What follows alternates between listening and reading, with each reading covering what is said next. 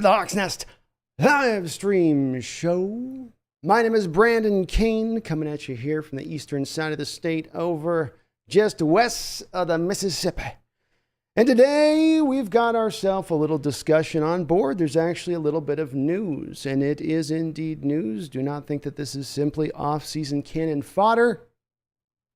There's a little bit of discussion worth talking about, and I'm talking about the man, the myth, the legend, Jimmy G. Mr. Garoppolo, as was reported from multiple sources over the last couple of days, including your own Seattle Times. What has that paper been along for about over 100 years?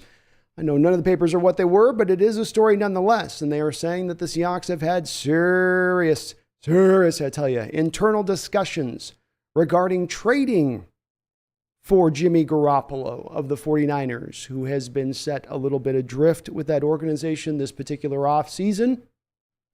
And with Trey Lance waiting in the wings, the guy that they gave, 3 first-round picks up for a couple of years ago, they certainly, sooner or later, want to get him inserted as the starting quarterback. But the Miners have been hesitant to move on from Jimmy G because of the fact that they are wanting a king's ransom. And indeed, it's even been recently reported that they expect they can still get a second-round pick for one Jimmy G. So this is obviously a little bit disconcerting for me. Let's deal with why this is coming. Sorry, I'm getting a little feedback because I can't see my chat, so I got to watch this live to see the chat, guys. Always some technical difficulties.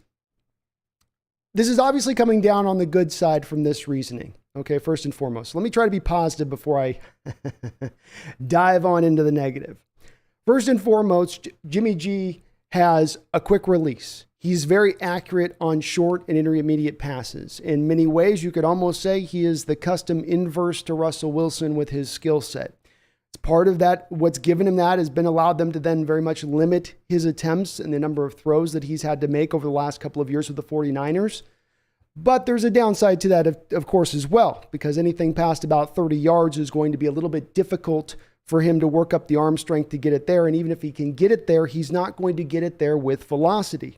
Nonetheless, you can see where this is the fit to the current offense that we've installed. Theoretically speaking, a quarterback of his skill set would work very well within the Waldron scheme. And since he is already coming from one West Coast type of offense to another, maybe there wouldn't be as big as a learning curve. The man has thrown for nearly 70% in the 2 real good seasons he's had there for the 49ers. So when I say that he's accurate on that short stuff, he is indeed accurate. I'm not understating that.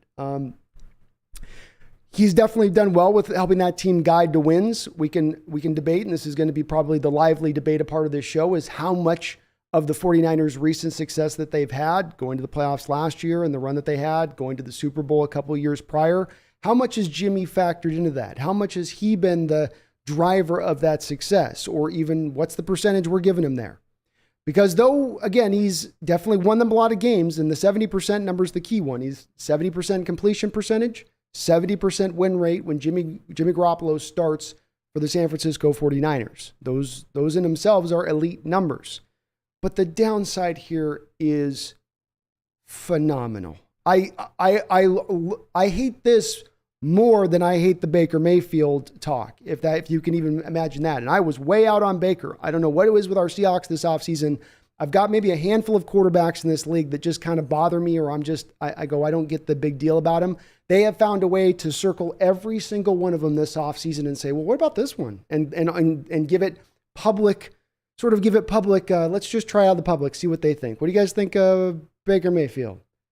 How about that? What about Colin Kaepernick? Maybe a little Sam Darnold, Deshaun Watson. It's been a little odd watching him take this particular trek in the way that they have. And the bad side with him is this. Jimmy to say he has a limited arm strength is to understate it. I just posted on my Twitter yesterday a cut up that Warren Sharp had made of the top 10 longest throws of Jimmy Garoppolo last season. And it's not pretty. It's not pretty. He simply cannot push the ball down the football field in warm weather when the conditions are advantageous. What's going to happen when he has to come into the inclement weather of the Pacific Northwest? Then you also factor into it that he's a guy who's very immobile, can't move much around the pocket. Geno Smith and Locke look like Lamar Jackson. compared to what you're going to get from Mayfield within the pocket. He just can't move. He's a statue back there. He can throw a little bit off platform, but he's a statue. And so you have a young offensive line in front of him now, 2 rookie tackles, and you want to put that behind a statue. You want to give up assets for that behind a statue. You want to spend big money on that on a statue for a 1-year deal for a statue. Doesn't make a lot of sense right there. And though I remarked and told you guys about the fact that he does indeed have a quick release, he can get that ball out of his hands fast. The second he starts to feel pressure, those ghosts come. Those ghosts come like something out of the House on Haunted Hill or the Amityville Horror Show. They're coming all up over the place, like Poltergeist 2 in this mug. He's seeing them from every which direction. And the first thing that happens when Jimmy starts to feel a little bit of pressure is his mechanics go all to hell. So what you'll watch him do, and you can go watch any San Francisco 49er game last year where he was under any kind of pressure anytime throughout his career. The first thing that he will start to do is the shoulders start to open up.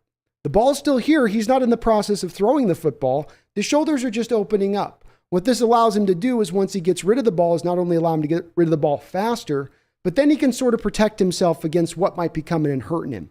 Because he's kind of very much aware, I don't want to get hurt. I don't want to get hurt. We're going to get to that part in just a second on another downside part of him here. But you watch the shoulders open, the hips open, so that now when he throws the ball, he's lost all of his mechanics completely. And when you're throwing with open shoulders, you have no velocity on the ball. You can't put it into a real tight, hard space at that point. It's going to just kind of flutter through, along with the fact that the accuracy is going to kind of go all over the place with that as well. So teams are obviously going to get pressure on him. That's the book out on him. You get the pressure. You've got young tackles. He will be under pressure, can't move, sees ghost. Man, that doesn't seem like that's a very good fit. And the big part of what I've been trying to kind of give you guys encouragement about what I see from this upcoming season in this offense and the potential for the offense to actually be somewhat decent. I'm not saying top of the line. I'm not saying top 5. I'm not saying top 10, but I'm saying decent. What I've advocated for that is that you have the running backs first and foremost that are difference makers at the position, your commitment to the running game. You're able to become at least, sub-dominant in the running game. You're able to become very efficient in the running game at the very least. Now you pull off those safeties because you got stacked with cover 2 all last year and about halfway through the year before that, because that was the way to stop Russell in the deep passing attack. That was the easier way to get double teams on your wide receivers on the outside. So you get the running game going. They got to designate now a safety down into the box. You're back to getting single high looks. Now even a guy like Geno Smith or Drew Lock, they can hunt against that. That's not a tight window now. That's a lot of times of your guys getting one-on-one and they just got to beat their man up the football field. And that's the recipe for me to have that type of success to where maybe this offense has a little bit of a climb to it. Again, I'm not saying elite. I'm not saying they're going to, I'm just saying, let's just say a little bit better than average in totality. That's the pathway. Okay, you bring Jimmy Garoppolo in here now. Garoppolo goes back, right? He wants to throw everything 10 and 15 yards. Ting, ting, ting. He does a little dink and dunking. Okay, so the defense brings the safety up for the running back.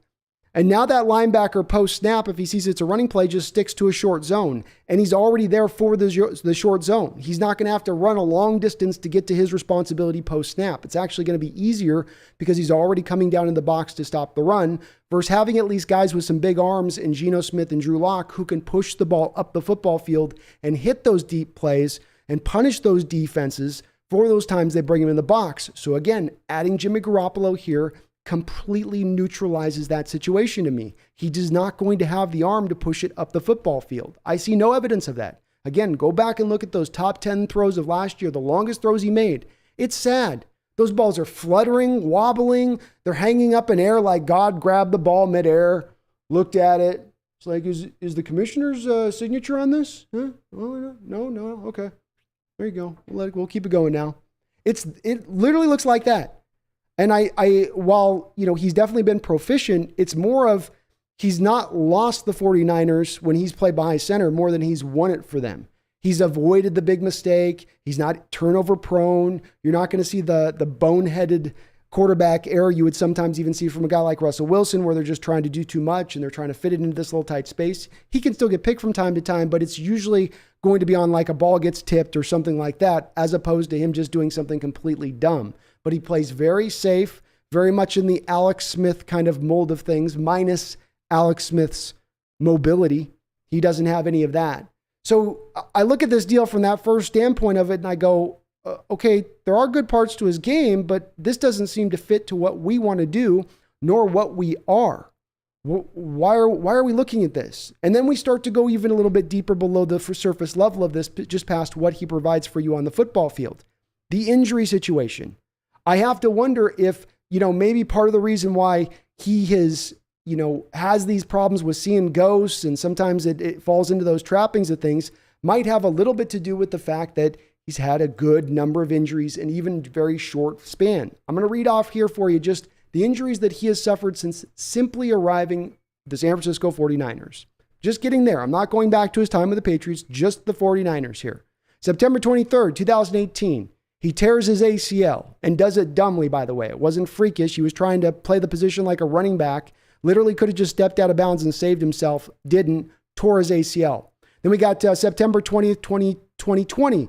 He's got a high ankle sprain, grade 3. November 1st, 2020. Now we've got another high ankle sprain, another grade 3 high ankle sprain on the November 1st. Then we've got a leg calf strain, October 3rd. We've got a hand thumb fracture on December 23rd of this last year. We got hand thumb torn ligament. Then we've got January 16th. We've got a shoulder injury. This guy's not been playing for 15 years, folks. This isn't like a Phillip Rivers type of guy. This is a guy for basically the first 3 years of his career did nothing but sat behind Tom Brady. He's not played a huge amount of games, but he gets broken in two and broken apart very easily. So let's just summate this one real quick. We're bringing in a guy who kind of fits our offense, but not really the personnel we have, and certainly not the way that we need to attack deeply at times to keep defenses honest. Then you've got the injury aspect of it. He's maybe marginally better than Drew Lock and Geno. I guess it just depends on your scale. If he's better than them because he can execute the short and intermediate offense better than them, I'll give you that. If it's in the totality of what this offense could be and the upside that does exist in this offense, well, that's the part where I might be a little bit more like I'm not so sure about that. I'm not so on. I don't think I'm as much on board with that. And I'm having a heck of a time for whatever reason here. Let me refresh my chat.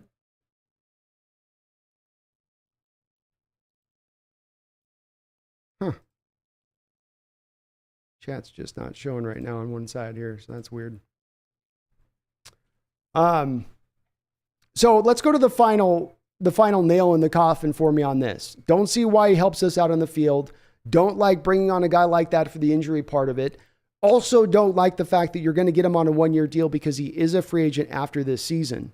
And, oh, by the way, even though the Niners are going to move off from him, theoretically trading him within the own division, which I think is hilarious and just on the face of it, but let's say they did. And there is a way that they might, by the way, which I'm going to get to as my final point. But even if you bring him on, it's not like the Niners are eating all of the bonus money now. He still carries a $24.2 million dead money hit this season. Not dead money hit, but a base salary. Sorry, I missaid that. He carries a base salary of $24 million. You don't even have $24 million in cap space right now, which means that we're in renegotiationville. And if it's as I suspect, where the Niners truly do believe that they can get a second round pick, and if it is as I suspect, that the Niners are simply kind of holding on to Jimmy because, one, they're not completely sold on Trey Lance. So if they've got him there as a backup option, to them, it's kind of like, well, okay, we'll roll with it. But number two, they're also been somewhat lying in wait for that team that could come along and become desperate to give up too much draft capital for a player that you're only getting for 1 year. Say nothing of, okay, we're going to bring Jimmy on and then say, okay, Jimmy, let's give you a 2 or 3 year, extension here. We like you. We think you'll be the right guy. Oh God, 3 more years now? You're going to hit yourself to him and then bonus money so you can lower down the cap hit this year in a year where you're not close to being an elite team, which is where Jimmy's gotten his success recently, has been on being on an elite team or at least an elite roster around him. It doesn't make any sense to me why they're considering or having internal discussions regarding this. There's not a lot of ways that this makes any sense whatsoever. Jimmy has not been that good. His crowning achievement now in 8 years as a pro player, his crowning achievement season is 3,900 yards and 27 touchdowns and 13 interceptions. And that's really as far as good as it gets. Last year was somewhat close, but he was off by 7 touchdowns, same amount of interceptions. I look at this one, folks, and I just don't see the fit. I don't understand it. I don't know whether that you would give up one of your prize second round picks this upcoming draft, one of those second round picks that could eventually be used to package to go get a real true difference maker at the position. And you're going to put yourself with this guy? And then if you give up a second round pick, folks, you're not just going to bring him in on a 1-year deal at that point. We're talking a multi-year deal. You're going to have to negotiate with him. And maybe he doesn't command $40 million a year, but dear God, could you imagine you're spending $24 million a year on him this year alone? That's going to be the floor of what he's going to ask on the next contract going up if you go a couple of years ahead. This is so silly. And maybe it's something, I don't think it's being drummed up out of nowhere. I don't think the Seattle Times are just like, Bob Condotta rolled out of bed one day and he's like scratching his head and he's like, I think I'm just going to pose out there that Seattle's had some internal discussions about really trading for Jimmy. I don't know why they would. I'm hoping that, again, that they gave this maybe a heartbeat of consideration and then quickly moved on to other places, because this wouldn't be good. This would be bad on so many levels. This would be a gross misstep on the part of the Hawks. At least with Baker, you were only bringing him in at that point on a 5th round pick and $5 million, which is what the Panthers ended up spending. You're going to be in bed minimum for $24 million, because the point of the Niners moving off from him is not that they're going to then that they're going to somehow eat half of that money this year. They've got to sign Debo. They got to sign Bosa. They need all of that money for the bonus money and their new deals to those two players. So you're $24 million bringing this guy in. This is bad if they do this. This would be very bad on the coaching staff part. No way around it, because again, you're not just getting him on the 1-year deal, and the cost is not just short. It's high cost. It's multi-year deal. It's second round pick, because the Niners aren't going to trade within their division unless they're getting back a king's ransom. So everybody out there with, no, they'd only be able to get a 4th or 5th at this point. No. They would have done that deal already if that was the deal that they're willing to take. They've been lying in wait, knowing how valuable the quarterback position is, knowing where their room is at currently, and they've gone off of that and they said, okay, we're gonna operate with the confidence of knowing we're fine either way. We can stand pat. Seller's market, right? And Seahawks are being that stupid sucker, going, well, my car broke down back up the road. I saw you're the only lot here, so I guess I'll just try to do this here. Let's just go with this here then. You got good cars? Oh, we got some good cars, sir. Do you really? I mean, should I maybe go check down the road there? If you don't have good cars yet, no, this lot's just fine. This lot's just fine. All right. Okay. Whatever you got. No. Do not deal from desperation. Do not deal from weakness. Do not deal from the low ground. You're going to make a move like this, grab with low-hanging fruit.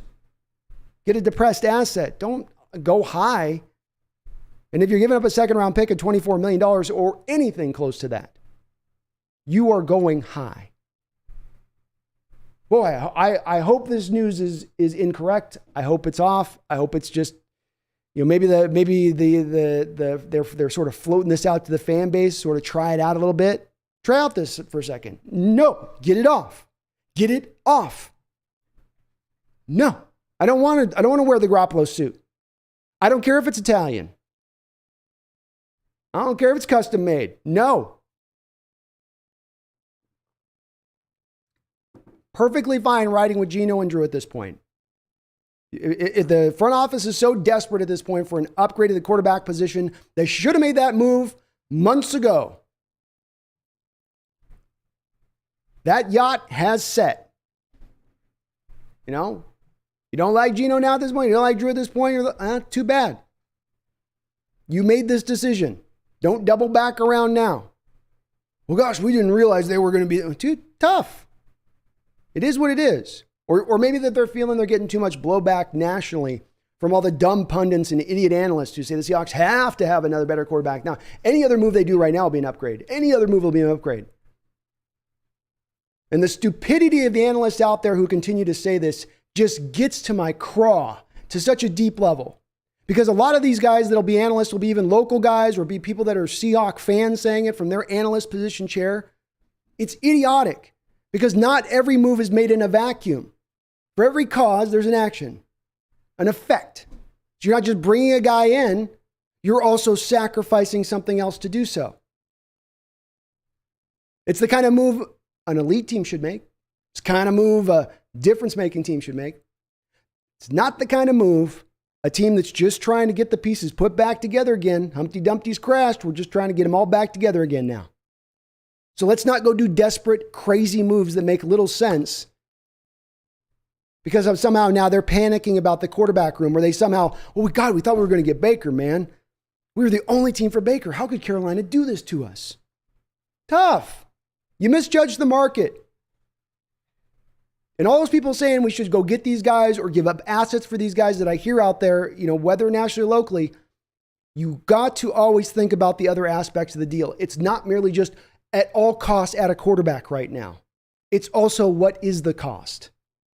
And not enough people are paying enough attention to that on these type of deals for these secondhand, dollar store, outlet shopping quarterbacks that we keep dancing around.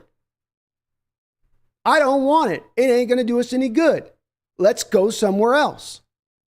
We got 5 first-round quarterbacks probably in this upcoming next draft. You can't pick from one of those? Hopefully you folks can make more sense of it than I can at this moment, because it is for us just, it's been one bad quarterback after another that they just keep walking up to like a kid in the dance going, hey, hi, hey, hi. Want to dance with us?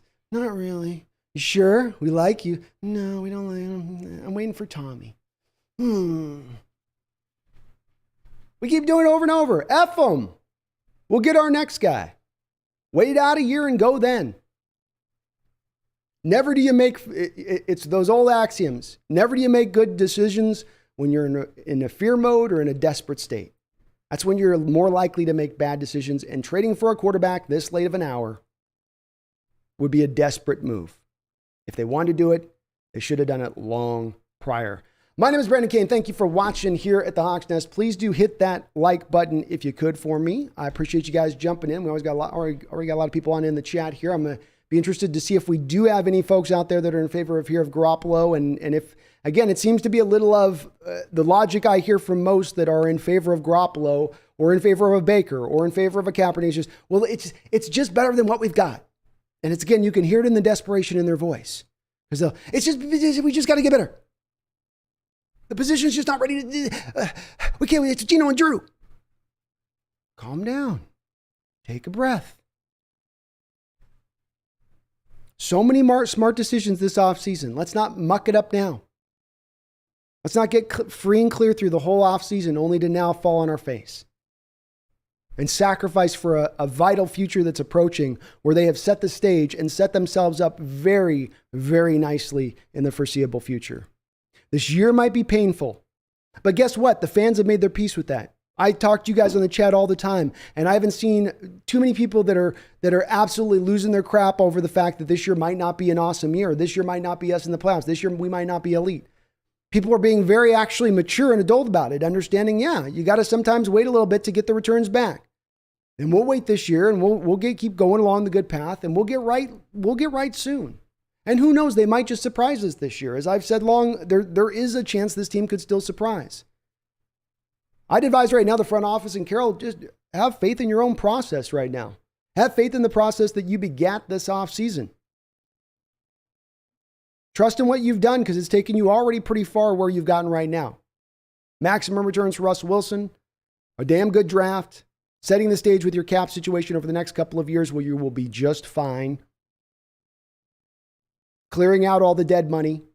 Let's not forget, well over $40 million in dead money on the books this year. Hard to compete under those circumstances. Understandable that you can't compete under those circumstances. Your quarterback wanted out of town. You accommodated. Cost some money. Feel the pain, get through it, be free and clear by next year, and then let's go. But don't do this now.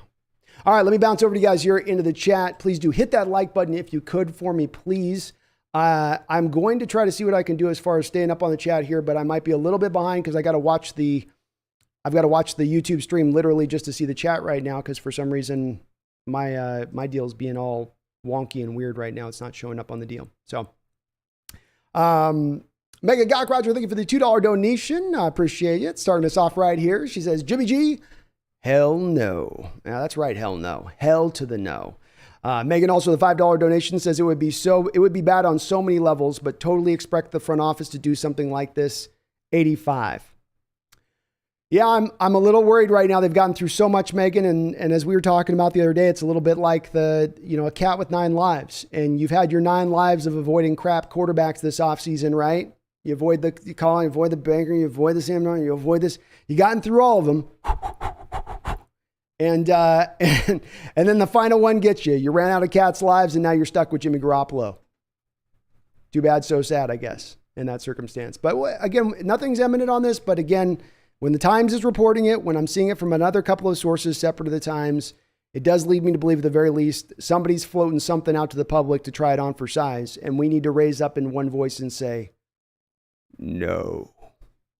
TJ, what's up, man? Good to see you in the chat. Carter, Jimmy coming off from soldier surgery. Seahawks would be dumb to get him. Oh, yeah, I forgot about that part, too. He's been much like with Baker, as we talked about him in the recent weeks.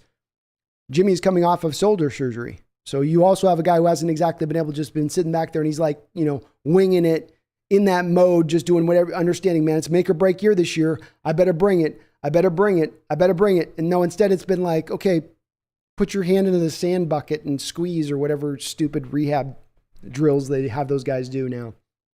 Either way, not a good thing. Another bad. On top of, again, like you said, Carter, he's not going to get any healthier into the future. He's not getting any healthier than what he's been as he now ages, especially, God forbid, in the circumstance of you giving him a contract extension. Ryan Ball says, I love the Wednesday night Hawks Nest streams. Oh, thank you, Ryan. I love them too, man. I love being here, brother. Carter says, and he legit gets carried by Debo postseason. Carter, I watched, in fact, I think I live streamed a couple of the 49er games in the playoffs this year. And I definitely watched all the games. And you're absolutely right, Debo carried him. I mean, that guy was like their Jordan. Him and Trent Williams were kind of like their Jordan on that offensive side of the ball. But I remember watching both those two games, and I think in both games at halftime, the Niners hadn't scored any points. And I remember just remarking during the live stream, why aren't they even just trying Trey Lance here? I mean, hell, don't have him even throw the ball. Just have him run read option, and it will be better than what Jimmy Garoppolo is giving you right now, especially in the elements of Lambeau. There was a game a couple years ago where they won a game in Lambeau with him, attempting 6 passes in that game, 7 passes in that game. Literally. I'm not saying that to overstate my case. He only had like a handful of passes the whole game. They won it because the Niners are so good at running the ball. And Shanahan runs the most diverse rushing attack in all of football. And he does more to probably help his quarterback have a leg up than any other quarterback out there. And this guy can't even crack 4,000 yards in a season. I don't know. Tyson Alawasser, what's up, Tyson? Says, roll with Geno and Locke and pick up a future franchise quarterback in the 2023 draft. That's all I'm saying. That's all I'm saying. Just, this is the process. It set itself out. This year was a bad year for quarterbacks, right? This recent draft class was a bad year for quarterbacks. Seahawks are looking actually, just let's say initially, smart in retrospect off of this draft in not taking quarterbacks early, as all of those same pundits who are saying you should go get Baker and now you should go get Jimmy. And they were the same pundits who said we had to go draft somebody in this last draft. But let's take a look, shall we, at this last draft. Let's just take a little gander through, should we? 1 quarterback taken in the first round. 1. In an NFL that is starved for good quarterback play, 1 was taken. 1. 0 were taken in the second round. 0. None. Wait a second. Nobody goes in the first, 1 goes in the first, and then nobody goes in the second?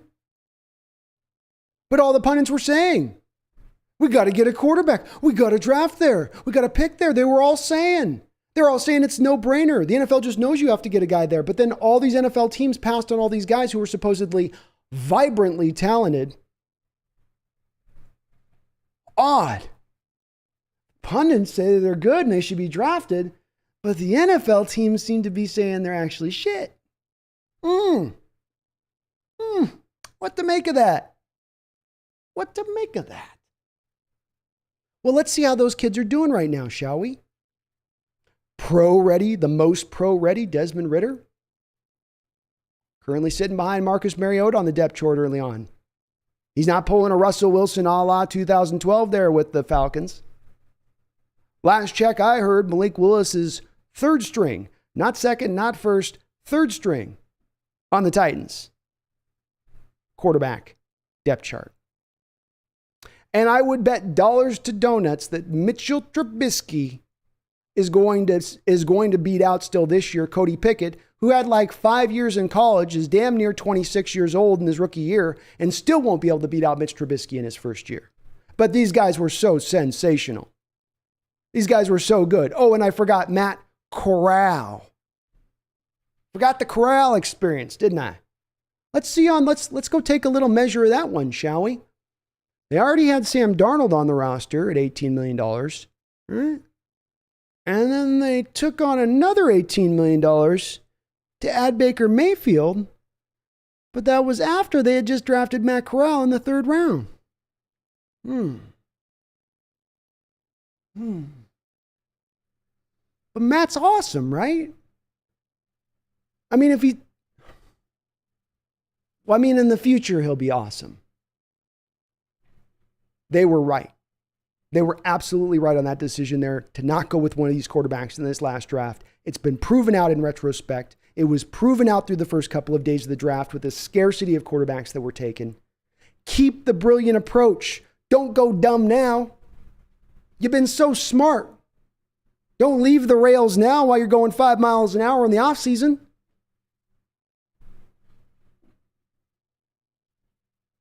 Pushkar says, I don't want to build any expectations for this season. Please, let's have a tank here.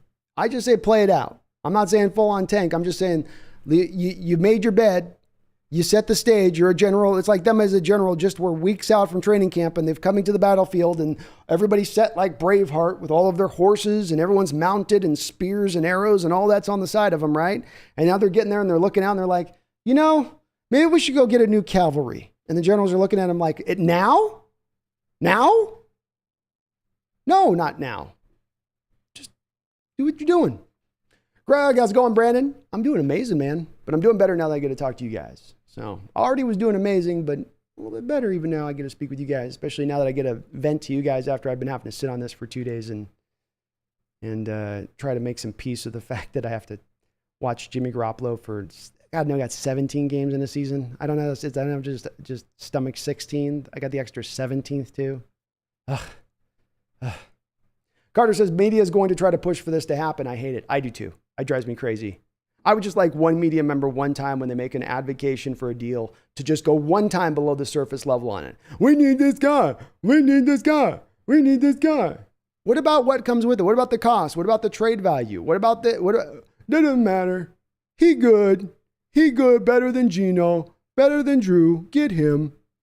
It's such simplistic thinking that drives me crazy with it because they're supposed to be analysts and people that look at this further and below the surface of it. But you just see so much of it talked about out there and you go, God, just shut up. Stop. We'll be fine. DJ Jimenez, yes, sir. Always appreciate this as always. Salute to you, Brandon. Salute to you, DJ. Thank you for jumping on in, man. I appreciate you. Benelli says, we need to get Gardner Minshew and kill this Garoppolo talk. Well, Gardner I could get excited about. Gardner's got potential. Gardner's got upside. Gardner's balled out every opportunity that he's gotten, and even in bad opportunities. Gardner wasn't given Stack City down there in San Fran land when he was playing for the Jags and doing his thing. Unfortunately, though, Benelli, Minshew's not available. I don't think the Eagles, if you offered them a second round pick right now, would give you Gardner Minshew. Yeah, I said it. And there's a reason for that. Real Truckin' says, you from Tri-Cities? Well, I'm from Seattle, but I'm currently out in the Spokane area right now. So you just got so many people over there on the west side now. I can't be in traffic for an hour and a half to go up the store to 7-Eleven. I can't do it. Or there's only so many of those trips I can do before I'm like, the hell with this. Liquid X, hey, yo, what's up, man? Made man, he might be good. I don't know. I can't see how he thrives behind this offense in this current situation where we're at. Pushkar says, Mayfield was better than Jimmy. If we didn't go for him, then why go for Jimmy? Desperation would be my answer to that, Pushkar. I would reckon to guess that you could see this a little bit like Well, let me give you proof. As always, I try to back up what I'm saying. The front office in the past has shown at times a point of getting into desperation when it comes to certain positional groupings on this roster. We've never looked at it through the quarterback lens because that's not been a problem in recent years. But this has mainly reared its head up with the pass rush, for instance. You know, they went for LJ Collier, right? Because they got caught off guard that all of their other defensive ends that they were looking at wanting to get, from Rashawn Gary to maybe even Montez Sweat, were off the board by the time LJ was picked, and they needed a defensive end out of desperation because they didn't have one on the roster, really, outside of Ziggy Ansah, who they knew was a big-time question mark at that time. This then led to the desperation of the Jadeveon Clowney trade, which actually did work out, but it was still a desperate move, and usually desperate moves don't, as proven out by the next year when they made the same exact mistake once again, hoping Darrell Taylor could fix all their L's at pass rush, who could replace Jadeveon Clowney in his first year out the gate from Tennessee. This led to the desperation move for Jamal Adams. So in the past, not just in trades, by the way, but even in that LJ Collier pick, the LJ Collier pick was a desperate one at that moment because of a need. So they have shown at times, this front office, that the hand gets a little bit shaky, right? Hand gets just a little bit shaky, and they go, we might not be where we want to be here. We're really worried about this. And it's like, well, that doesn't lead you, just because you're worried about it now, make the connection between your worry doesn't mean that whatever next action you take is going to get you resolution. It simply could mean an action is undertaken and very well could make the problem worse. Drunk Twitter says Jimmy for a 1-year deal and cut him. Jimmy for a 1-year deal?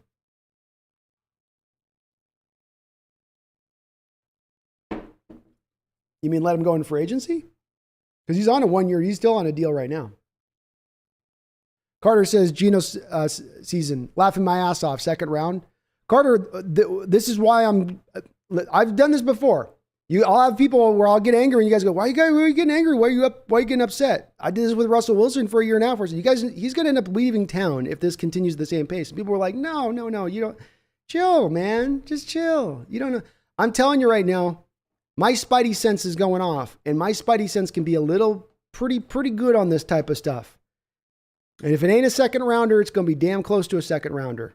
But yeah, that bad, Carter. That's why I'm worried right now, because I have been monitoring what the Niners have been doing. And this has not been a news story throughout this offseason. They have been very consistent throughout this whole offseason, and any reports you're hearing being leaked out through whatever kind of camp they're being leaked out through. And that is that they like Jimmy Garoppolo. That is that the locker room likes Jimmy Garoppolo. And that we've also heard that maybe they're not exactly 100% sold on where Trey Lance is currently in his development. Also understanding Trey came out as the rawest quarterback of that class of 5 quarterbacks who were taken, I think, in the top 15 picks or something like that year. He was acknowledged as probably the rawest of the bunch, the youngest of the bunch. So it's understandable. They've also said pretty consistently throughout this offseason, second round,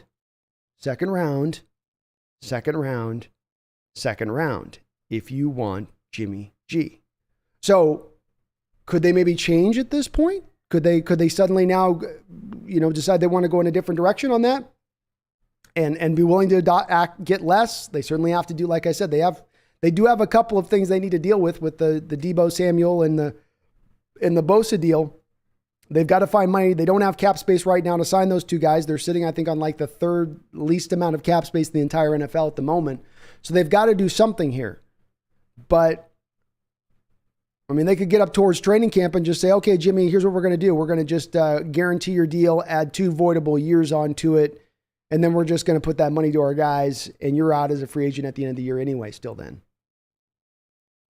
So there's leverage here. What I'm trying to say is they still have leverage here to then ask and want that second round pick. This isn't like Baker, where the Browns had basically pissed Baker off months ago and it was widely acknowledged he would never want to come back there again. They had to move him and everyone knew they had to move him. So they weren't going to get maximum returns back from them. That's not the situation that's going on here with Jimmy right now. So yeah, Carter, second rounder. Tyson says Locke's going to ball out versus the Broncos in home opener. Bro tip. I love it, Tyson. I love the confidence. And hey, I got enough confidence in Geno and Drew. I'm not even trying to hype them up like I think they're all that in a bag of chips. I just think a lot of people are throwing too much shade at these two guys. Oh, Geno, we know what Geno is. We know what Geno is. And Drew's he's just, woof. They can't even tell you what it is with Drew. They just go, woof, woof. What does that mean? I'll tell you, Drew Lock. What? Let's let him try. Maybe it's bad. Maybe it's awful. Let's give it a shot. What's the worst could happen? We end up with the number 1 pick and the best quarterback in next year's draft that's filled to the brim with great quarterbacks. Or maybe we get a generational talent in Will Anderson off the edge. Oh, boo-hoo. I did a bad season. I got these awesome players. We're fine. You guys are good. Nobody's crying, man. That's the thing is that, like, if they're worried about the fan base, losing its stuff over having one bad year, like, chill. We get it. That's the point of doing a process smart, is that usually it takes a little bit of time. Usually it isn't the quick approach. It isn't the shortcut. You got to dot every I and cross every T. Gal G says, why not take a chance? Well, I definitely made the argument right there, Gal G, for why I wouldn't take the chance. I think his returns are limited. He has a very good potential of playing worse at the quarterback position than the two guys you have. His cost is phenomenally high. You're going to have to give up draft capital. You more likely than not are going to have to put him onto some kind of contract extension or do something with his contract in order to fit him under the cap. So those would be my main why not. DJ says, no way this happens. Pete and John, from my memory, have never did an interdivision trade during their tenure. They haven't, but I'd also offer DJ that there hasn't been a lot of cause to do so, because over the last 10 years, the majority of that time frame, you've been the high on the hog team. You're the one that's sitting at the top of the stack. So, what are you going to do? Make a trade that potentially helps out a guy that's below you at that point? No, you're not going to want to do that. More often than not, you're going to put him somewhere else, even if that team wants to blow. So when you're the team that's underneath looking up, looking at one of those teams at the top that you want to pull from, it's a little bit of a different situation. I think it's likely not to happen, DJ, but I do think that they are fully considering it. And I also am worried that they are in a little bit of a state of that desperation, is that they look at their quarterback room and they go, this isn't good enough. This isn't good enough. And if they do, that can lead you to do some silly things. And we've seen it throughout NFL history. Many, many bad trades made under just these kind of circumstances. And it rarely works out well for the team that's making the desperate trade. I mean, if ever. Gal G says, this game is about winning and taking risk. It depends on the type of risk, Gal G. It depends on the type of risk. And yeah, it is about winning.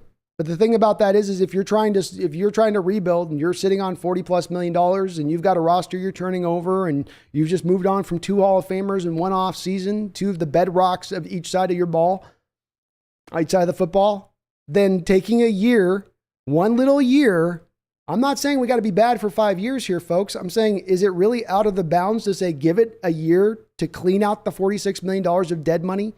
To get the roster set better in other places, to position, especially the offensive line, into a better position to then accommodate that young quarterback you're going to bring along next?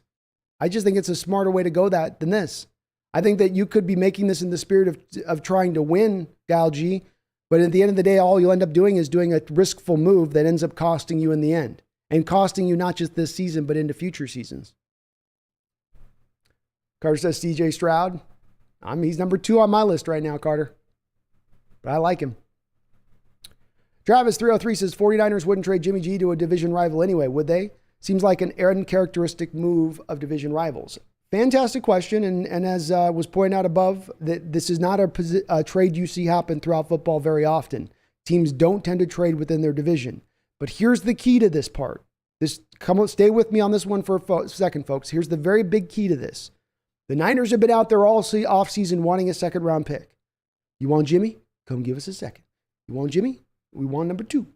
Give me the number 2. And nobody's giving him a number 2, right? Okay. Let's look around the landscape right now at the moment across the league here. What team's looking for a quarterback? What team is out there that's going to be potentially a team willing to offer them a deal? Maybe Cleveland, but even then in Cleveland's sake, they're going to have to do something because they're still on the money. They're still on the hook for the majority of Baker Mayfield's money. So they're going to have to find some counterbalance with San Francisco to get that deal done. I don't think it happens just kind of for those reasons alone there. So there's no other team willing to offer that second round value. Maybe they can go get a fourth, maybe they can go get a fifth from a team. But here comes their own division rival willing to offer significantly more draft capital than any other team behind them is willing to offer. That is enough to then knock that boulder loose of that general rule of thumb that you don't trade within your own division. Especially, by the way, if Shanahan and the 49ers aren't particularly high on Jimmy G. Because let's remember that when they're also trading away this guy, it's not like they're looking at it as like, man, this guy's forcing his way out of town. It's kind of like, well, we're going to let him go. We got our other quarterback in place. Everything was, before we moved on from him, we made sure everything was protected and safe here before we let him go. We're fine now. We're fine. So they may have a lot of faith in the fact that he may not also be able to raise this team up any further coming along over here. Again, outside of those two slightly better than average seasons over his 8-year career, there's not a lot of reason to believe there that just him going to any place he's going to go is he's going to be a big upgrade over whatever you got.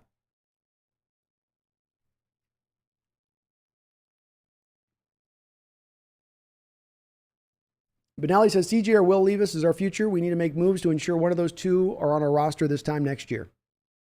Just give me a rookie quarterback. That's all. Give me a first-round quarterback out of next year's draft. I'll be happy. Randall says, Jimmy G, the John Stamos of the NFL. Exactly. That's a great comparison. Chef Russ Too Clutch says, Dr. Evil's take on Jimmy G. How about no? Breeze CFAM says, we don't need Jimmy or Baker. I'm so glad Seahawks actually man up and stand with their decision. Let's give them boys a big boy shot. Exactly, man. So well put. So well put. Let's give them a chance. Let's give them a shot. Yeah, I know the odds are long, but again, we're in a building mode. They can talk to us all day about it being competitive and going for it, and this year being all in and all. We ain't stopping. We're not letting up on the gas, but you are. You are to a certain degree. I mean, you are by losing on 20% of your caps in dead money, spending on players no longer on your roster that are on other teams. It's hard to win that way. So this is why I think the fan base is so understanding at this moment versus other fan bases who would be a little bit more maybe, pitchforky about this, where it's like, we're coming for your heads because this isn't good. Well, okay, we get it. You've had a great 10-year run. It's now finally come to its conclusion. We're turning it over. You got your bookend tackles. Next run, young running back, good pass rusher in the gate. Money's pretty freed and cleared even 2 years out. No real huge bad deals at the moment or deals you can't get out from under within a couple of years if they are bad deals. The stage is set. The lights are lit. The audience is just about to take a seat. Don't start a fire right now.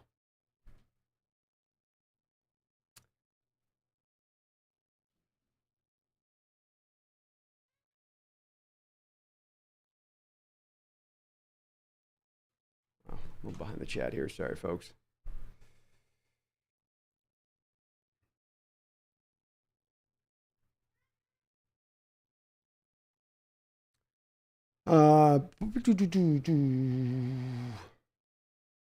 Seahawks Jose Rodriguez, what's up, man? Good to see you in the chat.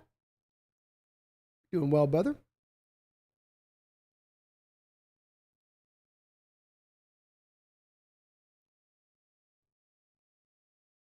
Herbicide says, yeah, no Jimmy. Ain't no way he's coming here. He probably goes to the Browns. Browns would be the one team I could think of that could potentially do it, but again, $24 million. I don't know where the Browns are at salary cap right now, but I'd imagine that they're pretty up against it, paying two quarterbacks the amount of money they're paying on top of a lot of the other deals they've given out, including a Myles Garrett, Jadeveon Clowney. Go down the list. They've got a couple deals. Austin Hooper is on the hook for big money there. I don't think they're going to have to work something there with Jimmy then to bring him to board. Paul Third says, my guy, the Jimmy G hate is unfounded. It's just another case of people believing a skewed perspective over the reality. Same as people forgetting how bad Kaepernick was. They refused to see Jimmy G's value. Well, do me a favor, Paul. I mean, speak to specific things that I've even talked about on this stream. I've talked about I speak to specific stuff here. So I hate generalities, Paul. And I especially don't like it if I get grouped into people I'm one of those people into that skewed group. I've given reasons. I've given concrete, actual reasons, from the cost to the draft capital cost to his skill set. He's not that good of a quarterback. He can't move in the pocket. You think he's going to be great, Paul, with two rookie tackles up in front of him? The statue's going to be able to move well with those two guys up front? A guy that gets easily broken down on the often. I read through his injury history. I gotta push back with you, Paul, on that one, man. I gotta push back. If you want to disagree with me, give me a specifics on where I'm wrong on his abilities. Because I gave him some pluses. I didn't go all bad here. I said, yeah, he's got a quick release, very accurate on short and intermediate throws, but he has no velocity to go deep. Again, I've spoken to some specifics here. So again, you put me into a generalized category of things and then put me into a category of other people and then you're not specific. I know there's a character restraint, but please, Paul, do me a favor. Speak to the specifics of what I talked about at the top of this show, the specific points I went down the line on for why this is not a good deal. And it has nothing to do with group thinking, I can assure you. Benelli, players that are free agents maybe will go anywhere. Teams. David, what's up, man?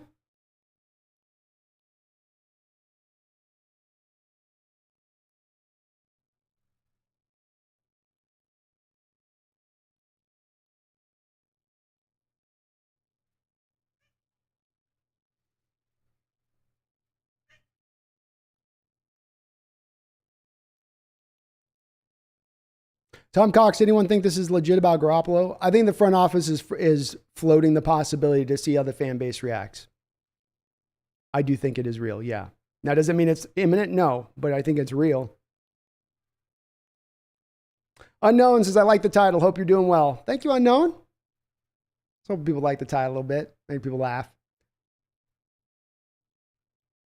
Herbazai says, I can come up with 5 more teams that'll get him before we do. I mean, it's possible. Aiden says, can we entertain Lamar for 2 firsts and a quarterback? I would rather give the bag to Lamar than Russell. That's fair enough. Lamar's definitely earned the bag.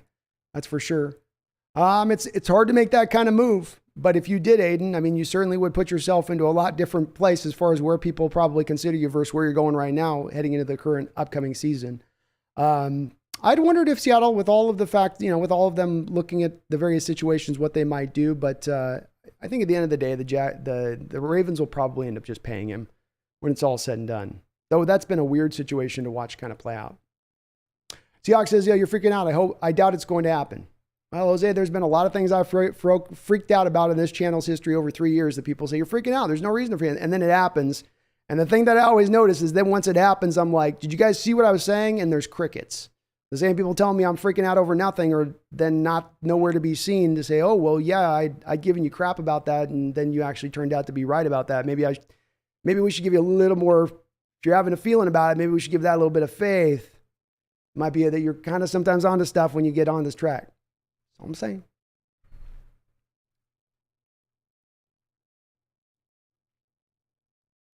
Tom says, what made Seattle great was not listening to idiotic analysis. Most of them come up with stupid takes. Agreed.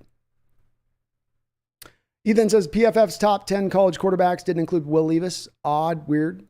Not really even. I mean, Will's got his share of haters out there. There's a lot of people that look at Levis and they don't get it. And that's fair enough, So he's got his share of folks that look at it and they go, And he threw for a decent amount of interceptions last year, which at the college level is highly penalized by PFF. But he's also running a pro scheme. And if you're going to run a pro scheme versus running a spread scheme in college, you're probably on that basis alone going to throw more interceptions than if you're in a spread attack.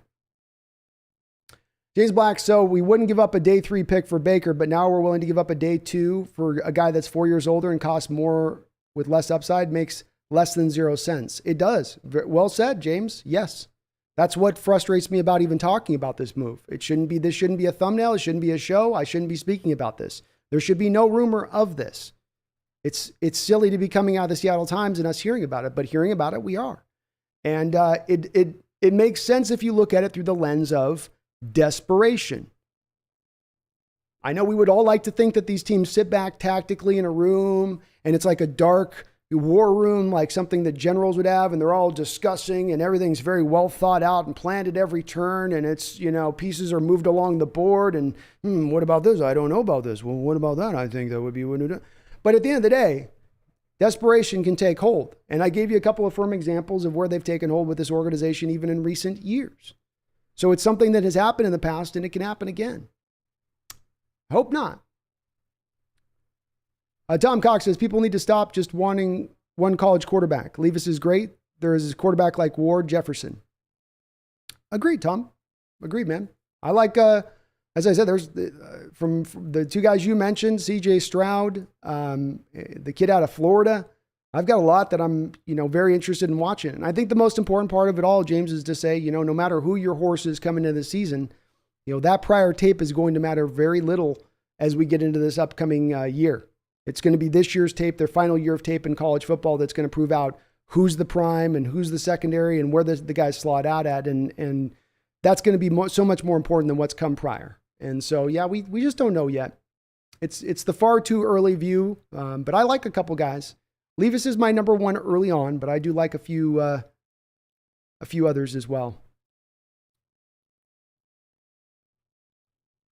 Devin Martzall with a $10 donation. Sorry, a little late on acknowledging Devin. I got the chats weird today, so I'm behind a bit on that. But thank you for the $10 donation. He says, I really think Pete and John believe that Drew can be our quarterback, and I hope he gets the position. Never cared for him before, but now I'm excited and rooting for him. This could be a great story. Go Hawks. Hey, Devin, that's a great way of putting it. I feel firmly the same way. I'm in the same boat of whether it's Gino or Drew, I say, let Gino or Drew go into camp. Let the best man win out. Have it as a true competition. It's unorthodox. It's not the way other teams do it in the league. I get that. But it might just work for this particular team. It might just work. You never know. And again, the downside being is that we end up with number 1 overall pick, or we end up with a top 3 pick.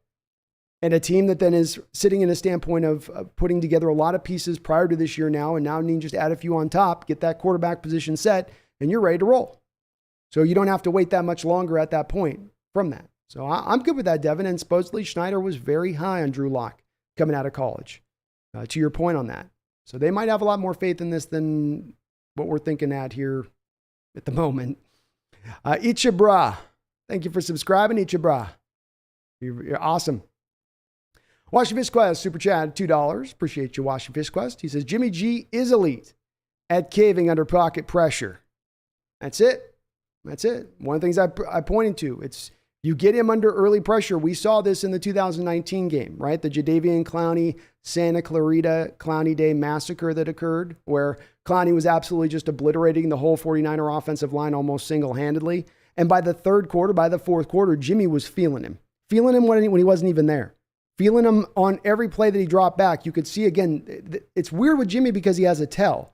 Because most quarterbacks come, when they're dropping back, those shoulders are turned towards the offensive line like this. But with Jimmy, when he starts to feel that pressure, those shoulders and those hips open up. They open up like this. And it's literally like he's, almost like he's throwing a spear at you a little bit. And how he's throwing then versus coming through with the full mechanical motion. And as I said at the start, there's a reason why he does that stuff. And there is even some upside to it in that it does give him a little bit of a quicker delivery, right? If I have to go like this, that's going to be longer than if I'm just going like this, right? So it's part of the quick release that you can get from him, but it comes at a cost. It does come at a cost. Chase Stern with a $5 donation. Thank you, Chase. I do appreciate it. You're very kind. Says, I don't buy this at all. I think the media is just bored at this point. I would say this, Chase, if it was like what we were hearing from the Baker Mayfield talk, being a Josina Anderson or that random ass guy from Atlanta that was reporting this, I would agree with you on it. The fact that this comes from Bob Condotta and the Seattle Times, that's usually not been Condotta's MO. He's usually not a guy that's just drumming stuff up out of the ether to try to draw clicks or whatever. It very well could be. I've got to acknowledge this is the age we live in where this type of stuff is very much a reality. But I tend to think it's more likely wherever they're at on the seriousness of the trade for Jimmy Garoppolo scale. I would say that it is very likely they've had these internal discussions, and that at the very least, the story indicates that they want to try out on the public what the public would think. Would they be in favor of this move? Would they be against this move? How badly would they be against this move? Would they really hate it? Or would they just be kind of mildly annoyed by it? And then register, and then that maybe draws a little bit further of how aggressive they determine they should go. Maybe not. Maybe they don't care. Maybe they're doing whatever they want to go do. But either way, I think there's at least a kicking of the Garoppolo tires going on here.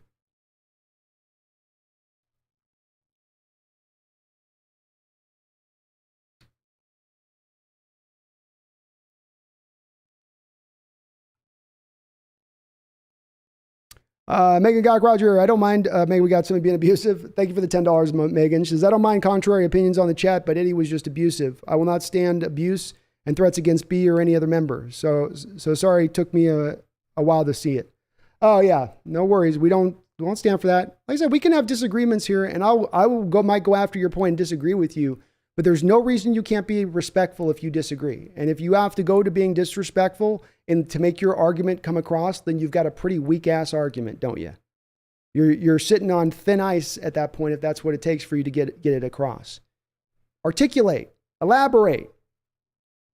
Why, if you love Jimmy G, and again, I do see a few pro Jimmy G people in the chat. I'm okay with you loving Jimmy G. Explain to me why this move makes sense. Give me the reasons why it makes sense. And don't just do the analyst thing where you go, well, he better than Gino or Drew. That's not the way this world works. It's not just a matter of you're bringing on Garoppolo just for the hell of it. There is a cost. So why are you okay with the cost that you would have to give him up to bring him in for a guy that's such a marginal upgrade on such a short-term deal? It doesn't, for a team that's not in a state right now to be elite. We're not playing for Lombardi's next year. I'm sorry if that's going to pop a few balloons out there, but we're not playing for Lombardi next year. It's just not happening. It's going to take a miracle from God to get to that place. It's going to take something from a lot deeper sources than just a mere mild quarterback upgrade to get to that place of things. Dr. Medic says, I always want Jimmy G over all of them.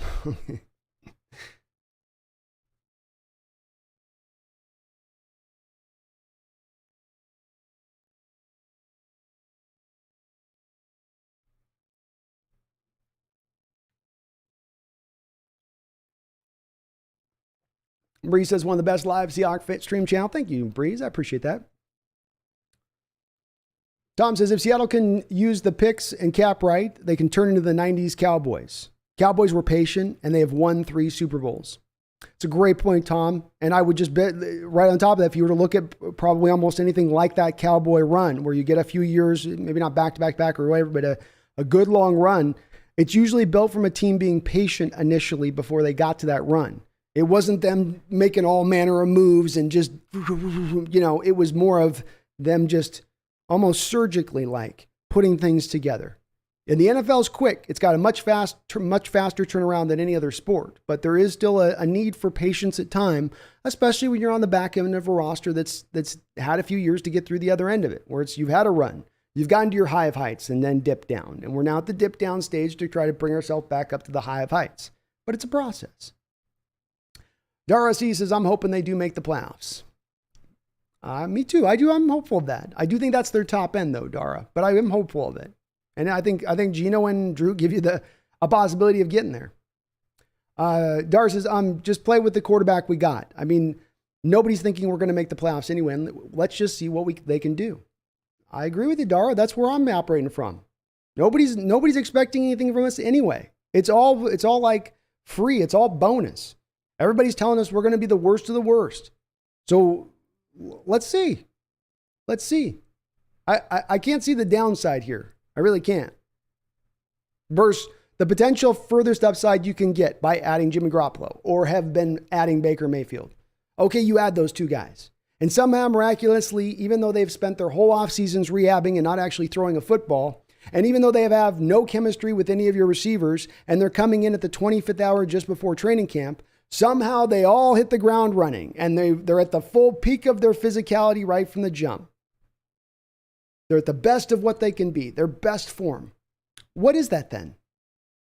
What is that in real world terms then? You've done all of these acrobatics to get these guys, then what does that mean to you in wins and losses? A game or 2 better? Is there somebody out there that's really going to make the argument to me that Jimmy Garoppolo or Baker Mayfield would be able to take this Seahawk roster to a Super Bowl? I don't know. Just don't see it. Maybe I'm cray-cray.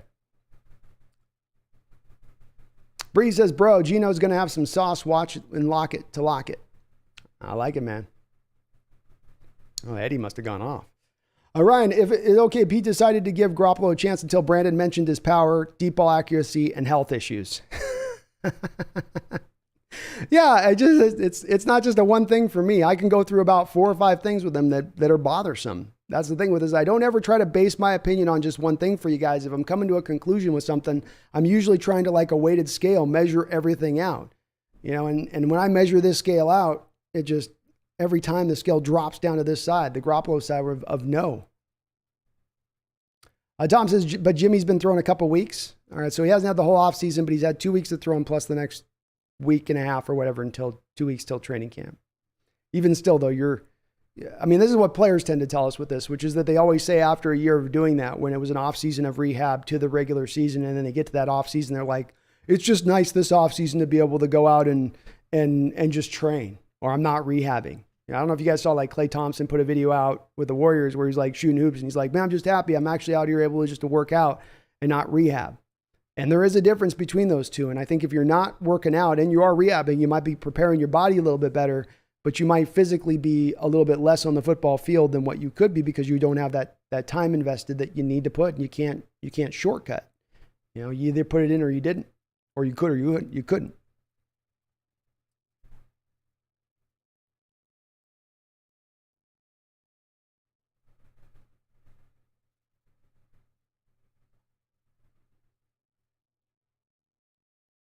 Breeze says, okay, listen, them Rams hold DK and Lockett on both them games. That's why we didn't make the playoffs. What is he talking about?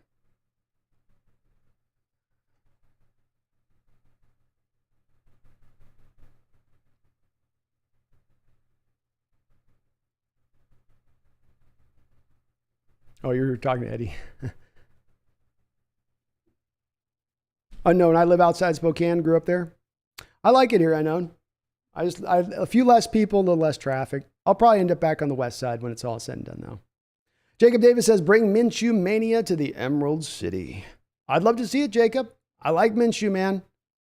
Anytime I see a quarterback rocking a mustache, that's like +1 cool in my book right off the gate. But again, I do think that the Eagles are not sold on Jalen Hurts. They're highly sold on their roster.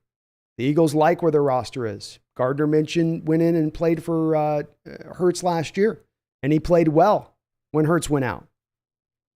So what happens if Hurts come out next year and he still shows an inability to really push the ball up the football field or really attack down the field, and he's just a running quarterback, gadgety run quarterback guy?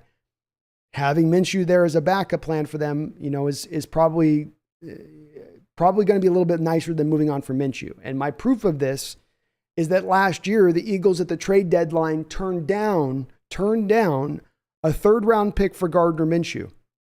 If you Google it, I believe you can still find the article on it. But they turned down a 3rd-round pick for Minshew last year.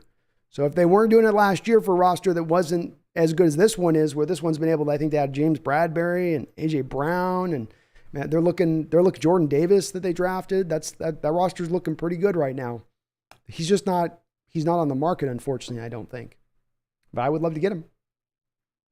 Aiden says, would you rather trade for a star like Lamar, draft a quarterback in the 1st, 5th picks, or rock with Geno or Drew for 2023?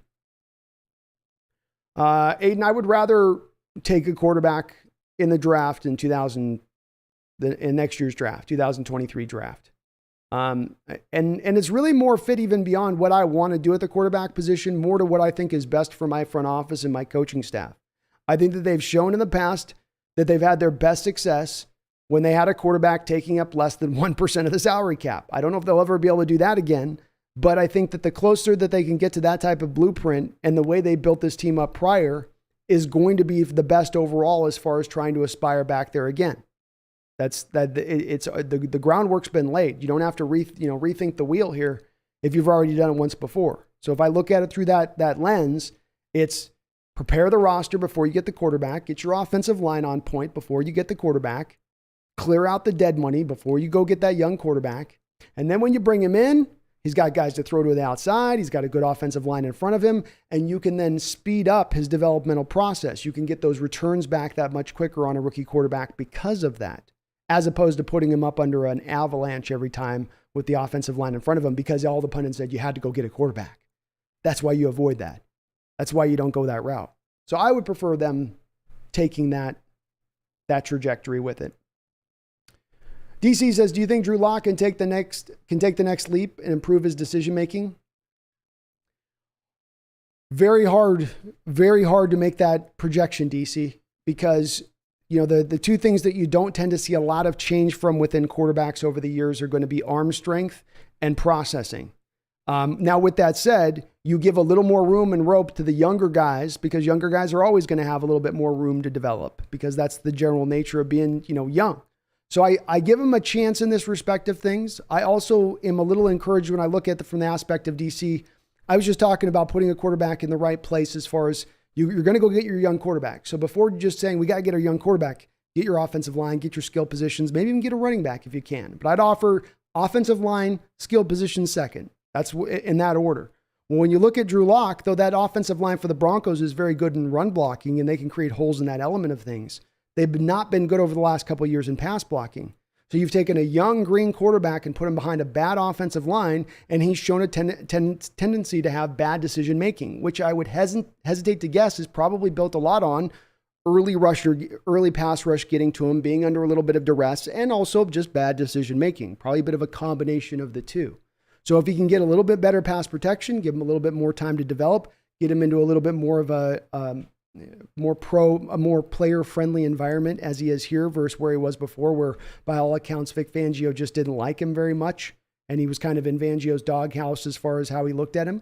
Those things could open that door to it, but it is hard, DC, to make that guess, say, oh, I know for sure he'll make that step forward, when I haven't yet been able to see it on the football field. If I get a little bit of, if we get a little bit of the preseason games and we're hearing from training camp, that kind of stuff, that's when I think we can have a little bit more confidence to say, oh yeah, he's taken that step. He's now, the light bulb has gone on. DC says, Phil says, Geno looks good to me. If Locke looks good too, the coaches do their job and the O-line gives the quarterback time to hand off or pass, look out. And both do good on the run. Great point, Phil. It's another part where it's why I lean towards these guys over even going to Jimmy. Jimmy can't run. Jimmy doesn't have the feet. Drew can move. Geno can move a little bit. I'm not saying they're both Russell Wilson, but they can. We're reaching that point in the NFL now where you need a quarterback to have a prerequisite amount of mobility in order to be able to just survive in this game. As evidenced by the fact that Garoppolo gets beat up all the hell all the time. So yeah, they've got that great point, Phil, and that they've got that real good ability to move within the pocket. And get you a couple yards if you need to get it. I think as well, let's also remember, we're not going to ask these guys to throw a tremendous amount of times, right? I might need you to make 25 throws in a game, but I might need you to make every throw within the quarterback spectrum. It might be a bubble screen all the way to a 9 route, but I need you. But the good part is that when I'm asking you to make any of those throws, because of our play calling and because of our commitment to run the football like we will, and because we have the special running backs behind you, that's going to garner so much attention. It's going to release some of that pressure upon you to then make it more easier for you to be successful having to make all those throws, because it's not high volume. It's only on a certain set number of throws. There's a good chance we might have misdirection going on a play, setting you up for a lot of separation in the route with the player you're trying to throw to. I think that sets the stage for these guys to have a little more upside than people are given to Geno or Drew in that respect.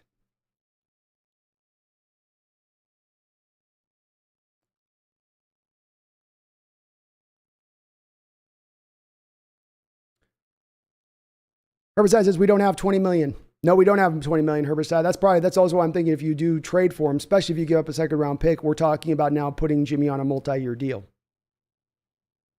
Which, goodness. Mark Abercorn. What's up, Mark? He says, I think the Hawks are up to something, but I don't think it's Jimmy. Like and sub for this hard-working man. Go Hawks. 11-6 record. Ooh, I like that record, Mark. 11-6. I like that record.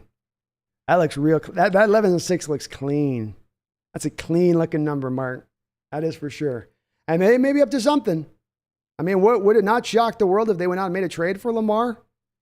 Wouldn't that be mind-blowing?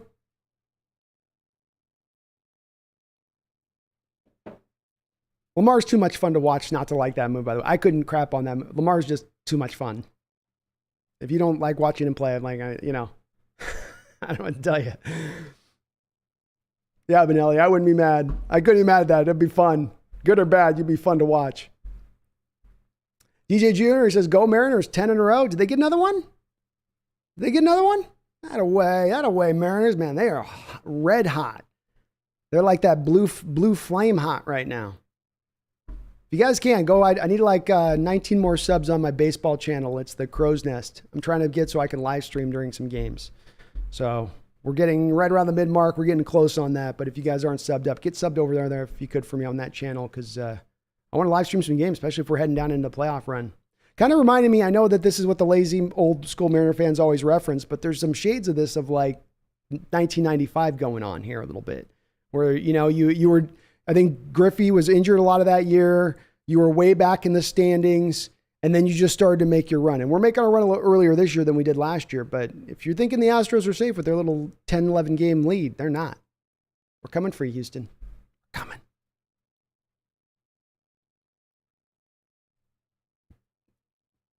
Lauren Johnson says, forget about it.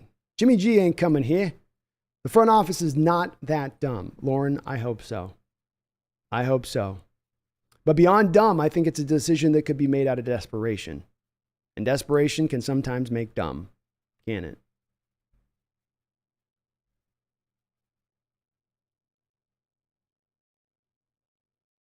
Tuck Tuck says, make sure to leave a like. Thank you for reminding that, Tuck Tuck. If you are liking what you're listening to here, please do me this favor and hit that, smash that, destroy that like button for me. It does help this channel grow tremendously. We are on the road here, folks, to 8,000 subscribers. So let's keep that momentum going. We've had our best offseason yet here in the Hawks Nest, and let's just keep it going.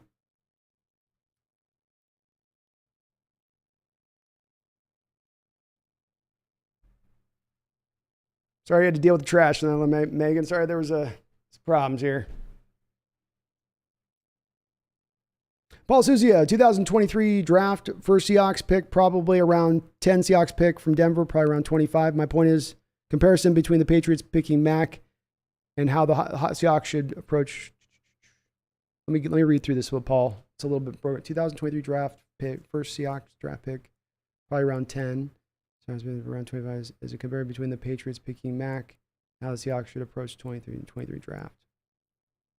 Yeah, that's kind of a likely spot of where those picks are going to land, Paul, being 10 and 25 in the first round. I think you have a little bit more added ammunition versus, let's say, where the Patriots are at that you're referencing there with the Mac Jones pick, in the respect of you have 2 first-round picks. You also have 2 second-round picks. So that does provide you a little bit more ammunition if you want to move around, and they do have a certain guy that they want to target with those first-round quarterbacks. I'm certainly advocating to a degree, Paul, in the respect of if you've got 5 first-round quarterbacks and you have an offense that's not very quarterback-driven or quarterback-heavy, we're not going to ask our quarterback to play with a high-volume attack. They're going to be very limited in what we're going to request them to do. If that's the case, maybe that's less important at that point to go get the creme de la creme, number 1 overall, top 5 overall pick, and you can make do with just a first-round quarterback. And right now, the early projections, I believe, Paul, are that there should be about 5 first-round quarterbacks in next year's draft, if not more. In my opinion, right now, C.J. Stroud, I think Levis, K.J. Jefferson, Bryce Young, I think still gets into the first round somewhere there because of his pedigree and where he's coming from. And then there will be, I think, a 5th guy. I don't know if it's Jerkovic or it's the kid out of Florida or maybe it's Cameron Ward from Washington State, but I really do think that there's going to be a 5th that comes into it.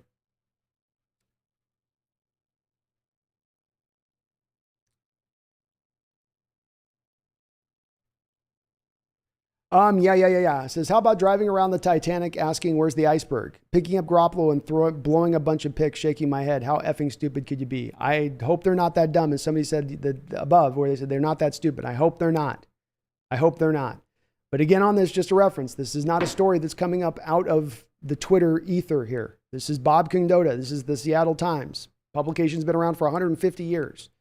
Bob Condotta has been a pretty solid reporter throughout his time here. I don't see him as being a guy that's been highly clickbaitable in recent history. So I think that there's at least a little bit more than just a shred here to this story.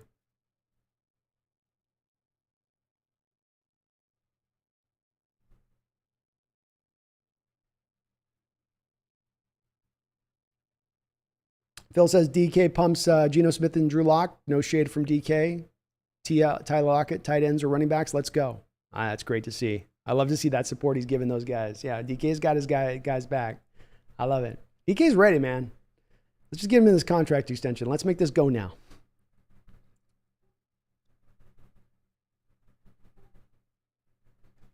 Sorry, Megan. Every once in a while, Megan, we get the one people come in. They're on their horse, I guess. Robin says this quarterback issue is idiotic. We have 2 that are special as is. We need to get NFL to give us 2 extra players for playing an extra game. It's up to the coaches now to get the best out of each player.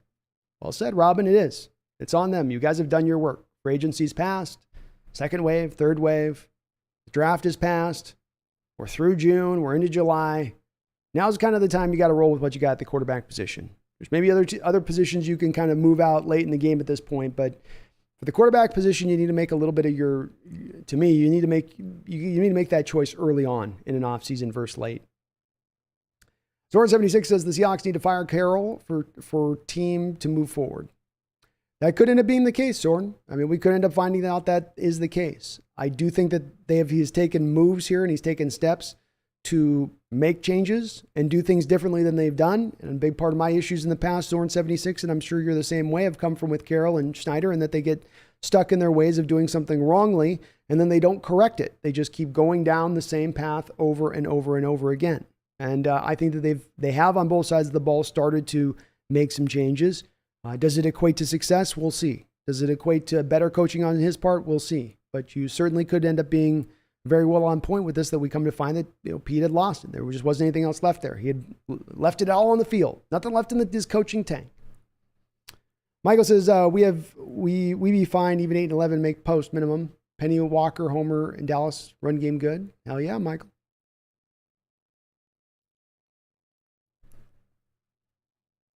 Liquid says Drew's got that hose. That's right. Drew's got a hose.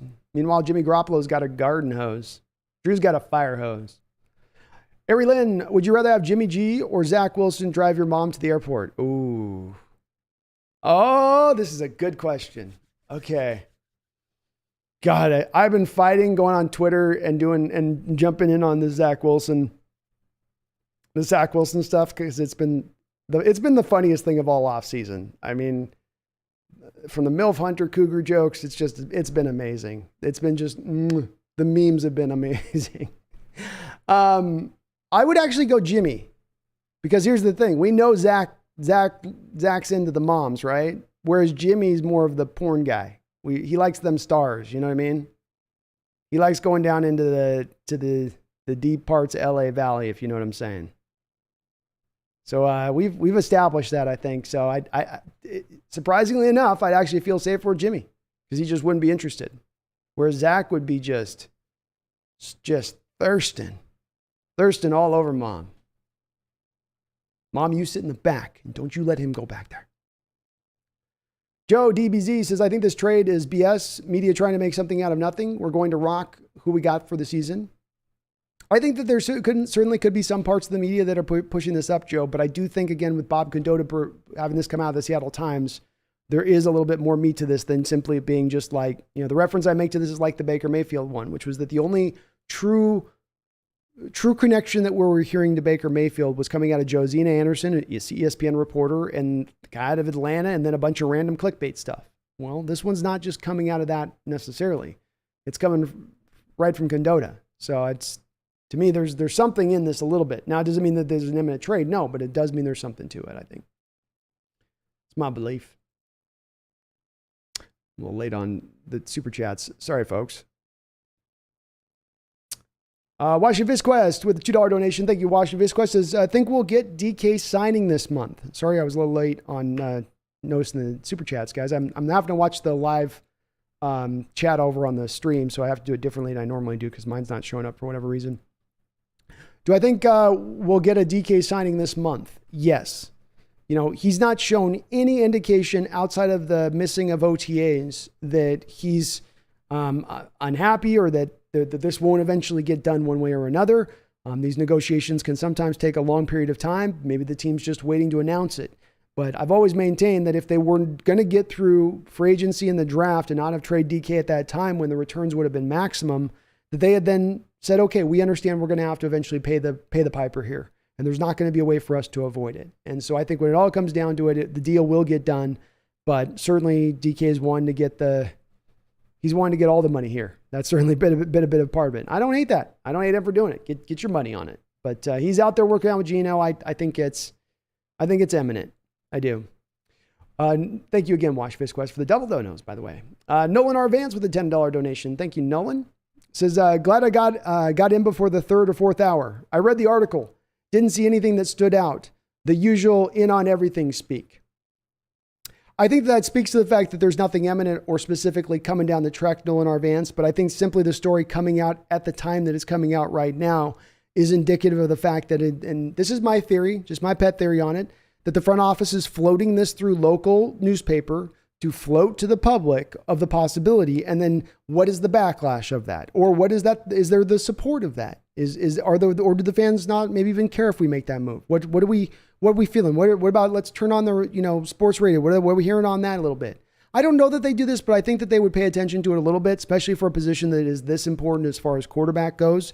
And especially understanding that it could be a situation, if you are going to trade for Jimmy, that you're actually having to give up a lot more significant resources than simply just, we're just going and grabbing a guy. It's like, oh, now you're paying him some money and you also gave up draft capital. And, now the questions start to get a little bit larger. So I do think that there's a little something to this from that standpoint of it, Nolan. But again, it doesn't mean it's imminent. It does mean, though, that I think that they're seriously, at least to a degree, looking at the possibility and whether it's worthwhile or not. Thank you for the donation, though. You're awesome.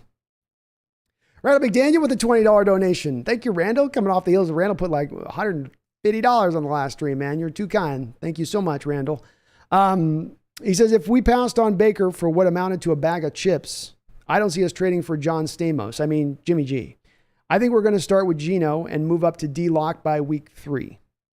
I think that that's the likely place that this ends up going to.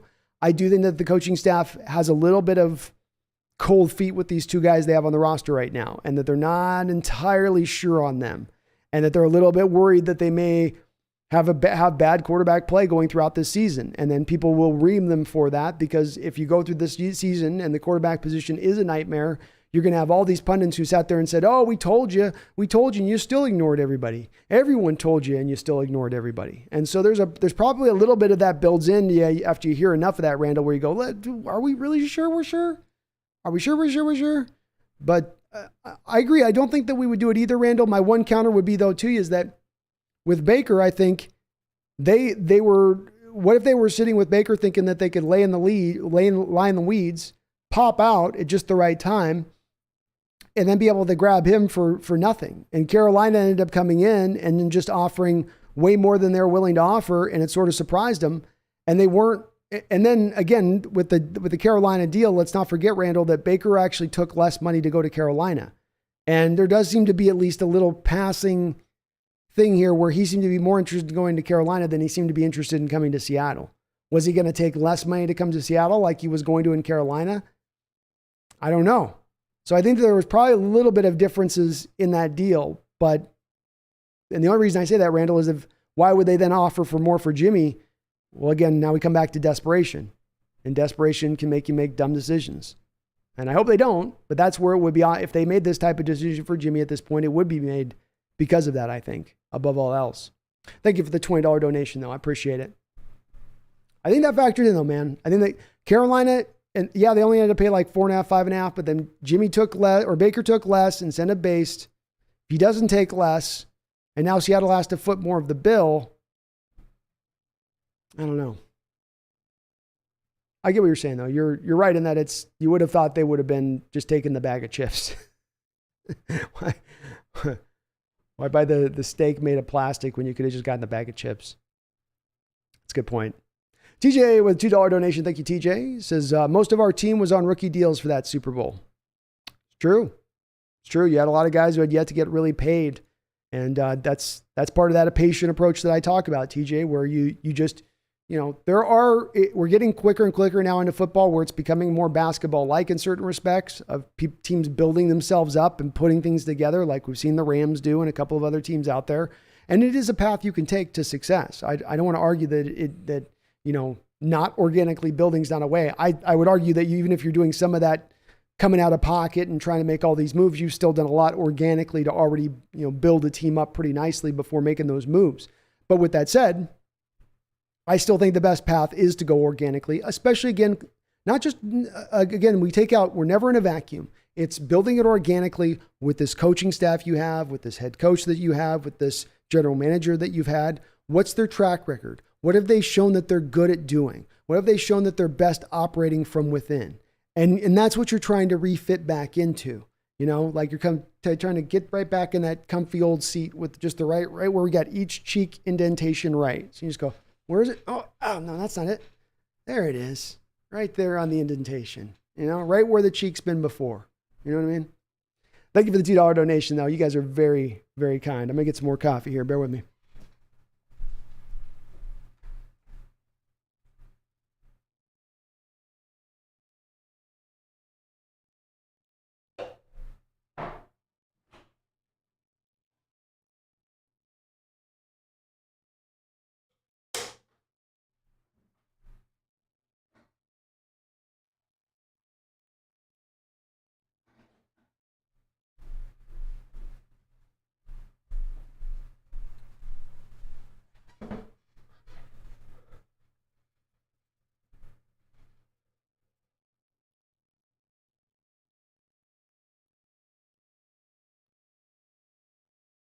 Amari Taylor says, bro, we need to fire Pete because I think he wants Jimmy G. you know, Pete's going to be like, he'll be the first press conference. People are like, we got Jimmy G. He's a good looking quarterback, isn't he?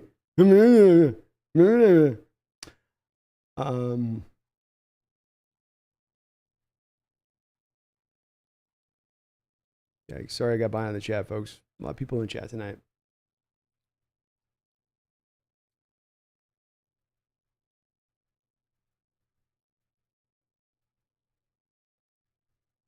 Hawk says, Jimmy doesn't really fit our system of run the ball and throw it deep. It wouldn't make sense.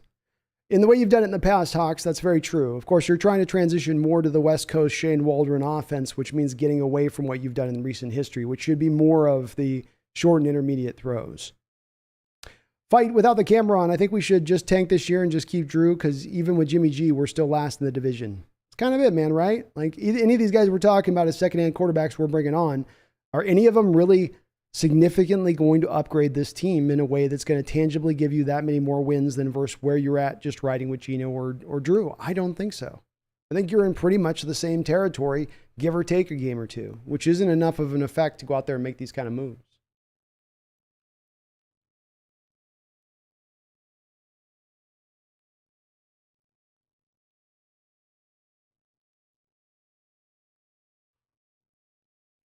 David Tolman, what's up, David? He says, hey, what's going on, bro? Been a while since I was watching you. Well, thanks for jumping back in, David. It is good to see you, man.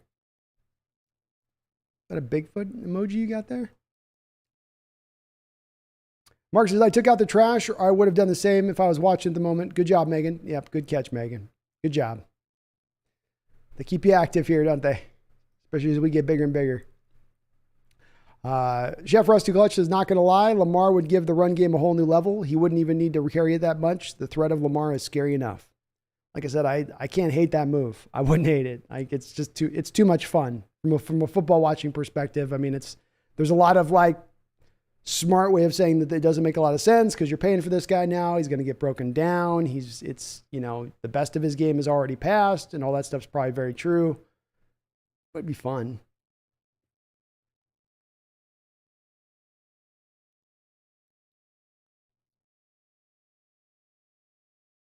But now he says Lamar's elite. Seahawks football would be amazing with him spearheading the attack. It would be pretty fun. I'd love to see him with DK and how that could work too. It'd be interesting. Mr. Isaac 560 says, I just want the excitement of finally drafting a first round, highly rated quarterback. I'm totally fine with waiting for one. Very well said. I'm in the same, very well said. And I'm exactly in the same standpoint myself. Let's just go get the good one next year. You know, for a very long time here in Seattle, for a vast majority of the years that this franchise has operated, going back to the 70s, it's been the lesser talented guys we've put under center. It's been the overachievers. It's been the gritty moxie guys, right? It's been the guys that are real gamers on game day. But the talent level just isn't always there. And you can go from names of Zorn and Craig and look, Hasselbeck was good, but Hasselbeck was also what undrafted, right? Or 5th, 6th round. I mean, the guy, no mobility, arm strength was okay. I mean, even in the case of Russ, who was excellent, Hall of Famer. It's the 3rd round pick. Just go get a credit. Let's go get the best.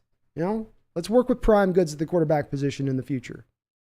Jeff Russ Clutch says Jimmy G makes the clicks. Fans, the NFL fan base really does not like the Hawks and want to relish over the whole Russ media storm to keep the slow news season rolling. I get where you guys are coming from on the clickbait stuff, but again, just to push back a little bit on this is the Seattle Times. This isn't a national media service coming up with this. And if we're going to say Bob Condotta is doing clickbaiting here, has Bob Condotta showed a very much of a recent history of being very clickbait heavy, of just bringing up articles out of the nothingness just for the sake of to generate off-season news? He may have. I'm just saying I don't remember him doing that.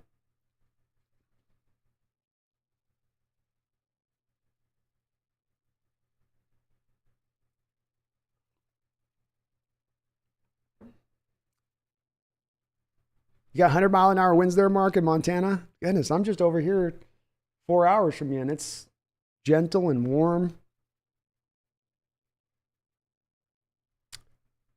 Oh, Megan, hey, you caught it. Sorry, I didn't notice. I'm behind the chat tonight, so I didn't see he was going so frothy at the mouth on stuff. So appreciate you catching it, though.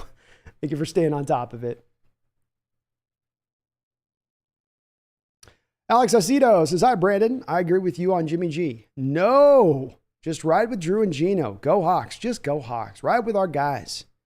Drew and Gino can be, look, I think that you do top out as being a playoff team, and anything can happen once you get into the playoffs, but let's ride with these two guys. You got 2. Let's see what we got. Let them battle it out in camp. Let the best man win. Who owned this offseason? Who's been living in the gym? Who's been throwing nonstop? Who knows that their football life is upon them right now and there is no tomorrow? Get me that guy. And we'll figure out what's what later on. Ichibra says, if the Hawks knew how little the Browns were giving Baker away, then he would be in Seattle right now. Could have just given them a 5th round. It's possible, but remember, there's other things that go into this. It's the offset of the money, but there's also the Baker Mayfield taking less money. Was Baker Mayfield willing to take less money to come to Seattle like he was willing to take less money to go to Carolina? I'm not so sure. Darcy says 3 weeks after Russ got traded, I just said, you know what? Let's just roll with the QBs we have. Media said they ain't making the playoffs, but I hope they do. The D may take them there. Hey, man, I think it could be a combination, right, Dara? Because even if we're just talking about removing the quarterbacks, if I've got an elite rushing attack, I've got a good to great defense, and then I have a great special teams unit, right? I know it's hard because the quarterbacks drive so much in this day and age, but let's remove that one component for a moment and just look at those 3. Does those 3 things not usually equate to at least, winning just as many games as you lose on the surface of things? I would think so, if not a couple games better than that. So I'm with you. You never know. They might just shock. I've been making the case all off season. If things come together in just a couple of places, not some tantamount like wholesale change, 10 guys suddenly develop overnight and become superstars like you had in 2012 or whatever, 2011. I'm talking things just start to gel together. Eskridge stays healthy for most of the year rather than losing him all season. The rookie tackles are a little bit better than people are giving them credit for. Your running backs can stay healthy, and when they're on the field, they're dynamic. They're difference makers. Your defense really catches offenses off guard with all of the different ways that they're coming at them versus what they used to be, which was highly predictable. Very easy to prepare for. Now they become way harder to predict for, way harder to prepare for. I think these things could all kind of come together, and those are not big leaps for those things to come together. And if they did, you could get there. Hey, we got an old school guy in the house. D-Boy's in the house, folks. What is up, D-Boy? Man, it's good to see you in here. That brings a smile to my face. Seeing you on in here. Hope you're doing well, my man.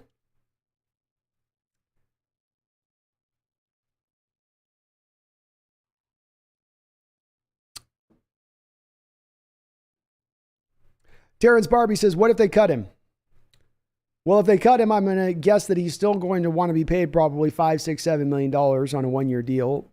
There will probably be some teams willing to offer something like that. That might be still a little bit of a too high cost for me to go at with him there on its own. But though you're not giving him a multi-year deal, you're not giving up a high draft pick. It's not as bad as making the trade would be, where you're eating all of that salary at that point. But I guess I would have to know what the cost would be, Terrence. If you're talking about a couple $1 million and that's what it is, then yeah. If you're talking about, I got to sign him to a 1 year, $10 million deal because he's a quarterback and there's two other teams that are somewhat slightly interested, I'm probably out on that point. I don't want to use those assets up for that. I'd rather put those to somewhere else. Like for me, it would be a matter of, here's sort of the decision that you're making at that point, is that you bring on Jimmy and then you're not able to, let's say, make a trade deadline deal for what, let's say Geno and Drew might be decent out the gate and kind of keep you up and kind of competing a little bit for that playoff spot through most of the year. And then you're up to the trade deadline. Like, hey, we've got $5, $6, $7 million extra to go make a move for a guy that could actually be really good on our defense or offense. But now you can't make that move because you did the Jimmy G thing already. And now you're just definitely stuck with what you got. So I think I would still lean in the direction of saying, nah.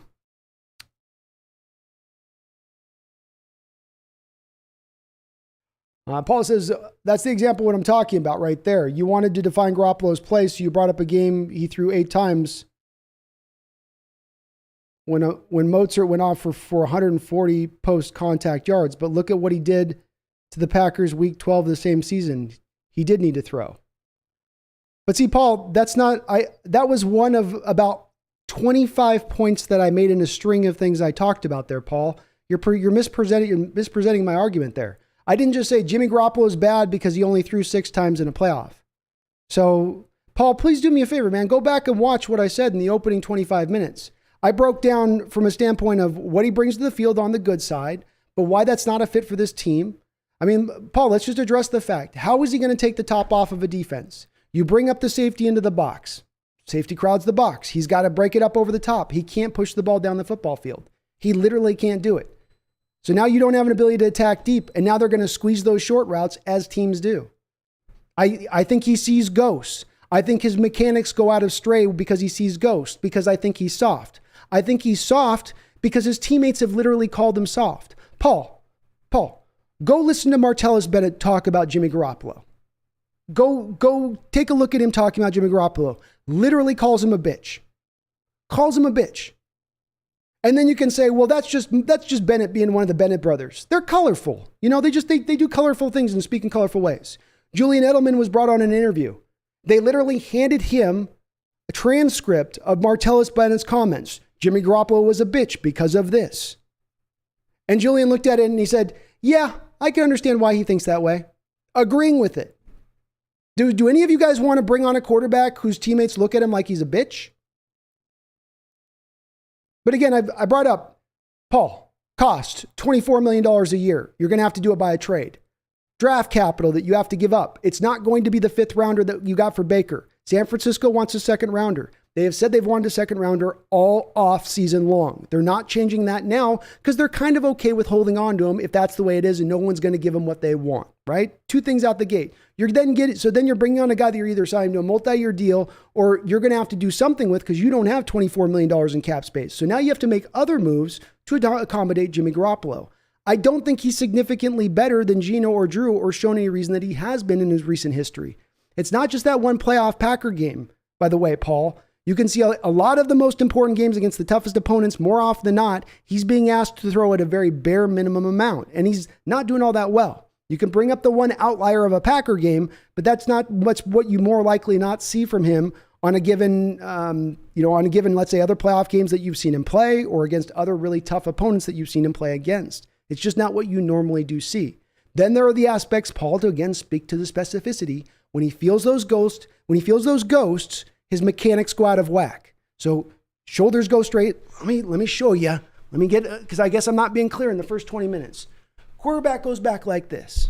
Okay, we'll do a little. Quarterback goes back like this to throw. Okay, arms need to stay compact, right? You don't open things up until you're really going to throw it. Go watch any of Jimmy's games. He goes like this. He starts feeling pressure and he goes like this. You see him do this. His shoulders open up, his hips open up, he loses all power, he loses all accuracy, and he does it anytime he sees ghosts. So, Paul, you have 2 rookie tackles out on the edges. You have a right guard playing left guard. You have a right guard who's old as hell and whose skills are diminishing. You have a center who didn't even play last year. We're going to then have an immobile guy who has a tendency to see ghosts, and we're going to have trust in that. We're going to give up all of that draft capital I just talked to you about. You're going to give up $24 million in cap space for that. These are specific reasons, Paul. They aren't one thing. These are a myriad of reasons I'm getting to. But you grab one little item of all the things I spoke about and said, I'm only talking about that. Again, I know you're limited by the character count here, but if we're going to represent my argument in full. I won't move the line for you on what you're coming from. You seem to think he's going to be an upgrade and that he can help this team and that it's worth it. I'm open to being swayed on that, but give me specific points on it. Don't just say, well, you're like in that one group that just thinks this for this one reason, when that's not the way it is. John, I guess I'll have breath just standing up. John Reed says, no trade for Geno G. Rather roll with Locke and Geno than draft a quarterback in the next draft. Same.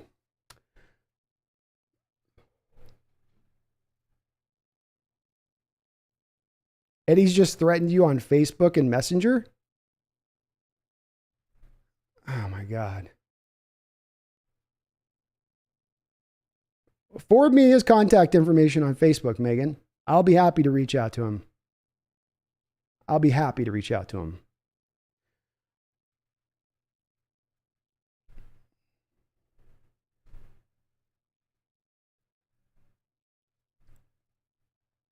Or, hey, Brandon, maybe Seahawks trade Swain or Jackson or Collier for PJ Walker at quarterback. If Seahawks draft a quarterback bust next year, I'm not sure, man. Hard to see that kind of trade going down. I think a couple of those guys are free agents coming up soon. DJ Dillon, I personally pray to the football gods that we just go for the cheapest quarterback that can play the whole season. This year was a wash, but with another good draft or two, we can win again. Well said, DJ. Very well said. Nolan Arvance with a $10 donation. Thank you, Nolan. I do appreciate the double donos. He says, interesting theory. I was still 45 minutes late, so I just missed your initial thoughts. I want nothing to do with a Jimmy G trade. If he gets cut and you get him at backup money, I might listen. There we go. I mean, I'm with you on that. I might be able to listen to you at that point if we're talking backup money and it's not substantial. But to give up draft capital, to be at the $24.2 million cost cap hit that he is going to be on the book for, that's his base salary, folks. That's not bonus. That's his base salary this year. And so, I'm not in on that boat with it. But if you're talking about cutting and you can get him for a couple million, then sure, that there's nothing to be lost on that. But that's not what's been spoken about. And again, the 49ers throughout this offseason, I've heard multiple reports from multiple people that are connected with the situation who've said that they expect to get a second round pick back from him. And this is backed up by the fact that Jimmy Garoppolo is still on their roster. If they were willing to take a fourth, they were willing to take a fifth, they're willing to take a third, that deal might have probably already have happened. Maybe not a third, but at least a fourth probably would have happened by this point, especially understanding how bad the last draft class was of quarterbacks, with only one taken in the first two rounds. Washington Fistquest with a $2 donation. Thank you, Washington Fistquest. Said Baker didn't want Seattle, wants to throw and get paid. It's well said. Well said. He was never in on Washington Fistquest to want to come to Seattle. You saw it in that one interview he gave where he just seemed very nonplussed and just kind of like, I guess Seattle's I guess they're the next option. But it didn't seem like he wanted to come. Travis says, the only possible reason I can give for getting Jimmy G is he has playoff experience, Super Bowl experience, but on this team, I don't know how much more playoff chances improve. Exactly.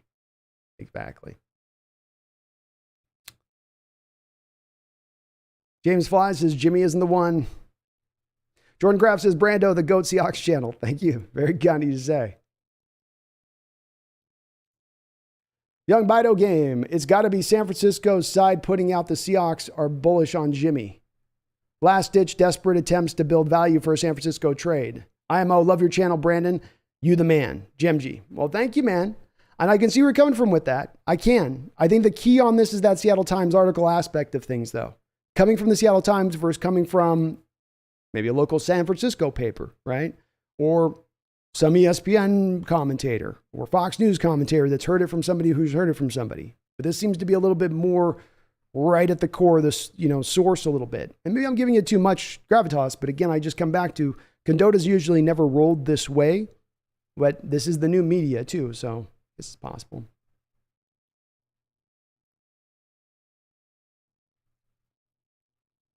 Paul says, look who he didn't have when they played in the regular season this past season. He was 40 seconds away from beating the Packers, which a bunch of starters out, and the Niners secondary let them down.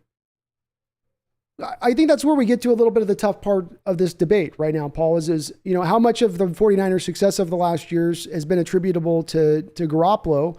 How much has he been a difference maker at the position when he's been in there versus if they had just had an average quarterback in there instead of him? And the answer on that is I don't have as firm an answer on that. I can give you my instinct, but that's not based on statistics or backing. That's just based on my feel of it, which is that I think Kyle Shanahan schemes up a lot of stuff offensively. I think he's a difference maker as an offensive mind in this league and what he can draw up, especially when it comes to the running game. I think quarterback's best friend is a dominant running game, and it makes the game considerably easier to play. But again, I giving him the credit for beating the Packers in the playoffs.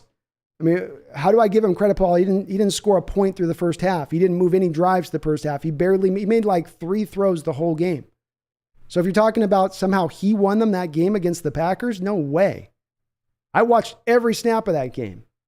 There's no way you watch that game saying it's Garoppolo that's the reason that they're going through and winning this game. You might say that about Debo or Trent Williams.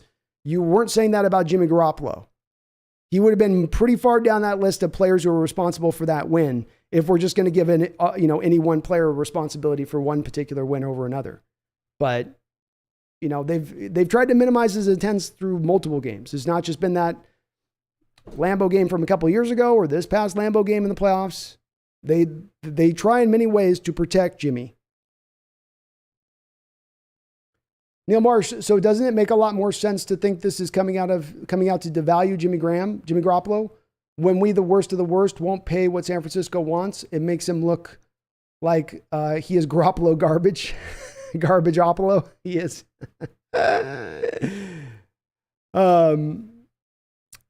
So it's possible. It's possible, Neil. Definitely. Can't doubt that. There's an existence there. So let's walk this through. Seahawks leaked to Bob Cadota that we're having internal discussions about trading for Jimmy Garoppolo, and then that would devalue Jimmy Garoppolo. See where I'm going with that? That wouldn't devalue him. That would do the opposite. Because now you have teams around the league going, wait, we didn't think Seattle was interested, but they are interested in this quarterback that they play twice a year with their situation. Maybe we need to take better notice of what's going on here if they really are in on that. So I guess I could flip it to the other side of that a little bit too, on the other end of it. But like I said too, it's possible. We're making guesses here. We don't know for sure. But I don't see it. I don't see it devaluing. With it coming from the Times, I don't see the devaluing there. Paul says he's not the GOAT, but he ain't trash on a stick. He's not maybe the worst quarterback in the league, but he's very limited, Paul. And I don't think that he's right for this offense. And then the third part, let's go with the third part of this, Paul. I also don't think that he's all that demonstratively better than Geno Smith or Drew Lock. I think if you put Geno Smith or Drew Lock on the San Francisco 49er team and ask them to make the kind of throws Jimmy's been asked to make and play within themselves the way he's been asked to play, I think you could get very similar play from those guys in that circumstance. Situation matters for quarterback play. And sometimes having great quarterback play is determined by a quarterback having the right landing spot. My evidence of this, Paul, being look at Carson Wentz. Carson Wentz arrived at the Eagles and he landed at his best destination as far as what was set up in front of him of anywhere else that he's been in his entire pro career so far, including the Colts. He had the best offensive line, enough playmakers on the outside, a fantastic defense on the other side of things, good enough running game to get things going, and he was set. And when he started to have less taken away from him, as things started to fall apart there at Eagles, as they got a little less talented there for a little while, he started to struggle. And Jimmy got a great opportunity going from the Patriots going to the Niners with Shanahan and what he was building there. He really got in on it. I think he got to benefit by that to a large degree. I won't go so far as to overstate and say he's trash, but for me, it's not about whether or not Jimmy's trash. For me, it's about, is it worth giving up all that capital and money? Is he going to demonstrably improve the position? Do I want to marry myself to this guy past 1 year? And if the answer is kind of no on all that, then it's like there's no point in doing it. Zach the Potato, if the quarterback that can make his game bad, it's the coach. If the quarterback that make his game bad, it's the coach. I think I know what you're saying there, but I'm not sure. Kronos, I don't understand why people don't think about why the Seahawks picked up Locke as part of the Wilson trade. If they didn't want to try him out or didn't like him, why grab him and not another pick?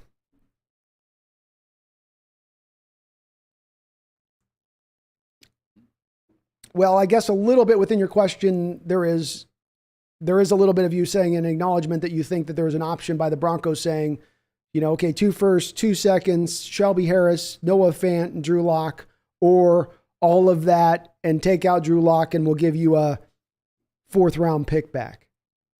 We don't know if that was an option that the Broncos were providing Seattle. It very well could have been, here's our offer, take it or leave it.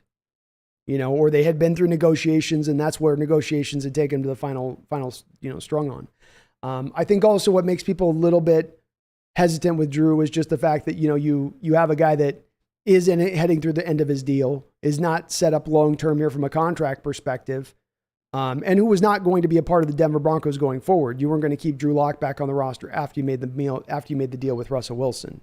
You just weren't. You were going to move him somewhere. So he was going to be moved with that too. So I think that's why people are making a little bit of that leap. But that's not to say your base point isn't still all true, even though people are making that leap because of those reasons. Your base point very well may be on point in the respect of the coaching staff being very much in favor of Drew and being a lot higher on him than what we've heard in certain other areas of things or what we are just thinking. Yeah.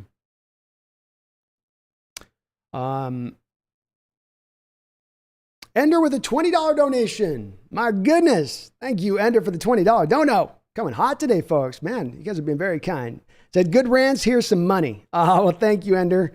I was going to try to be even keeled today, but the more I got to talking about Jimmy Garoppolo, the more my blood pressure starts rising, and I can't stop myself. I've been trying to keep the rants under control, but I can't button this one down. This one would piss me off. This one will piss me off.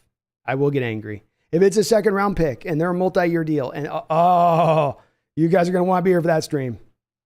I'm going to be a very, very angry man for that stream. I will hold nothing back if they do something dumb like that. And I won't care. So I hope they don't. Don't do it, Seattle.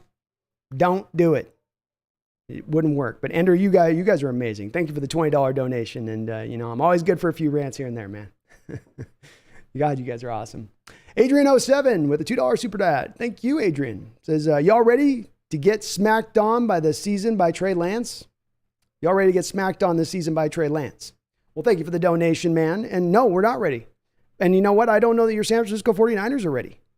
I'm still not convinced that they're going to trade Jimmy yet. This is part of why I say the Jimmy Garoppolo cost is going to be high, because I think the Niners are holding on to Jimmy saying, hey, we don't really want to, for this upcoming season, get rid of him. We know we need to probably ride with Trey Lance. We know that it's kind of his turn, his time. Step on up, young blood.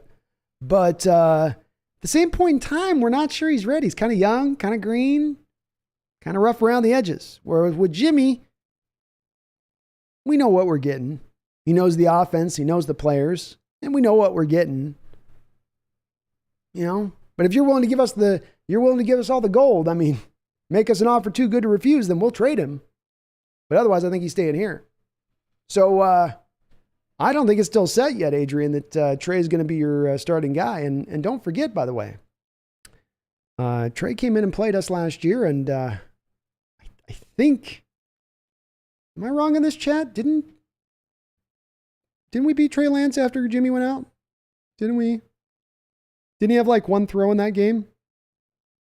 Is my old brain working that one out right? Wasn't it one at the one throw, and then I could be wrong on that. But I'll say this, Adrian. I still like Trey a lot.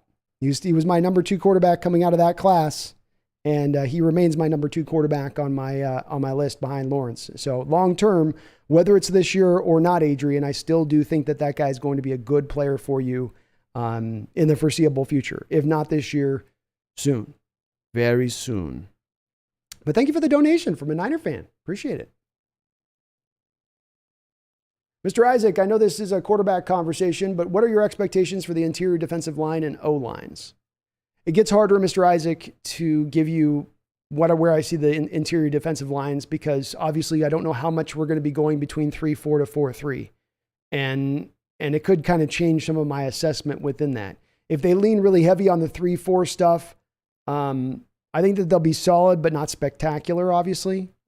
Solid, no real weak links, but no super strengths within that group either.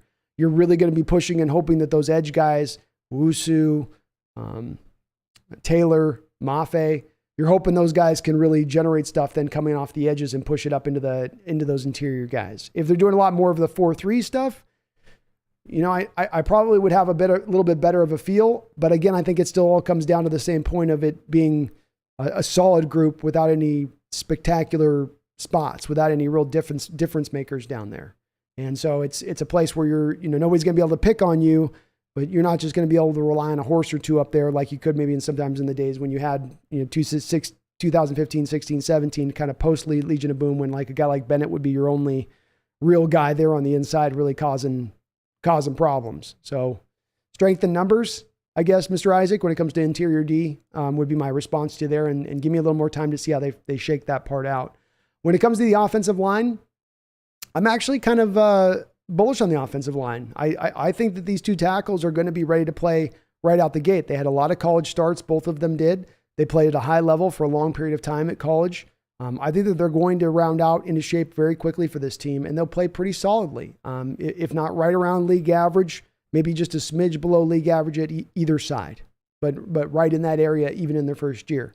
I think Blythe is better fit here in Seattle running the Waldron scheme than he was running more of probably what Reed likes to run there in Kansas City, which is a lot more of the man-on-man elements and whatnot, which is why Creed was also such a good landing spot, Creed Humphrey for the Chiefs. So offensive line, I think he'll be better. Blythe will be. I'm not expecting star play from him, but you're probably legit looking. League average is kind of a best case scenario at both of the tackles and center. And then maybe you're hoping that left guard, you can get something with Damian Lewis taking another step forward and getting back to what he was in his first year at left guard, though I still think he should be at right guard. So the offensive line, I don't think from a pass perspective standpoint is going to be amazing. I think they're going to just be all right, but I do think they'll be good run blockers, and they will be able to create some holes in that element of things because they have now more of linemen built towards what the scheme wants out of the linemen in the run game, which is mobility. Dead Center says Jimmy G is like the opposite of Russ. That's exactly my point. I was kind of said the exact same thing, Dead Center, at the start of the show. He's sort of the polar inverse of Russell Wilson. Whatever Russell is, whatever the opposite of Russell is, just go look over at Jimmy G.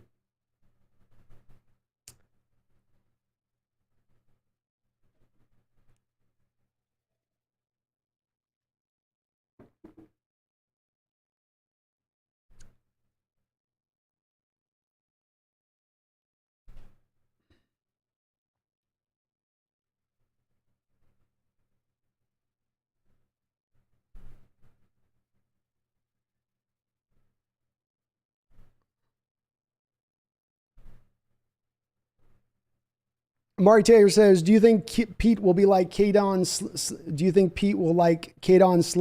since he was a USC quarterback? Not necessarily. Not necessarily. I mean, I'd always wondered with Sam Darnold being out there if that was going to eventually push Pete with the USC connection he had, but it hasn't. And so if it hasn't with Darnold, and we know Pete's high on Darnold, I don't know why it would with Slovis either.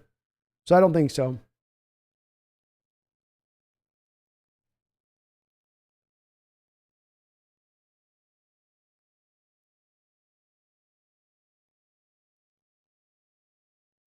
So John Gore, Castro, I mean, whatever username you're on in here, we've got a rule here. We're being kind of nice with each other. We can disagree without having to get personal or having to get mean or having to get nasty with each other. And I know if Megan's got you to a place where you're having to push you out and there's multiple people in this chat pointing out your behavior on that, then you need to be given a timeout at that point, my guy.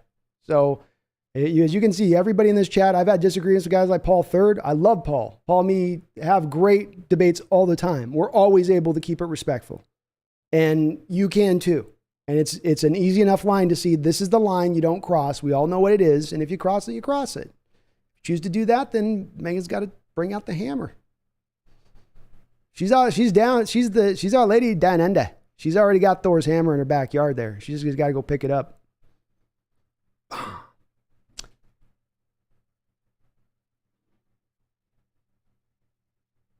Darcy says, why aren't we talking about Eason?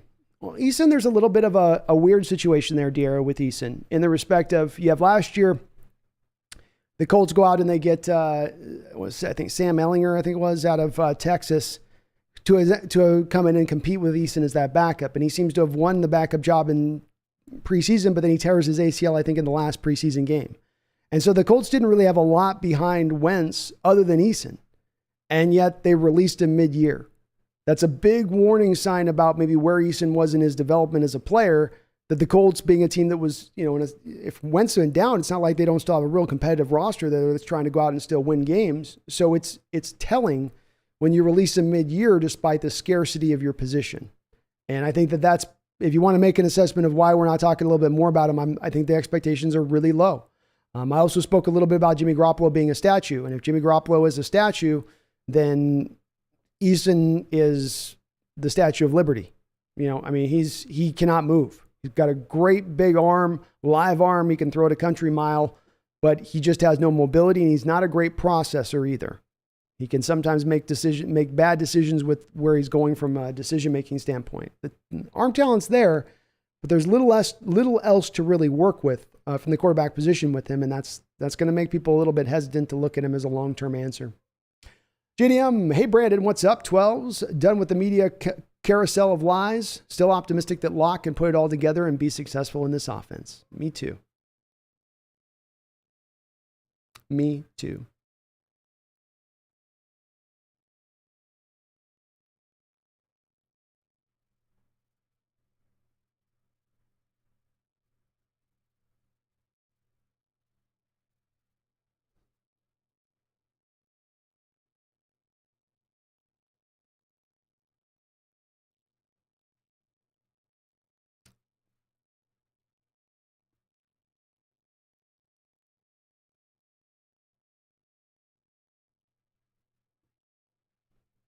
Megan says, if I had to choose between Baker and Jimmy, I'm taking Jimmy, but only if we get some sweet picks. See, that's the thing, though. We're going to have to give up picks back up there on that one, Megan. The Niners they would just release him if they were in that standpoint of having to take on. Because like what the difference on that contract, Megan, was the Baker deal was completely guaranteed. The Browns were on the totality of the hook for the $18 million.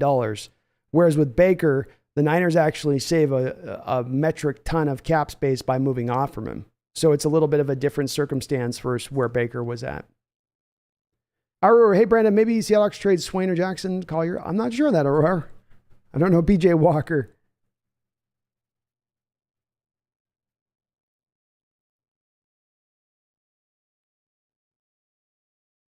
Yeah, Young Bido game. I've been paying attention to the chat here. So Castro, Core, whatever your username you're coming in here on. I was watching all of the comments in there with what you're posting. And when there's multiple users and multiple people in the chat responding back to how you're responding, and I'm seeing it on that, that's not just from Megan coming out then. That's coming from a couple people saying it. So it gets obvious when people come in and they come in with an attitude and they just want to just throw and fling stuff. Like people get that energy. I get it. You want to come in and just piss everybody out. Great. But it's easy to be respectful. It's very easy. It's not hard to not overstep the line. You know when you're doing it. And if you do it, don't be surprised then when you get modded out. It's the way that goes. Do what you can. If Locke can't beat out Geno, he's not good. End of discussion. It's fair. That's fair.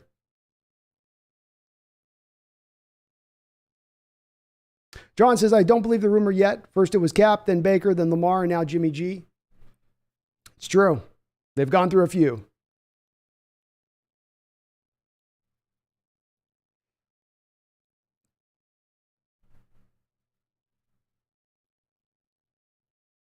Jeffrey Thistle says, we're picking up the one quarterback that could never beat us. Perfect. I knew it was too good to be true.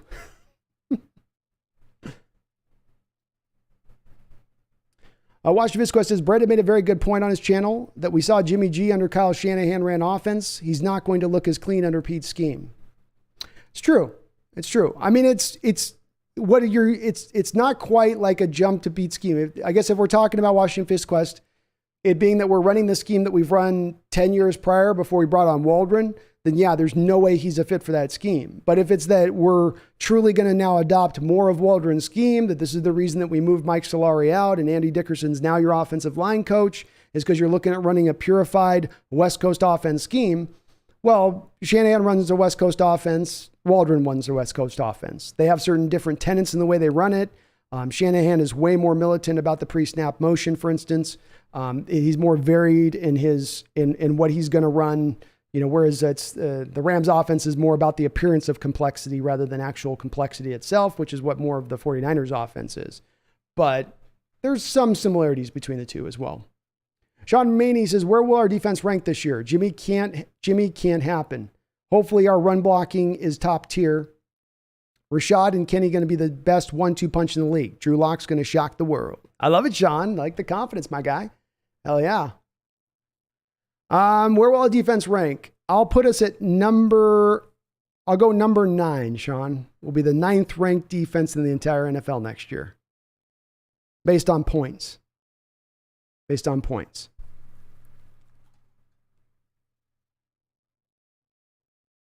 And you're right, Sean. Jimmy G can't happen. Shouldn't happen. Won't happen.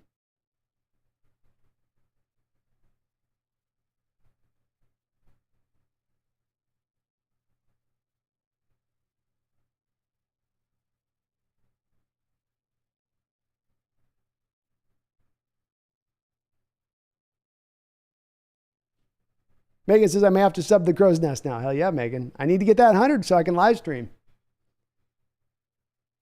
Herbicides in the perfect world, we would take Cameron Ward in the second. He might be a good option. I'm going to have a lot of fun watching him at Washington State. Back there just slinging the rock.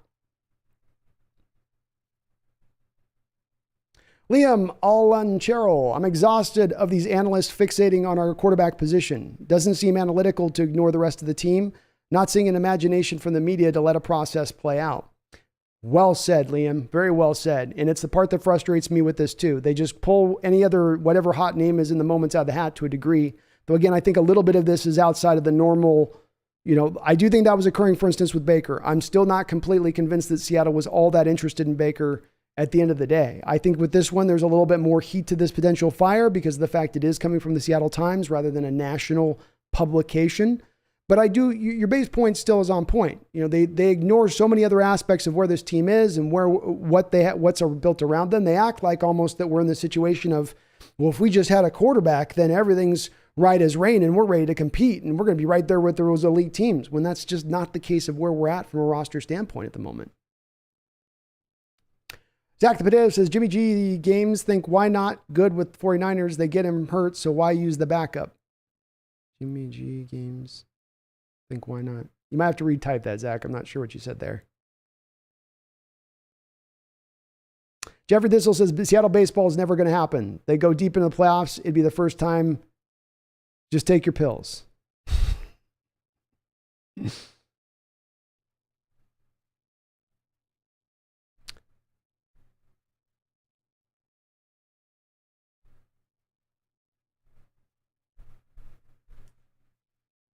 Chef Russ Duclass says, Brandon will sort out the issues if he can read the retracted message after unbanning later. He'll probably elaborate on what he wants run in the rules in the chat. Chat's rules are really simple. I mean, this is easy. And honestly, we have 99.9% of the people that come in here understand and abide by the rules. And yeah, if you want to reach out to me, Castro offline, reach out to me. The thing is, though, is that I've done this now for 3 years. So even if I'm not responding to messages in the chat when somebody's going off mark or they're being blue, I'm still reading it. I'm still aware of it. I'm just not responding to it. Okay. So when I see that, I know what you're doing. I know where your energy is coming from. This ain't my first rodeo. I've been at this for 3.5 years. And if I see somebody that's in that place, Megan understands what I'm looking for. That's why she's doing it. No personal attacks. Don't go at people. Address the arguments, not the people. We're talking football. Go at that. That's easy enough. This ain't a laundry list of rules. And so when you go over that rule, when you're stepping that bound, it's pretty clear when you're doing it. And again, when I see multiple people in there responding to one user and he's spam posting the board, as Castro you were spam posting the board, I can see people going, chill, dude, chill out, relax, man, chill, man, relax, chill, dude. God, bro, what's wrong? God, what happened to you today? People are responding like that. That means you're flaming out of control a little bit and need to just dial it back a little bit. Dial it back. That's the rules, Chef Russ Too Clutch. Be respectful to the fellow chatter in the chat. Don't go after the person, go after the argument. It's very easy. I have it happen with me a lot where people want to attack certain things where it's the argument. We're talking about the quarterbacks. Let's talk about quarterbacks. Not go at the person. But when you go at the person, that's the shortcut way to win an argument, right? So if I call you a name or I do something like that, then I don't have to think very deep and I don't have to like come up with reasons and backings. I can just say something that'll be disrespectful. Okay.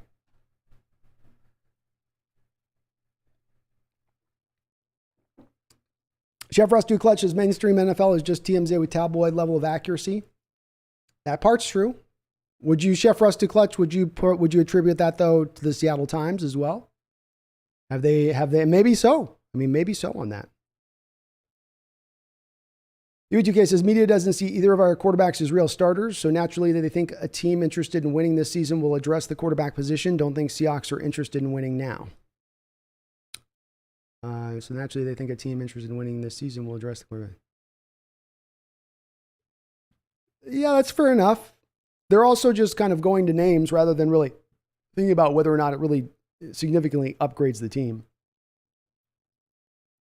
Jeffrey says Pete's going to die on the sidelines with 4 sticks of gum in his mouth and a big dumb smile on his face.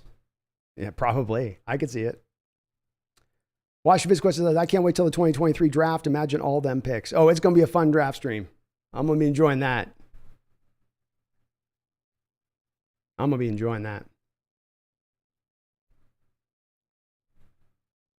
Herbert says, speaking of bears, did you know that Arctic and Antarctic means with or without bears? I did not know that. That's interesting. Wonder why one's on one and not the other.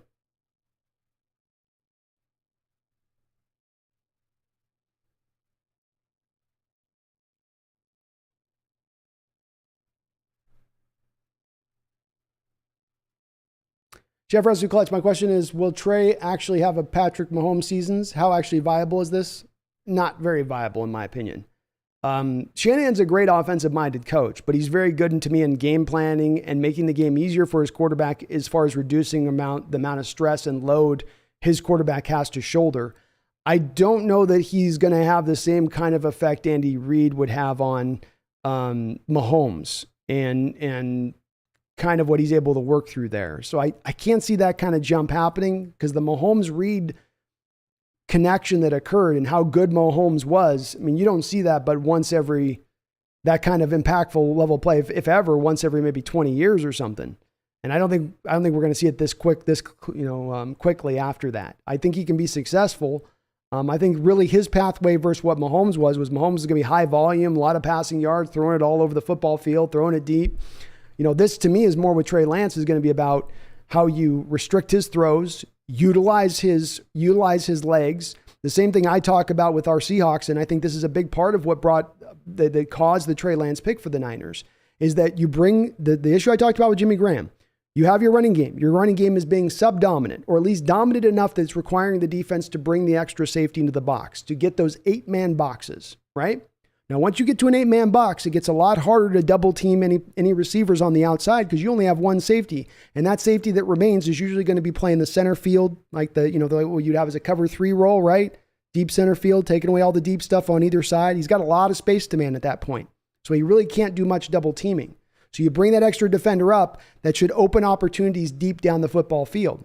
But I think one of the reasons that the Niners have gone out and drafted Trey Lance is because Jimmy Garoppolo couldn't hit those deep throws. And they came to find, okay, safety comes to the box. You got your 8-man in the box. Jimmy drops back to throw. He knows he doesn't have the arm to throw deep, so he doesn't try. Meanwhile, all of those small zones are getting more squeezed because there's that extra defender down there naturally by the nature of the play itself, at the very first part, trying to stop the run. And that's where it's, again, the Niners have kind of already told you why this doesn't work with this offense with Jimmy. They've worked around it, but that's why they made that pick in the first place. That's why they gave up all that draft capital for Trey. Was the two big aspects of Trey's game coming out were his legs and mobility and that big arm, that ability to throw it deep, throw a real nice, beautiful rainbow deep ball.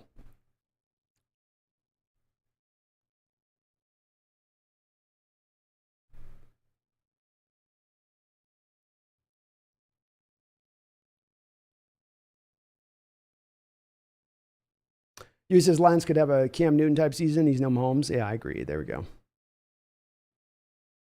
Jeffrey says Jimmy G isn't worth a half-eaten ham sandwich. I'm with you on that. Neil Marsh says, sick of all the negativity. Pete Carroll for president after he takes a bunch of the NFL's first 20-0 record and second Super Bowl. Hell yeah, man. Let's go.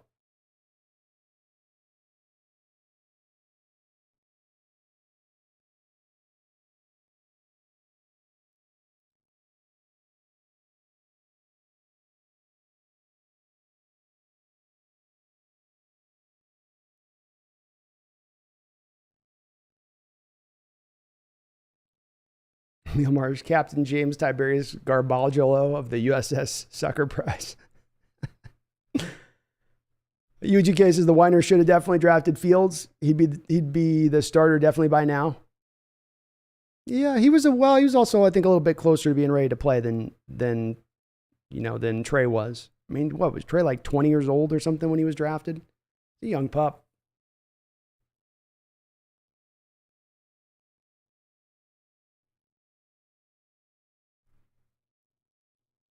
Jeffrey Thistle says, funny thing is, sports media would have been talking shit even if we didn't draft one of these bum quarterbacks. Play it out for the love of God. Play it out. I agree. Oh, yeah, we would have been wrong either way. This is why they're not blah, blah, blah. This is why they can't get the quarterback situation figured out, is that they just don't know anything. They draft the wrong ones. Randall McDaniel with a $5 donation. Thank you, Randall, for the $5 dono. I appreciate you. In fact, thank you for the double dono. All the donos, Randall says, hypothetically, we trade for Lamar. What's the compensation and how would he fit in Waldron's scheme? Lamar does love the tight end. It's going to be a tough scheme fit, Randall. I'm not going to lie to you on that, right? Because obviously accuracy is a little bit of the thing that you worry about with Lamar. You're going to probably ask him to process a lot more than some of the simplified nature of the offense has been with the Ravens, where, the Ravens and Mark Roman, when he came in there, really just established what the Niners were doing with Kaepernick at the end and Roman's time there with them, and how they addressed it with Lamar, sort of turning him into essentially a de facto running back. So there's going to be some changes made if you're bringing in Lamar to adapt to what Lamar does well. I mean, you're just going to have to do that. We do have a couple tight ends, though, to your point, that if he likes to work the tight ends, you got two of them. We love to run two tight end sets quite a bit. That would work well with Lamar. So it could be interesting. And it would be fun, Randall. You can't deny it. Lamar would make it fun. Whether it'd be good or not, I don't know. But it would be hella fun. What's the compensation? Well, you're bringing him on, and you're probably paying him $45 million a year. And he's going to want a lot of that money guaranteed, if not put into bonus money. You're probably looking at, first off, from a contract standpoint, of the Deshaun Watson deal being somewhat of the baseline. Maybe you don't give him as much bonus money, but you're going to have to come probably pretty close to where he was paid. From a draft capital standpoint, that's where it gets tricky, because you are having to pay him to such a considerable deal. And I know that there's a little bit of divisiveness on his general opinion of him as a quarterback in the league, especially with certain set offenses, meaning, Randall, essentially he's not going to fit with every team and every offense. I would tend to think that you're going with it's probably costing you 2 first-round picks, a second-round pick, and 2/3. That might be a bit much, but that's probably right in the territory of it, Randall. So two 1s, 1 2, and 2 3s for Lamar. You're probably flipping them back a quarterback in return, so maybe that could, you flip them a quarterback and a player back in return, maybe that can move down the requirement at that point a little bit. We'll give you this guy, and we'll give you that. We'll give you, Drew Lock or whatever, and then counterbalance it a little bit. But somewhere that is a bottom line. That sounds about right to me. Just for YouTube, you donated $10. Didn't have anything to say there, but just thank you for donating the $10 just for YouTube. Very kind of you to do so. Thank you so much. Palmera Productions has been a member for 3 months. It says Unreal, SMDDH. I don't know what SMDH means. Hold on. What's SM? Shaking my damn head. Well, I'm with you, man. I'm sure you're shaking your damn head about the potential of adding on Jimmy Graham. I'm shaking it as well. That's why I did this show today, is I just can't believe we're even talking about it. And this is even a somewhat possibility. I mean, if there's a conversation that exists in the front office and they're talking about Jimmy, it should be, hey, Pete, what do you think about Jimmy? He sucks. Yeah, I think so too. Done. Conversation done. The Seahawks have discussed intricately the possibility of adding Jimmy Garoppolo. I hope and would wish that that's as deep as it goes, but I have a slight feeling that it might be going a little bit deeper than that here. They're not fully jumping in on it, but I don't know, man. It's making me shaky. Like I said, I feel like we played with our cats' lives through this offseason, avoiding Matt Corral, avoiding Kaepernick, avoiding Darnold, avoiding Baker Mayfield. We've used up all of our lives, man. We've used up all of our lives. Now we're going to be stuck with maybe I called him a crap quarterback before, but I meant Paul, but I just don't want him. Just don't want him. UGK says, hey, no James Tiberius slander. No Tiberius slander.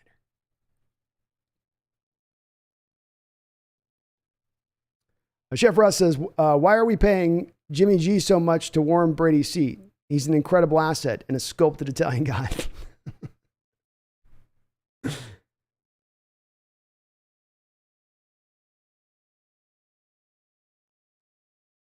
Cool Breeze, Brando. What's up, Cool Breeze? How do you expect Jamal to play this year? After the injury, new personnel, new DC to an extent. I have no worries about the coaching staff anymore molding things correctly from a schematic standpoint to Jamal Adams. That when you're bringing in Sean Desai, Carl Scott, when you're moving to more of the Fangio-based principles in the secondary, you're going to work hard to get more out of Jamal Adams just by that change alone. He's going to be used up around the line of scrimmage. He's going to be used in a varied amount of places. Offenses aren't going to be able to predict as easily where he's coming from, and that will bear out more success for him. The injury part is the spot that I don't know about. He's had his fingers now fused together. If you look at him, he's got the little thick rope looking fused thing, and they bend like that, and his other fingers go like that. I had thought last year, I'd saw it on tape a couple times. I mentioned to you guys, even after the Colts game in the first part of the year, he comes up from a tackle and you could see him pulling out his fingers after a play over and over. And you go, man, that thing's dislocating every single time. The shoulders have been injured multiple times over. Just don't know where that health is at. Don't know what to expect from that health going forward. And I don't know if I can count on it necessarily. If he's healthy, he should be good. He should be back into more of a difference maker kind of component like he was in the Jets.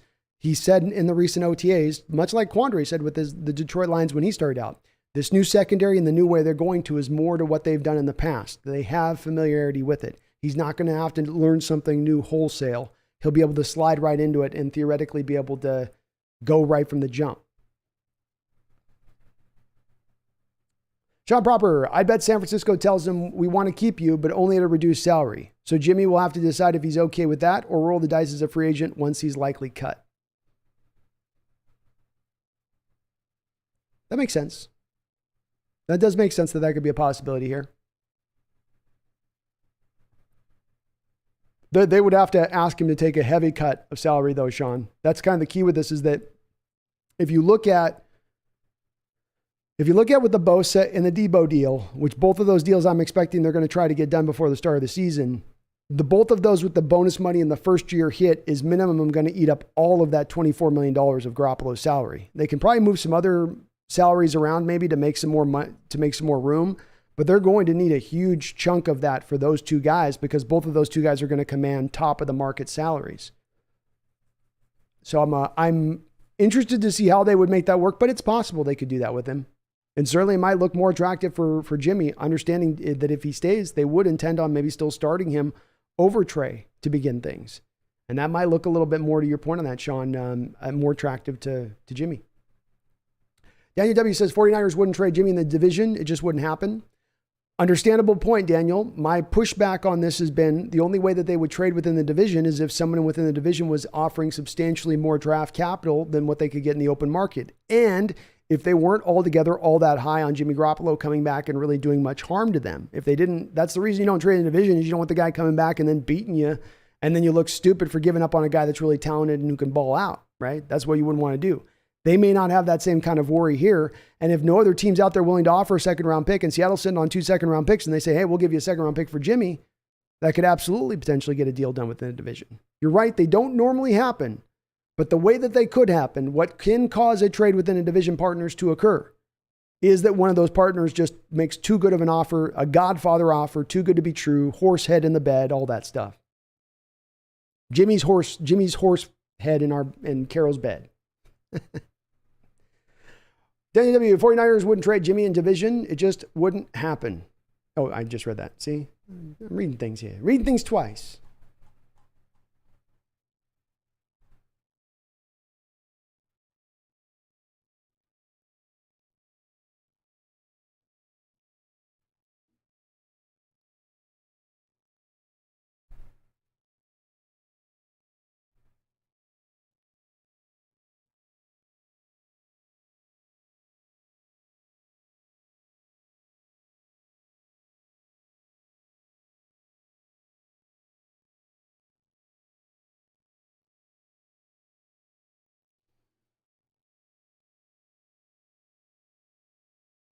John Reeves, hope Jimmy G doesn't end up here or Brando will have a stroke. I will legit maybe have a stroke. You guys might see the first heart attack live stream. I mean, that's probably happened at some point, but you'll see it happen again.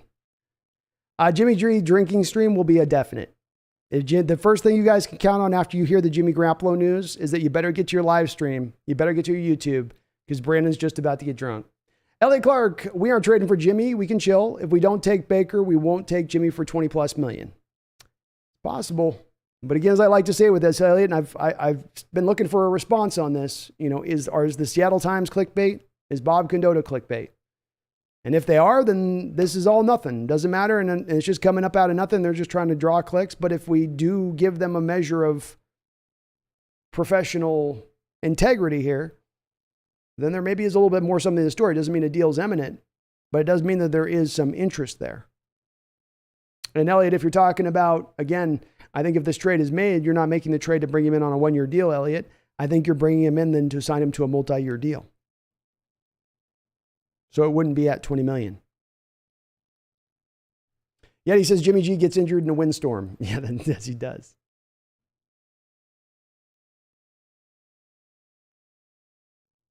Now your fans are stressing. Sorry, Megan. They're keeping you active today. I don't know what to say. But we're just coming off a full moon. Maybe it's waning or something.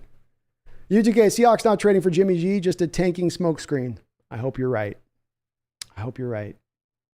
Paul Mayer says, yeah, well, I haven't stopped bitching in the morning since the day we picked up Geno Smith. Just looking at them makes me want to punch walls. I can't stand them. Never could, never will. It's fair enough.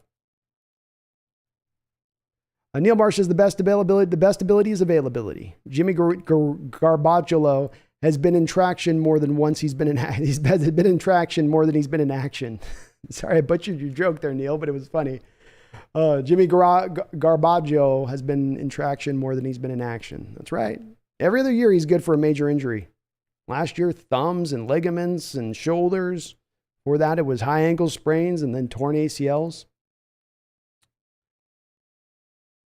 Michael's favorite home game teams, Hawks, Chargers, and then Padres. Chargers will finish up. Johnson, the fam, is this the new Broncos thirsty for a quarterback? No, because we don't have to be thirsty for a quarterback. We just wait a year, Johnson, and we'll be able to draft the quarterback of our dreams. Just don't go for the lesser. Wait for your dream girl. She's down the road. She's there. She's waiting for you. She's got her arms open, but you just got to wait for her. That's the key. Matthew Galendez said, could our new O-line protect Jimmy is the big question, and he would give them the benefit of the doubt? And your answer, of course, is Matthew, probably not.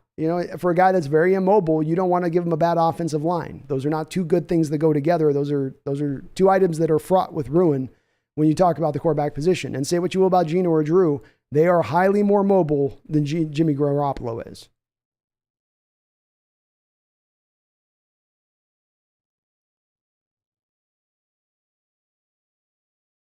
John says, imagine if Seattle 100% stupid and traded DK for Jimmy G, etc. I hope they don't, man. I really do hope they don't, but I could see it.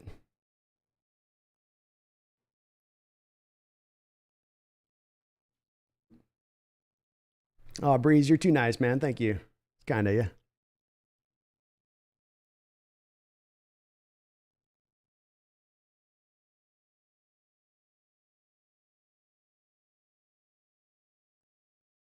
Yet he says, Hawks need to cut Gabe Jackson and put Lewis in there. I agree. They do need to get Lewis back over right guard.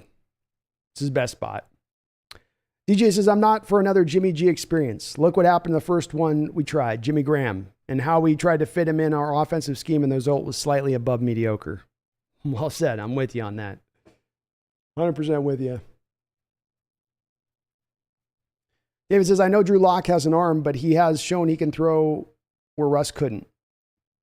Probably got a little bit of the stronger arm than Russ. Russ will have the better deep ball, the more accurate deep ball. Russ definitely a better processor, more mobile. I mean, Russ has got a lot of other aspects to his game that he's head and shoulders far above where Lock has been in his play on the field. You could maybe make the argument, though, that Lock's got a little bit more of that. That's why he says he's got a hose, you know, David. That's why they say he's got that hose.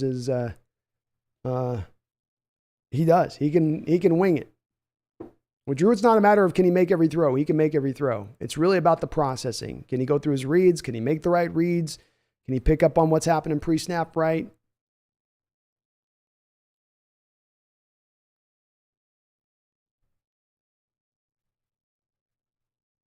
Keldon says, I think Grant hates Kyle, and I think Kyle hates the media. It's an interesting dynamic going down there with with Grant going and those 49ers. I'm not going to lie, Keldon, it's been kind of fun to watch. Though I probably shouldn't laugh too hard. I could end up like Grant did, where he's got a player, got some 6'5" monster on the other side of the stream, be like, you know, say my name again. Like, I guess I won't.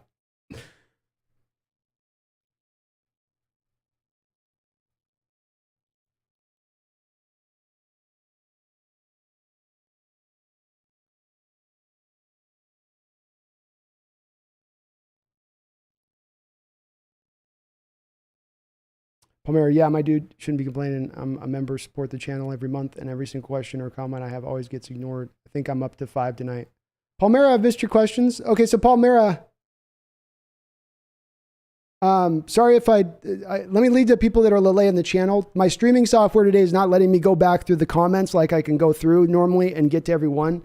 And we're definitely getting larger and larger here on the channel, which means more and more comments. And I do try to get to everyone. I'm not trying to miss people's comments on here. It's definitely a chore sometimes making sure I'm picking out comments, or it's people replying to other people. So I'm not perfect. I do miss, but if I missed your deal, I'm really sorry.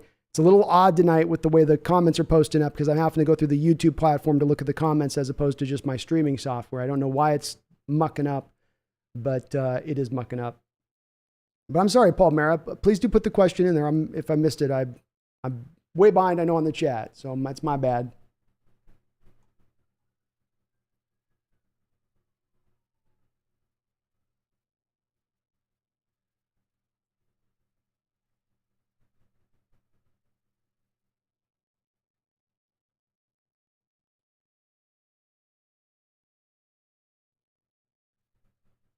Bree says, who do you think is better, Drew Lock or Jared Goff? I think Jared Goff is better. Breeze. I mean, but he's also more established. I think also the thing with that too, this is that a little bit of that debate we get to, Breeze, where it's like, you know, the situation matters. And, you know, like where Jared Goff went to the Rams initially mattered. And he played okay for you guys last year, so he wasn't completely like horrific for you guys. But I'll give it to you. Goff's better. He's proven out to be better up until this point. I think Locke does have some upside to him that maybe potentially still we haven't seen, but you know, upside is not realized potential. It's unrealized potential. So we still haven't seen it yet.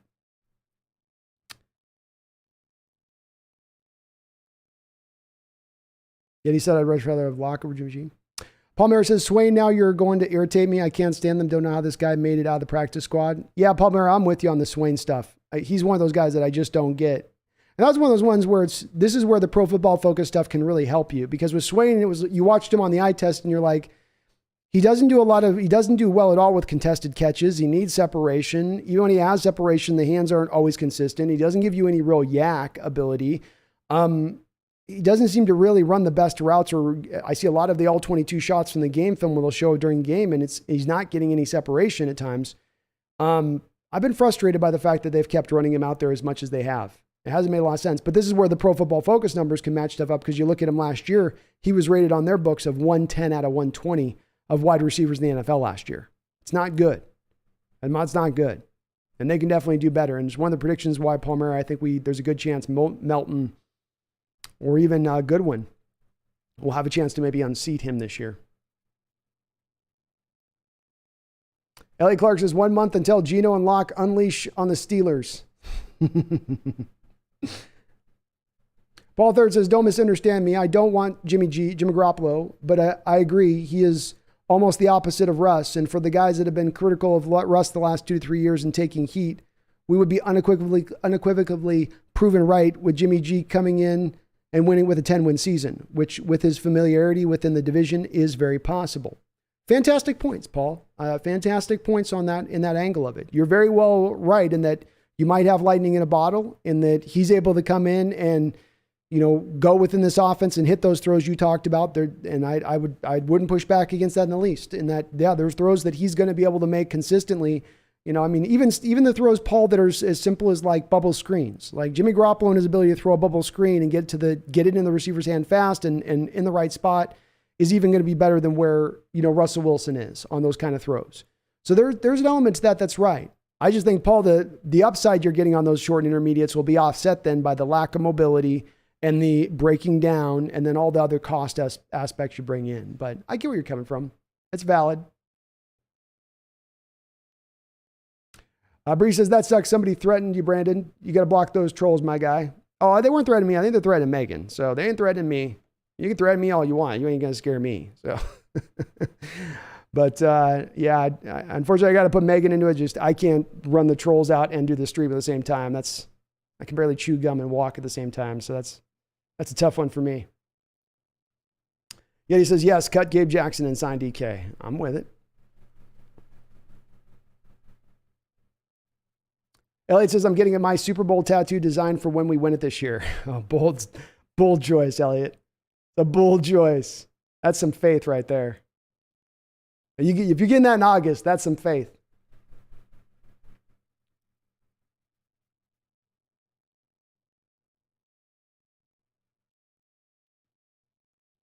Zach the Potato says, did Tom Brady say Jimmy G was a good quarterback? I don't know. Was Jimmy G the guy that Brady a couple of years ago was on that show and he's like talking about wanting to go to one team when he was in free agency and they wanted to go with the quarterback they had. And he's like, you're going with that MNFer? I don't know if that was Jimmy or not. I always thought that was Jimmy. Michael says, Hawks Nest is a great podcast show. Thanks for what you do, bro. Hey, thank you, man. Very kind of you to say. Very kind. If you are in the chat right now liking what you're listening to, do me a favor. Please, please, please, please just hit that like button for me. It will help me out considerably. And Paul Mara, put into in the chat if you could, man. I'll try to make sure I look out for your question. If I happen to miss your question on that, please do put in the chat. Again, it's just the YouTube chat will scroll off once we get too many messages, so I can't stay as far back into going back and look at the chat. But I don't want to miss your question.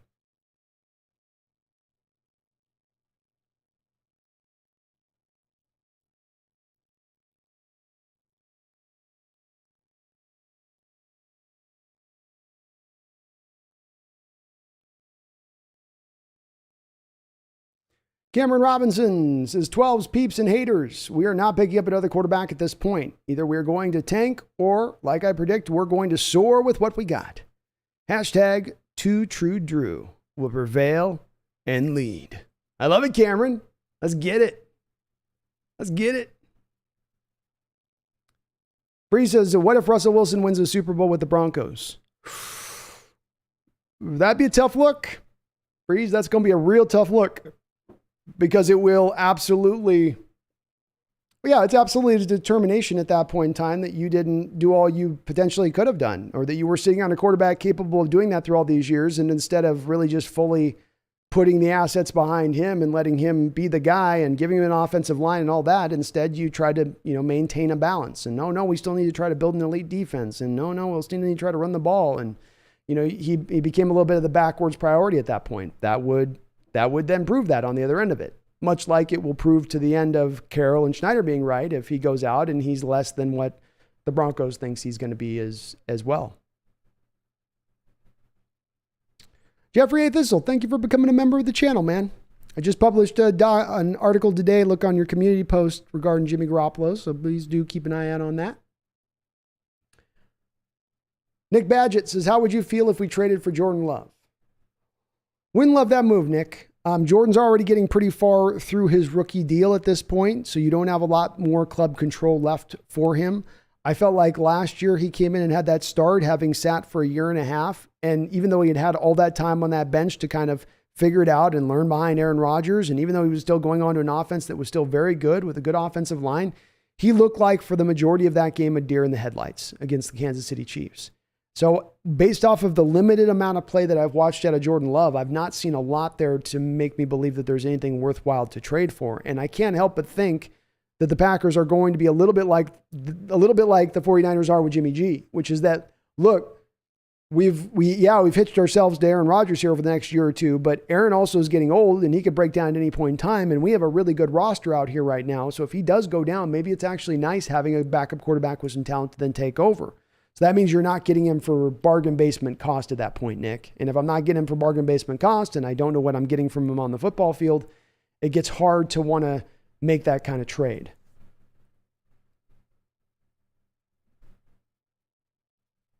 John Reese says, can't tell how many were concluding that Baker was headed to Seattle, which by the grace of God did not happen.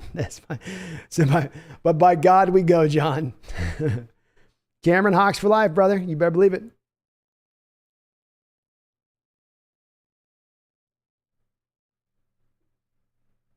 Randall, yeah, chat out of the ledge tonight. Nick Guerrero says, I don't want to ghost seeing bitch of a quarterback as my quarterback, laughing out loud. That's right. You summarized it well, Nick. I was putting all that together separately, but you brought that together in one sentence just right. Oh. And Randall, yeah, people are effing crazy these days. DJ said, lay off the smackdown, Brandon. Well, I got Megan laying the smackdown, so it's all good. I don't have to. But I notice everything. There's nothing under my watch in the chat. If you post something in the chat and you think you're posting something just because I don't read it, I noticed it. I might miss a question, but especially if you're spamming the board, I'll see what you're saying. I'll know what time it is. I'll know what's going on. I can at least do that. Jimmy G is Brett Forsyth says Jimmy G is jelly of Trey Lance. That's why he blackballed Ayuk and Sermon all year. He favored Samuel only because he was on Team Jimmy G. Ooh, okay, Brett. Okay. Interesting. A little, some divisional click in the 49er locker room, huh?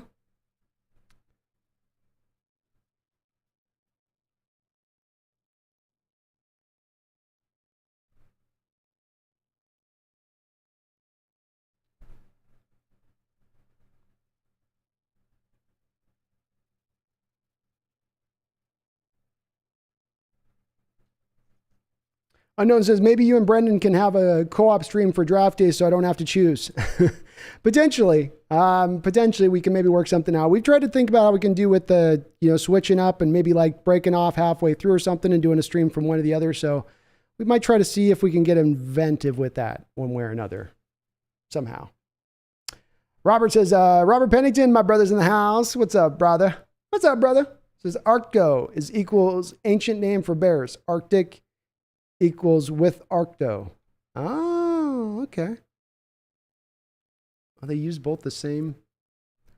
I guess they use the same language on the North Arctic or not.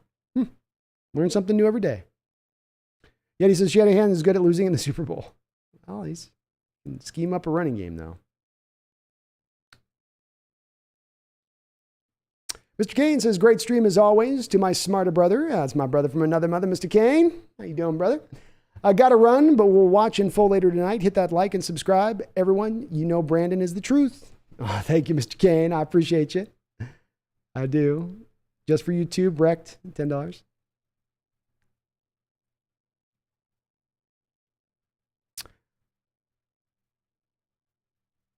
Jeffrey Thistle with a $10 super chat. Thank you for becoming a member and a super chat, Jeffrey. You guys are too kind to me. Thank you so much. Says, I don't care what everyone says. Porn star Jimmy G's string will dominate the girls' arena league next year. I can see it. It's the only league he'll ever play in again. Hold on, I'll be right back. Get a little more coffee, folks.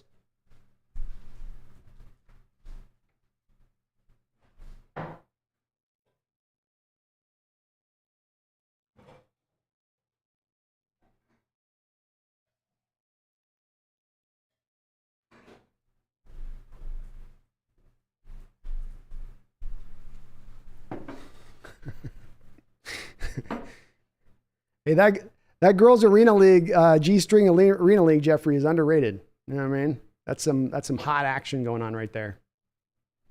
Some hot football action.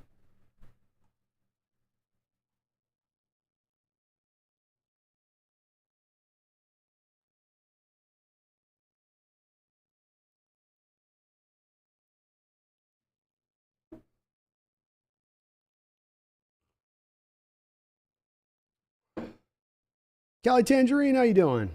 Good to see you in here. Yeti, the media hates Seattle. It's so annoying. They're definitely not pro Seattle especially after Russell left. There's a lot of, but hey, we're a last place team last year. I mean, you do earn some of that. Neil Marr says, being from Southwest Virginia, I was intrigued by Malik, but I was so impressed by the gamesmanship shown by our staff. They made it look like they were really interested, and we passed. He is an interesting prospect. And there were guys in this draft that had some talent. It was just that there was a part of me that looked at him and went, this is going to take a couple of years to establish. And if I'm going to take a guy early on, and I didn't know Malik at the time would drop all the way to the third round, but when we're talking about the first round with him, if you lose those first couple of years of that cheap quarterback deal, you're losing really the benefit of having that quarterback on that cheap rookie deal. And that's not the blueprint we're sort of trying to fit ourselves towards, I think, in the track that they're kind of taking here. The thing though with Malik was that there was a lot of rough elements to his mechanics. There were things you're going to have to clean up in his game. And I'm not surprised that he's right now third string with Tennessee. It's going to be a couple years until he's probably ready to start, if ever, because being picked in the third round, of course, doesn't guarantee you a track to the starting position. Just means that you're probably in the mix. Michael says, hey, thanks again. See you on the next show. Good night to all you. Go Seahawks. It's Boom X. Hey, thank you, Michael. You have a good night, my man. Keldon says, Colin Cowherd loved Pete and Russell until the Seahawks chose Pete over Russell. I can't disagree with Cowherd there. And Keldon, no. Colin's been on Team Russ for a very long time. He's maybe been somewhat pro Carroll, but he's been out on Carroll for a while in that respect. And Keldon, I can't help but get a sneaking suspicion when it comes to Colin that part of the reason that he went to Team Russ was access, because he was being fed stuff either by Russell's agent or by Russell himself. Colin was literally breaking stuff throughout this time period of the whole Russell stuff leading up, even going back to a year prior. So he was working for Team Russ. He's doing so because relationships matter in that industry, and one hand washes the other, and Pete's not washing Colin Cowherd's hand. So he's not really all that worried about him. And I'm sorry to say that that's just as simple as it is with him, in my opinion on that. John Ruiz says, yeah, but how many running quarterbacks have won a Super Bowl lately besides Russ? Lamar would be the same situation as Russ. Too expensive and not a great passer. I can't argue with that, John. I agree with you. Simply from the fun factor aspect of watching it play and not knowing what the hell would happen, it would be intriguing from that standpoint of it. But I certainly would nod my head and bow to the folks that say it just doesn't make enough sense for the limitations as a passer to, the cost that it's going to be to bring him in. I get it. I get all that. I truly do. Megan says, that's what does my head in with the media. We need a quarterback. No, we don't. Yes, we do. No, we don't. We don't take on the best ever in the draft and still get a C grade. What the F? Yeah. It's because they don't look at it with any depth, I think, Megan. They just look at it from the surface standpoint of things. And so that's where, like you talk about, they can't even remember what they said the prior week because they're just looking at the surface of it in the moment, as opposed to what's the best long range plan here, what's best for the organization long range. It's just what's the sugar candy coated thing we can get in our mouth right now that'll give us a quick buzz of energy. And that's where it's stupid to come from that standpoint of their takes. They're not really thinking it through. Midnight Sun says, what's going on with my boy DK? Midnight Sun, I don't have.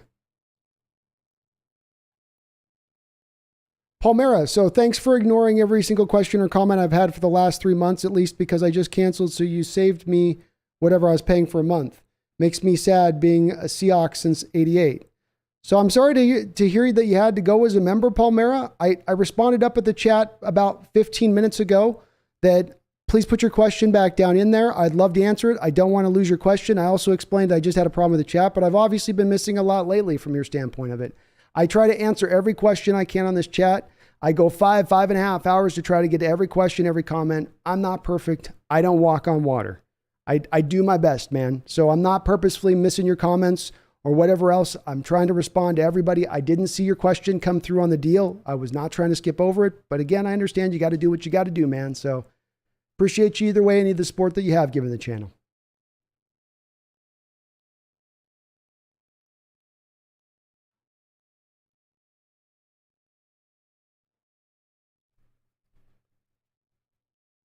David Moore says, I thought the one thing is, Palmera, I don't get is that you spent 4 comments saying, I don't respond to your question, but then I asked for you to post the question back and I don't see the question posted. I'm responding to your comments about me not answering your questions. If just put the question in there. Doesn't make any sense, man.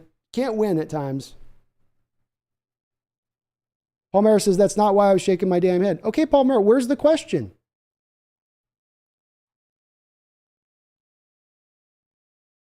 Man, folks, is there like a full moon tonight? Like, I don't get it. I've literally responded to 6 of your comments I can count off the top of my head tonight, Palmera. Not one of those comments has been a question. So if I'm missing your question, you're saying I missed 5 questions through here, just repost it. There's no reason to...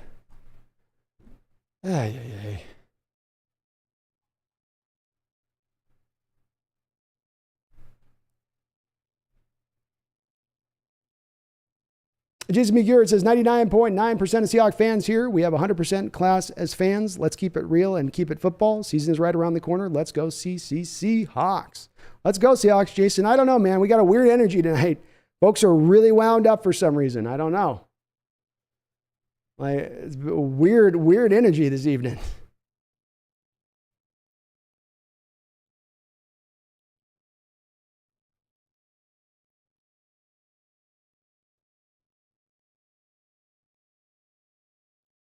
Dr. Medic says, would you say sorry if Jimmy took us to the Super Bowl?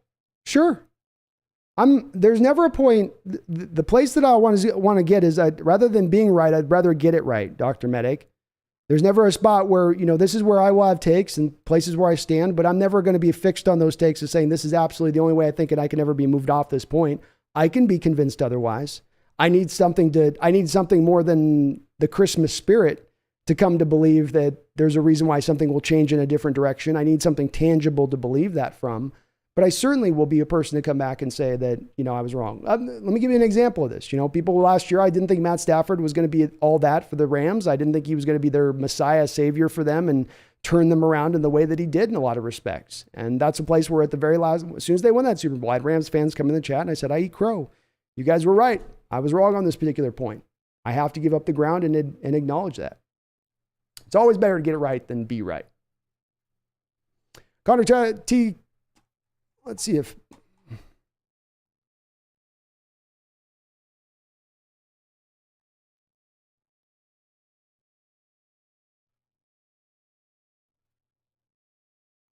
Connor Takach. Big love to my fellow 12s. Let's take what comes in stride for better or worse. But please, no Jimmy G. Please. It's very likely we draft an elite prospect next year. No point in Jimmy G. Very well said. Very well said.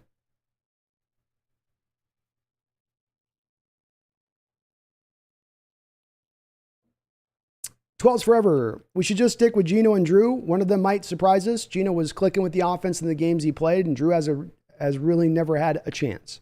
It was a mess in Denver. Well said, 12's forever, and I agree with you.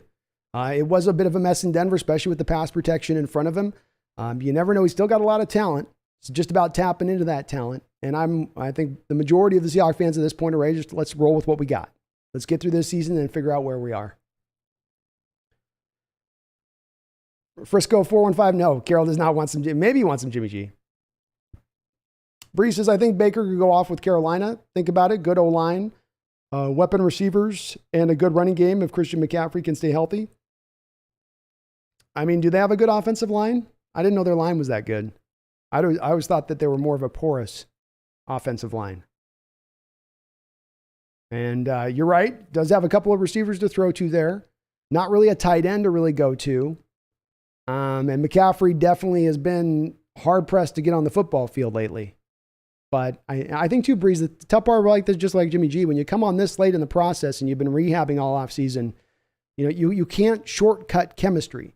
You can't shortcut, hey, we've been throwing together throughout all off season. We've been meeting down at your house in the back, just throwing, working on routes.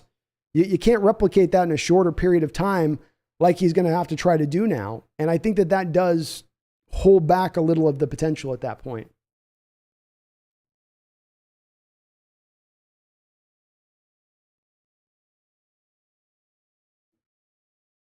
Neil Marsh says, here's a full fan poll question. How many games do you think Broncos will win if we take Russ out in game 1? Yeah. Carroll just instructs the defense to go at Russ. We need that pick low, fellas. Come on. Do God's good work out there. Don't they still have Teddy B? Isn't Teddy B there? They still probably win themselves, 6-7 games, even if Russ goes out. Ryan Ball says, do you know why they never see elephants hiding in trees? Because they are so good at it. Neil Marsh, bring back Pumpkin. It's too hot. She won't sleep on the cat tree right now. She's over barely. Well, we can try. I'll bring her over in a second. See, she's totally lounging out. We're in 90-degree heat over here on the east side this week. So it's just been, cats are just like, oh, can't take it. I can't turn on the AC or you guys are going to hear a motoring if I did it.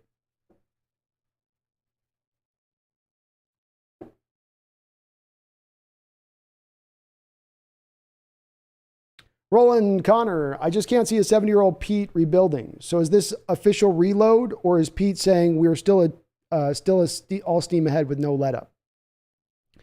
I think this is where we get between rebuild and you're getting between rebuild and sort of reload. Not even reload is the right word. You're rebuild towards getting to a point of competing. I think Roland, they're going to try to do what they can do to compete. I don't think that they're going to be in a tank mode necessarily, or let's call it an active tank mode. But I think that they also acknowledge they're going to have to get through this tough year where you got 40 million plus of dead money on the books. You've just moved on from some legends on your roster. You've got to bring in some new players who are very young, and to expect them to be at their prime play right out the gates, probably expecting a little bit too much. So you got to wait a year, but if you have to wait 1 year to get yourself back to front, is that a rebuild? I usually think of rebuilds as more of a 3-4 year type of process, right? Not a 1 year and we're kind of back. I think more of what they're trying to do, Roland, is fit within the 2012 blueprint, which is that you build the team, then you get the quarterback as sort of that final piece. And you get that quarterback cheap and on a rookie deal so you can build out the team better and bigger around him. I think that's the approach that they're trying to replicate.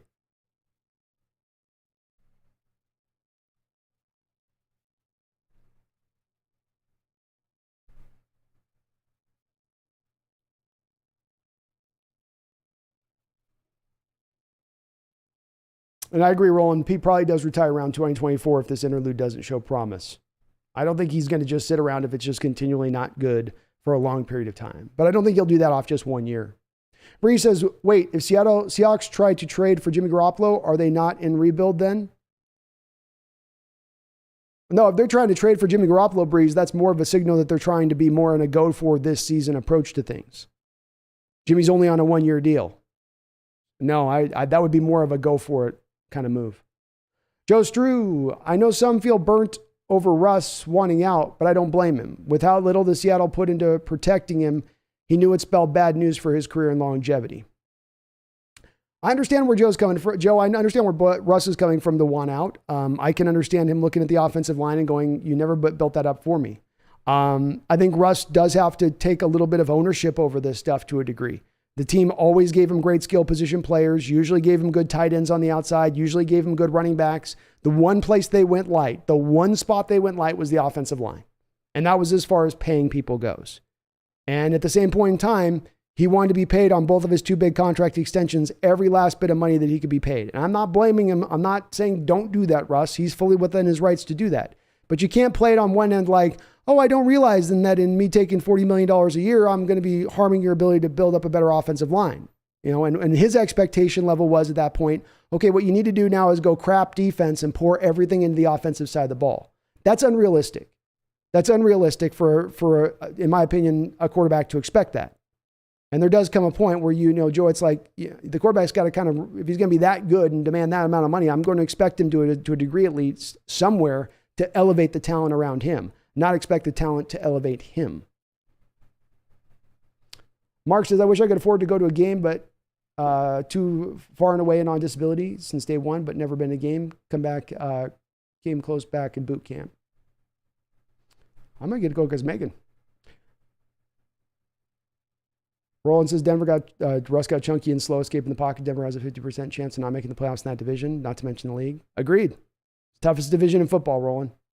No doubt.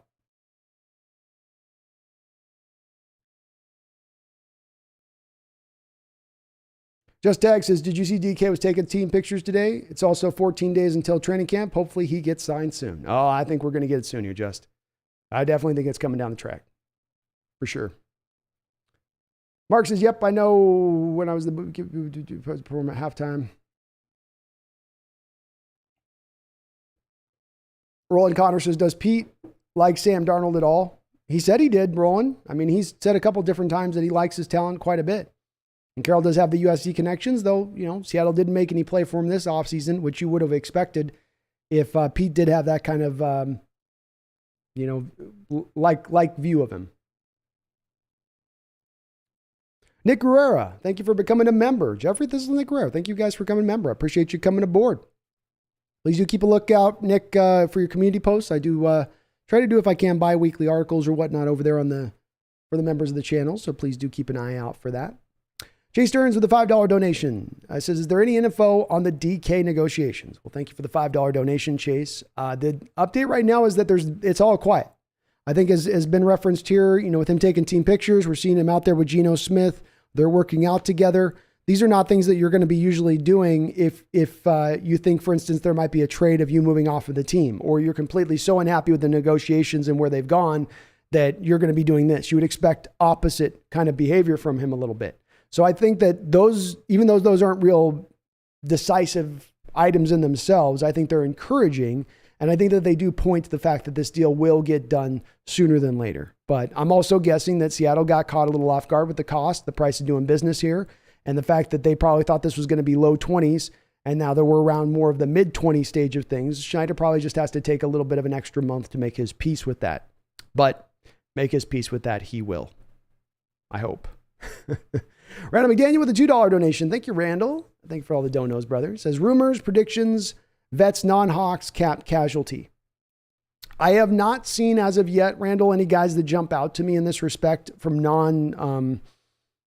and I frankly, I got to do a little bit of research on this, Randall. So I've been waiting a little bit because you want to let a bit of the time play out. Let guys get to training camp, let the rookies come in who, maybe the teams weren't sure if this rookie A or year 2 player A was going to be ready to take over for star A player. And so they wanted to wait to get to training camp and see where everybody's at, and then they can make that determination. So we need a couple of these rookies, a couple of these young guys to come out there and really show out to then maybe push one of these veterans then out onto the market via either cut or to be via trade, though. But I think it's a little early right now, Randall, because we need some of that. We know what we've now have in some of these young guys to then facilitate the older guys moving on.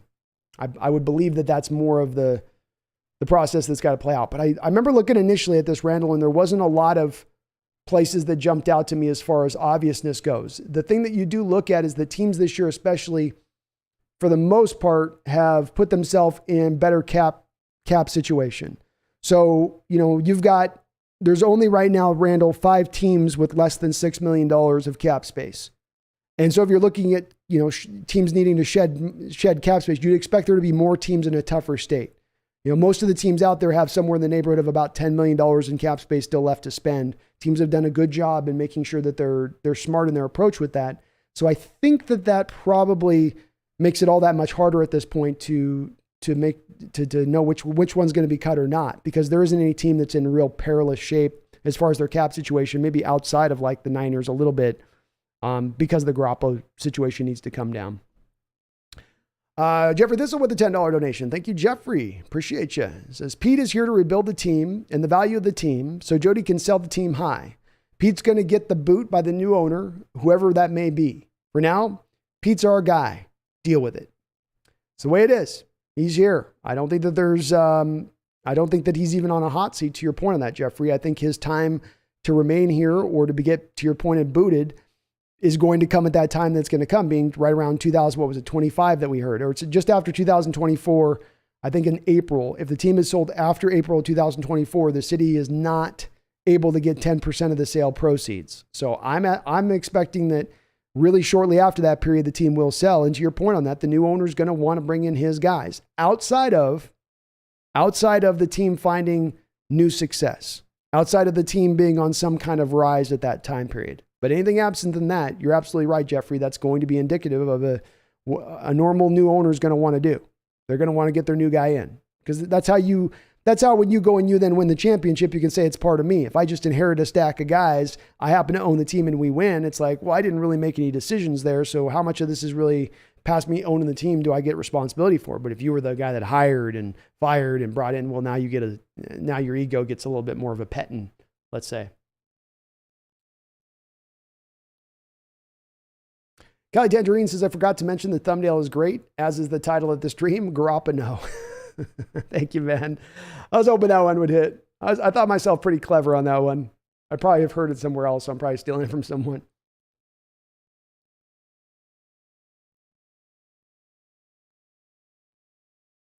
Herbicide says, I don't think we could afford Donald either. I think he's at 18 million.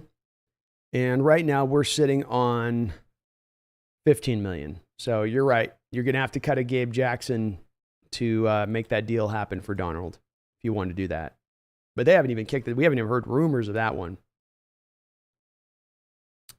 I do wonder what Carolina is going to do, though. Do they run with two $18 million quarterbacks and Matt Corral? I'm not sure. Roland says, if Mayfield blows up Darnold for any reason, Sam will be looking at first ticket out of town. Yeah, 100%. I think if he's not moved prior to the season, Roland, this is definitely his last year in Carolina, almost no matter what. Nick Guerrera says, do you think Seattle will use some of the $18 million to bring someone else in before the season starts? Who would you sign to help the team? I do think that they're holding off that money to do something with it, Nick. I think a large part of that money is going to go to the new DK contract. So you're going to eat up a significant portion of your remaining space with that alone. I think that you will still be left with probably in the neighborhood of like a $5 to $6 million to maybe play around with. And what I would do, Nick, is I would go through the first part of the season, make an assessment, see where the team's at, look at the team and go, okay, where are we? Are we competing? Are we 4-1 through the first 5 games? Do we look a lot better than people thought? And if you are in that stage of doing that, then go out there and make that deadline deal to add to a position of weakness at that point. And if you're in a bad state and you're not very good, then just roll over that money, all the additional money you have from your cap, move it on into the next year's cap, as you're allowed to do with the extra space that you don't use. So I would take one of those two approaches, but I would love to be there at the trade deadline with $5 or $6 million in my back pocket, because you can get a really damn good player at that time if you got that kind of money. And if you happen to be in a competitive state, if something weird were to happen in the NFC where, 2 of these 3 old ass quarterbacks happen to go down to major injury, let's say, and it gets a little bit more of a wild west, everything's open, there are no rules as to what might happen here as we go into the future, maybe it makes sense to have a little bit of that money in that back pocket at that point, especially if you maybe have more of a chance to be competitive. Brian Myers says, good chance Darnold starts week 1 due to his familiarity with the new OC, the receivers, and the offense. After that, we'll see. Agreed. I think that early, that have me in here for a couple of years, being here last year with Waldron, gives him a little bit of that leg up. But Drew Lock can make up that ground. Roland, all this waiting for the 2023 draft, and I'm getting word that Bryce Young is too small. Well, I've been pretty down on Bryce Young as of recent, Roland. I do think that he probably creeps into the first round at the back of the first round if he has another good year like he did last year. But I think he is legit 5'11". He is small on a football field. And that is why I do keep him down a little bit of a ways. But Roland, there's so many other quarterbacks that have size, that have mobility, that have an arm. Go down the track. Levis, Stroud, KJ Jefferson, kid out of Florida. Cameron Ward might be good for Washington State. I mean, hell, I'm just touching on the first 5. There's like another additional 5 guys out there that also could pop. Your Spencer Rattlers and your Slovis, and my goodness, there's a Jerkovic out of Boston College. Isn't that a Massachusetts name? Jerkovic. It's a very Massachusetts name, I feel like. But there's going to be a lot of guys rolling. That's the benefit of that. I believe the early projections are that there should be 5 quarterbacks that go in the first round. And for good reason. These guys are very talented. Isaac Hyatt says, which Seahawks rookie do you want to succeed this upcoming season? Isaac, I really want to see Abraham Lucas go off. I do. He was a guy I was really in on early on the process on my alt channel, Seahawks Scouting. I had that guy in my crosshairs very early on. I said, this is a guy that I really see as a real potential matchup here with Seattle, being that we're going to need a right tackle and he's going to be able to do the things that we want to do within this offense. He had 30 straight starts coming out of Washington State. He played in a couple of different offenses there. I think he's going to be ready to go right from the jump. And I've got a sneaking suspicion that Abraham Lucas might just end up being one of the best right tackles that we've ever seen play the position here in Seattle in history. It's not a deep list of a lot of talented guys we've had come through here, but I think he could be that guy. So he's my guy right now at the top list. Megan says, B, after what happened on the stream today, all I'm wondering is what WWSLDN, what would Steve Largent do now? I'm the same, man. I don't know. We had like Paul Mara got mad at me, man. I was like, dude, I'm not trying to admit, I'm never trying to ignore questions. You know what I mean? I'm never going to try to do that. That's the opposite of what I'm trying to do here. But yeah, it's a little woof. Paul said, sorry, I'm normally fully tuned in, but we are back working in the office now, so I'm only tuning in periodically. I missed the start. No worries, Paul. No worries on it, man. Like I said, I don't have an issue with you. If we disagree, I know you're respectful. We can go back and forth and have our discussion with it. But sometimes we get the people in the chat who just have a hard time understanding respectful. The weird thing is that Pete, with his age, doesn't seem like someone that would want to build around him. He could bring in Jimmy if he's released. I feel the 49ers will keep him as insurance. Agreed. I think the Niners are going to keep him as insurance if they can't get that maximum return back from him. Darcy says, so how do you feel about Russ now? Hate or love? I look fondly, Dara, on Russell Wilson in general. He's the best quarterback in Seahawks history. He helped to bring us our first Super Bowl win, got us to back-to-back Super Bowls. He was so much fun to watch on the football field. I don't think there's anything that's going to take away from that for me that makes that not a reality in how I look and view him. I got a lot of respect for him. What he did locally in the Children's Hospital and all that stuff, unmatched in that respect. Walter Payton Man Award. I mean, there's so much about him that's so good that I don't want to tear down. That should be the first thing talked about when we talk about Russell Wilson. There are things with him that bother me.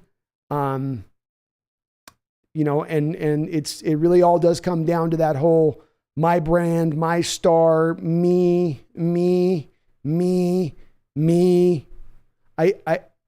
I kind of don't need that for my quarterback position. And maybe I'm just too old school in this approach. Maybe this is the new way quarterbacks are going to be, but it's for the worse. It's for the worse of the team, and it's for the worse of the individual player themselves. It's kind of the irony of the situation. In all this brand building, you actually can end up doing a lot of damage with all this prefab, pre-manufactured stuff. I don't like the inauthenticity. I think it did hurt him at times in trying to be a leader on this football team. I think it's part of why we've had a little bit of a rift between those old Legion of Boom era players and Russell. Doesn't get a lot of love from those guys at all the time. And I think there's a reason for that. So it's one of those places, Dara, where it's like, you got to say, do I hate him or love him? We're in that black and white world where you got to be all on one thing or all on the other. And I just tend to be more of a guy, for the most part, who's in the gray area of things. And this would be more of a gray area with Russ. But overall, it's good. It's at the end of the day, when the way I view on Russ, I have little things that gnaw on me with him a little bit, but those are little things compared to all the great that he did, which I don't want to take away from. Paul says, but you have thought about how valuable Jimmy Garoppolo would be for the development of a new lineman compared to Locke and Geno. I don't know that there would be necessarily a wide difference in the development aspect of that, Paul. I think the key here is that any quarterback that takes over this year, the understanding is going to be that when we had Russ in here last year, we weren't really committed to running this offense the way it needs to be run. Run it to its tenets, right? Instead, it was a lot of fall back into your old habits of play, fall back into your old bad, like bomb city approach to things, right? I think that there's going to be more of, we're going to stay within the confines of the offense this year. And I do think that that's more of playing on time in script. If it's a 3-step drop, then it's a 3-step drop. If it's a 5-step drop, then it's a 5-step drop. It's not a 5-step drop with a hitch. It's not 5-step with a spin out of the pocket and go try to be a miracle worker. If it's not there, throw it away. I think the quarterbacks are going to be fit more into kind of their zone of where they need to land, which is going to have them all then allow the offensive linemen to kind of, I think, Paul, equally be developing at the same rate, kind of no matter who's under center. If you had a guy that played the position a little bit differently from one to the other, I might think differently, but I think these guys everything's going to be scripted. Everything's going to be minimized. They're not going to be asked to process through a lot of reads. It's going to be pretty, as easy as it can kind of be made for quarterbacks, I think. Last Second Sports, get excited. Jimmy G to the Hawks. No, Last Second Sports. No. You were, guys, Last Second Sports was out on Jimmy G. This is a 49er channel, by the way, and we'll be coming on for the Niner lead in. And he was out on Jimmy G last year. He was saying Trey Lance. He was saying it was Trey Lance time from game one last year. So, folks, this is a guy that follows this stuff as much as ever. I don't want to see it, man. No. Sajin says it's going to be a love fest with Russ. You know that? I think it'll overall be well received in the stadium. I agree with you there. Randall McDaniel with a $5 donation. Man, Randall, all the donos. Thank you so much, brother. He says, more of a known. Hawks room or the Niners minus Jimmy G? Ooh. The Niners minus Jimmy G are the unknown. That's the unknown at that point. Because Trey Lance didn't do all that great last year in the times he came in. It's not unexpected. I give him room for that. The kid was really young. I was a proponent of saying, let Jimmy play this first year. He's just not ready. But that doesn't mean that we know that he's taken that step forward. And I still do land on where my pre-assessment was on Trey Lance, where I said he was the second best quarterback to a draft a year ago. I think he's very talented. He's everything you could kind of want in a modern day quarterback from a physical standpoint. So I still land on that. But he was really young. He was really green. He was going to take some time. So I think with the Hawks room, you at least know, look, we're not going to get star power potential here, but we should at the very least get the mediocre quarterback play. You don't even know if you're going to get necessarily mediocre quarterback play with Trey Lance. You might get amazing play or you might get a crap show. He might not be yet ready. And I think there are some indications in this simply by the fact that Jimmy G does still remain, Randall, on their roster, right? Simply the fact that they didn't move him earlier this offseason is indicative of the fact there's some trepidation on their part about where they sit with Trey Lance and how much confidence they have in him to be really, really ready to be that guy.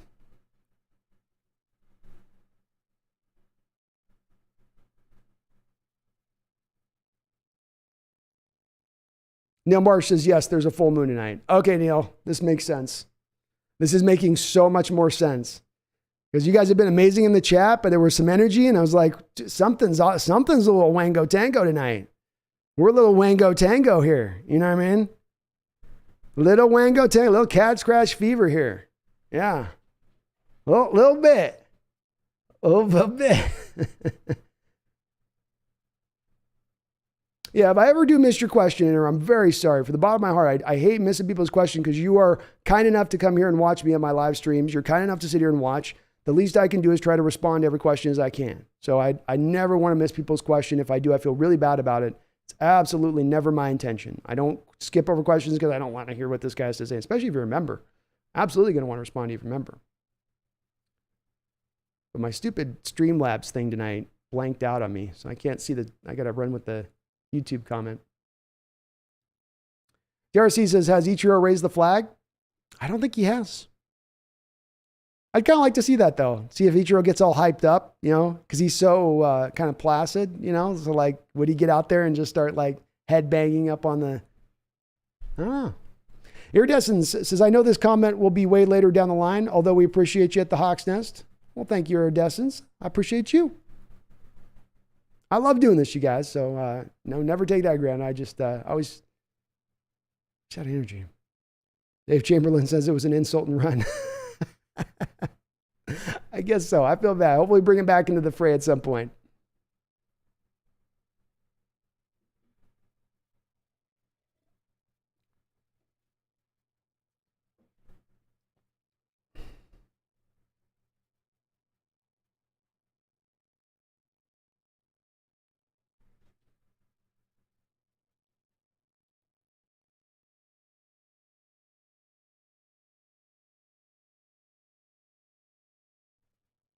Mariners are kicking butt. I know, it's great to see. I'm going to get up to 100 subs so I can live stream on my Mariners channel. If you're not subbed up. I'm up the Crow's Nest. Get subbed up over there. We're trying to get over 100 so that we can do some live streaming of games because these guys are getting fun to watch. And we got some help on the way. You don't know what's going to happen, man. Your boy Michael, I'm sorry you're dealing with this tonight, Brando. You don't deserve it. #1 Hawks page in any platform. I'm doing great tonight. It's Megan had to take more of the heat than I did, so I'm doing fine. I feel bad about Palmera just because Palmera was like, you're not answering. I hate, like, you're a member on this channel. I absolutely want to answer your questions. So I just feel bad. I feel bad for missing on that. But no, you guys are, look, I get so much support through here. You guys are so kind. You hit the like button when I ask you to hit the like button. We get people subbed up. No, I'm always riding high here, your boy Michael. It was just a weird energy tonight. You know, just, you get that. That's why I said full moon. I'm like, it has to be a full moon tonight. There's something, woo. You know, it's kind of like that going on a little bit. I don't know. It was a little weird. It's going to get weird. 2 dragons. Danny Peeps says, I haven't missed a Mariners game on TV this year. I haven't been able to catch him always consistently, but I've been tuning in more and more. And man, I really do want to do some live streams so I can just talk with the chat because there's some stuff on this team I would love to talk about. It's so exciting and fun to watch, and it's getting me back into baseball, which I've been sort of checked out in recent years with some of the stuff in the game. Sajin said, did Baldwin ever raise the flag?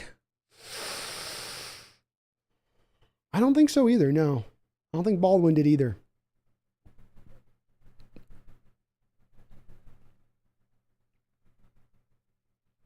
Kelly says, I kind of want to go see a hockey game, even though I know nothing about it. I will start off buying Kraken merch first, though. Hey, hockey places is a unique place. I remember going to Thunderbird games back in the day, and man, that is as lively an audience as you're going to get. I mean, those fans are into it. That is not a wine and cheese crowd, if you know what I mean. That is a beer bong, and let's throw a firework onto the ice and see what happens kind of crowd. Jason, M's fans, Julio Rodriguez is the real deal. Exciting to watch this team. J-Rod show has arrived. Boy, has he ever. I mean, he really came on. He was starting out, and he looked like he was going to have about what Junior had as his first year at 19 versus J-Rod doing it at 21. But he's going to surpass Junior's season. I mean, he might even have some MVP discussion. The guy's on pace for like a 6 WAR, which is incredible in baseball. 6 WAR, like 2-3 is good. So he's doubling that for him to be this good this early on. And you just see how it just sort of just drives up the whole rest of the team, even when you don't have Mitch Haniger, even when Jared Kelenick's not there. You know, even there's some parts and pieces you're kind of missing. It's still enough on his own with it. So it's been exciting. So much fun to watch. Baldwin has, Jason says. I was there. Okay. They must have not have shown that one on TV, but sometimes they don't show the raising the flag on the TV. They'll just go right to the start of the game, which I hate because I always like to see who raises the flag. That's cool, though. They let Doug do it.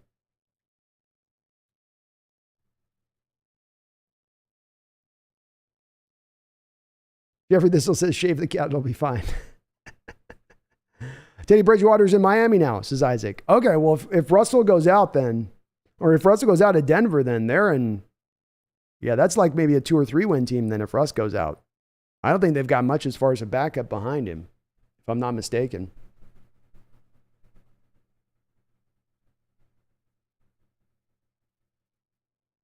Let me get the kitty on here. One sec.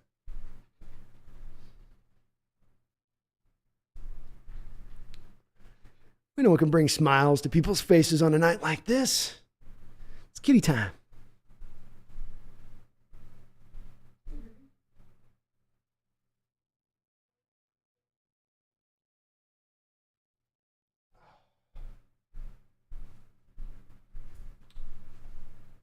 Okay. There we go. See, kitties always make things better, don't they? Yeah. Kitties make everything better. That's for real.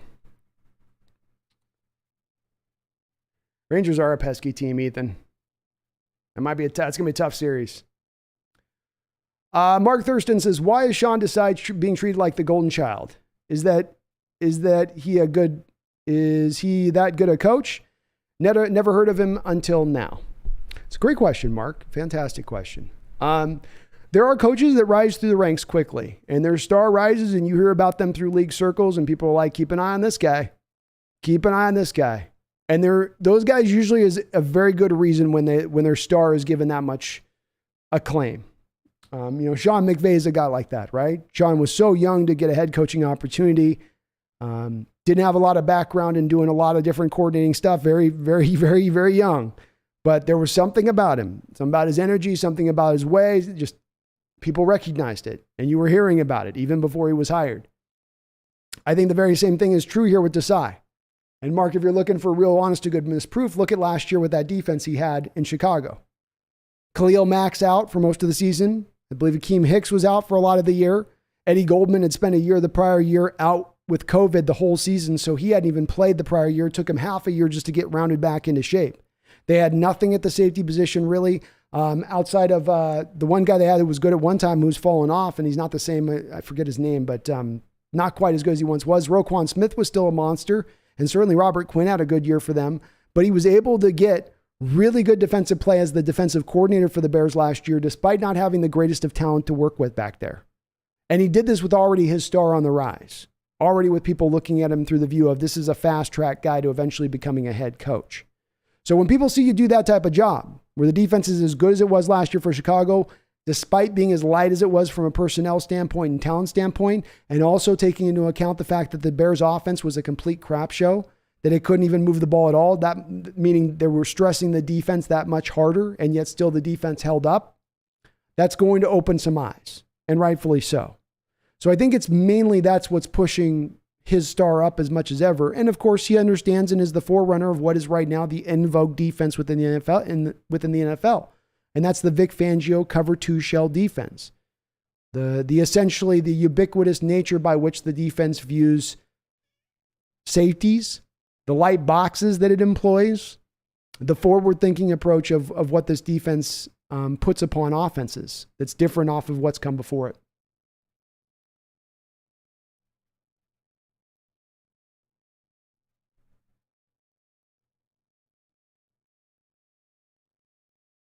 Bree says, yeah, that's what I meant because Pete Carroll, that guy doesn't want to be a part of rebuild. He is 70-something years old. He wants to win now. Agreed.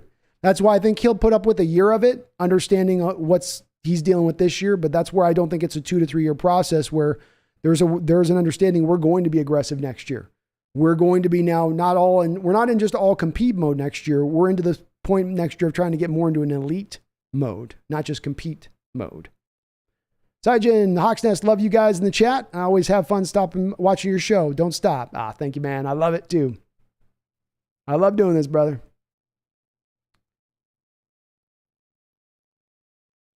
Neil Marsh says, just a thought, anything to the inability of a QB wide receiver combos to maintain for more than 4 years? Just thought anything to the inability of quarterback receiver combos to maintain for more than 4 years. Aaron and Devontae, Patrick and Tyreek, Dak, and Amari, Russ, and DK. What a great question, Deal. I really love that question. I think that the question is more what's happened here, because you didn't used to be that way, right? You used to have years where guys could play together. I think, Marino played for years with his guys, and, Montana had his Rice, and, I know Rice eventually moved on, but he was like, 35 by that point or something. So he was there for a long period of time. This comes down to me to the quarterbacks and their cost, Neil, more so than even the wide receivers and their cost. That does factor in too, because the wide receiver money is blown up, but the quarterback money has gone so far and away above anything, in my opinion, within reason almost to a degree. And what you have at all of those examples you give, Aaron, Dak, Russ. I'm going to hold Patrick out for just a second on this, Neil, but those three guys have all at every turn tried to get as much money as they could. In Dak's case, I can't blame him because the Cowboys held him out on a rookie deal far longer than they should have. They should have rewarded the kid much earlier. They didn't, so they have to pay high prices because of that. But they are paying high prices nonetheless, and that's going to impact how you build your roster at that point. It just absolutely does. In the case of Patrick, he's given the team a discount through the first couple of years of this new 10-year, $500 million deal. But now the cost is starting to click in as he gets into third year. They can't move many more money around. The cap hit is the cap hit here. And with Tyreek wanting to be paid $30 million, you just couldn't swing it. So if you have, Neil, maybe a quarterback as we go into the future, maybe we can find more of a forward-looking quarterback to look at a situation and say, hey, if I just took maybe $6-7 million less, instead of taking what's going to be the new age deals of $50 million a year, I take $43 million a year. Maybe they can take that extra $7 million and I can hold on to my receiver. maybe it's kind of me eye in the sky. That's not the reality of how it works, but you would certainly like to see that done a little bit more from a quarterback standpoint. I mean, Aaron, you just went and got your fourth contract here, and you did so now with Devontae gone. And I know Devontae said part of why he wanted to leave was he wasn't sure if Aaron was going to be there over the next couple of years, but I don't know if there wasn't maybe a little bit more into that as well. It's hard though. Quarterbacks cost a lot. It just makes it tough.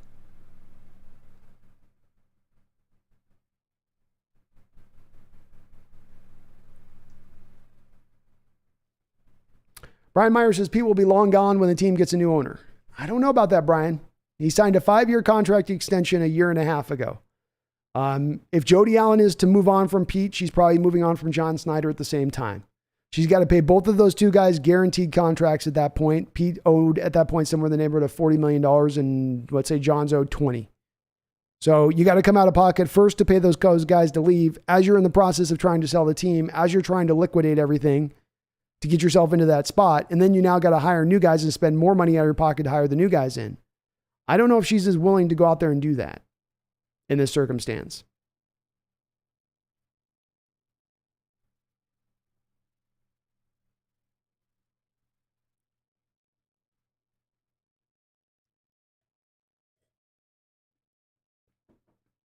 Roland says, Jody says not for sale until someone offers something that can't be refused. Exactly, Roland. Not for sale until they are.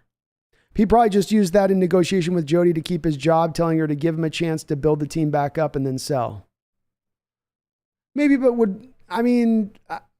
maybe. But again, I think as much as ever, the thing we know for certain on this, whether the teams are for sale or not, and Jody's trying to say this, the thing that we understand for certain is this: the Paul G. Allen Trust dictates that the trust needs to have the assets liquidated within the trust so that they can then be put to the pet projects. Liquidation must happen right now. So when you're getting into liquidation phase, you're not getting into spending money phase, right? Those are two things that go opposite directions of each other. So if you're trying to maximize every last dollar bill you can put in a bank account, you're not trying to cut a check for $40 million to Pete and $20 million to John Snyder, and then an additional $20 million to your next coach and an additional $10 million to your next general manager. You're probably not going to want to do that. So I think that that's as much as factored into it as ever, is that she didn't want to have to hire the next new coach in here, and rather just let it ride out and let it play out.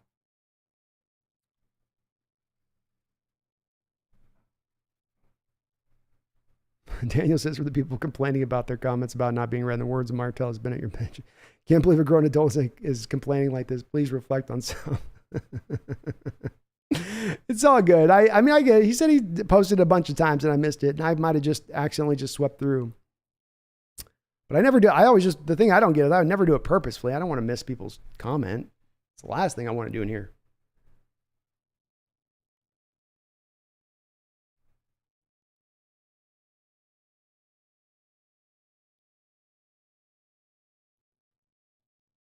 Brian Meyer says most likely 5 years before the team is sold, Blazers will go first. I agree with you there, Brian. I don't know if it'll be 5 years, though. I think once they pass April of 2024 and the team no longer has to give 10% of their sale proceeds back to the city, as is dictated in the contract paperwork, I think they're good to probably be sold at any point in time after that point. But I also think that if you're going to be in a position of trying to sell, you're probably not going to advertise the fact because you want to maximize out what you can get. And if everybody knows that you have to sell, that it's a must. That it's a must that you sell, then that's going to probably theoretically lower down the price.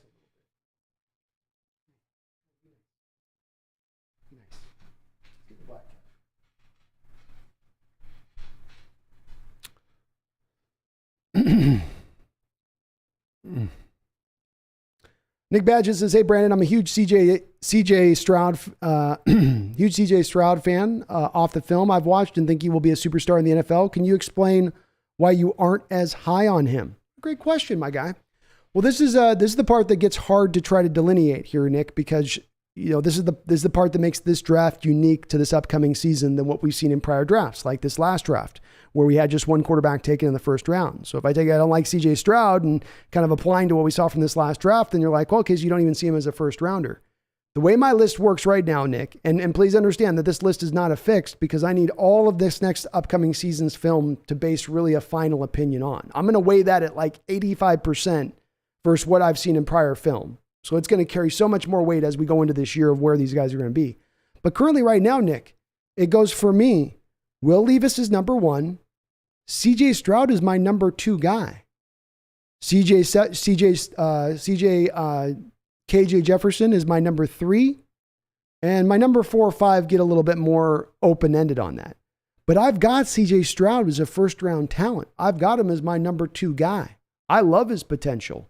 I don't see a lot of flaws within his game. I think he's pretty clean from a mechanical standpoint, decision-making standpoint, accuracy, anticipation.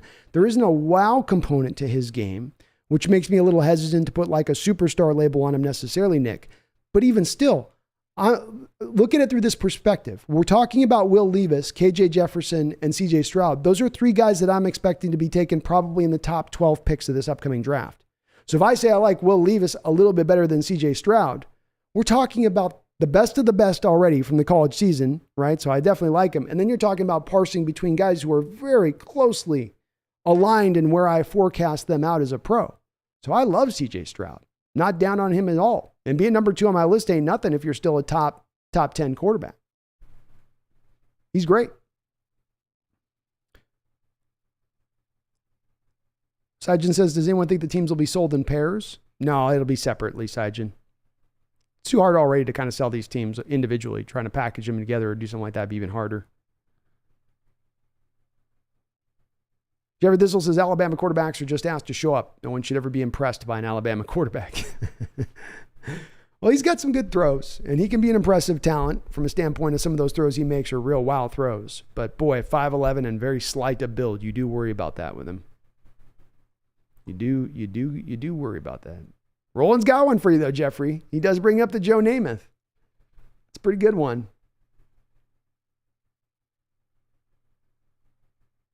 Ryder Goodman says, you look like sus emo Roblox girl. Well, if I knew who that was, I would know whether to be insulted by that or to thank you for that comparison.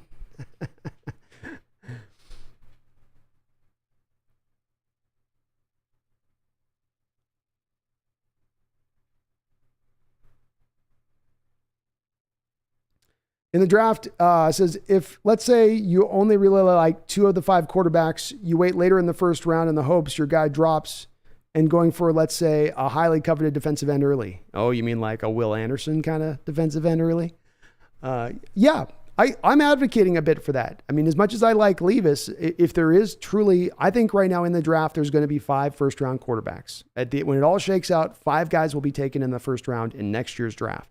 So if you're able to get one of those guys, I'm okay if it's not one of the top guys, as long as he's a pro-ready guy who can fit within this pro-style offense very quickly and acclimate fast. If he can do those things, it's less important whether or not he's a top 5 guy or a top 10 guy. I just need a really talented guy who can execute the offense, because let's remember, whoever we bring in here, we're not going to ask to become the next Patrick Mahomes. We're going to ask them to manage the game. We're going to ask them to be the next Russell Wilson of 2012 and 2013. Russell eventually became an MVP type player, but he certainly wasn't that through his probably first 3 or 4 or 5 years of his career. Took him a little bit of time to get there. DJ says Howard Schultz deserves another chance. Howard Schultz does not deserve another chance. He's lost all of his goodwill.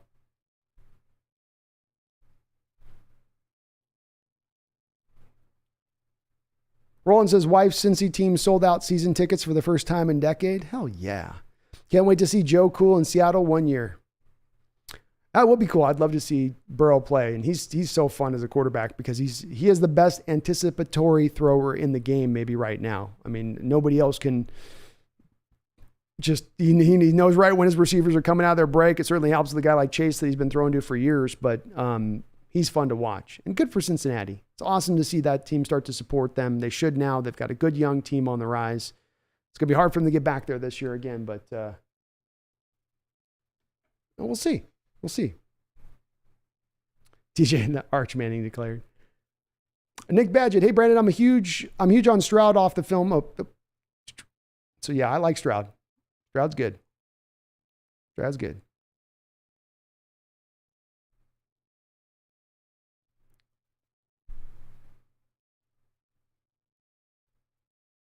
Neil Marsh says Trey Lance played 1 year in community college and will replace a guy who played 4 years at Northern Iowa.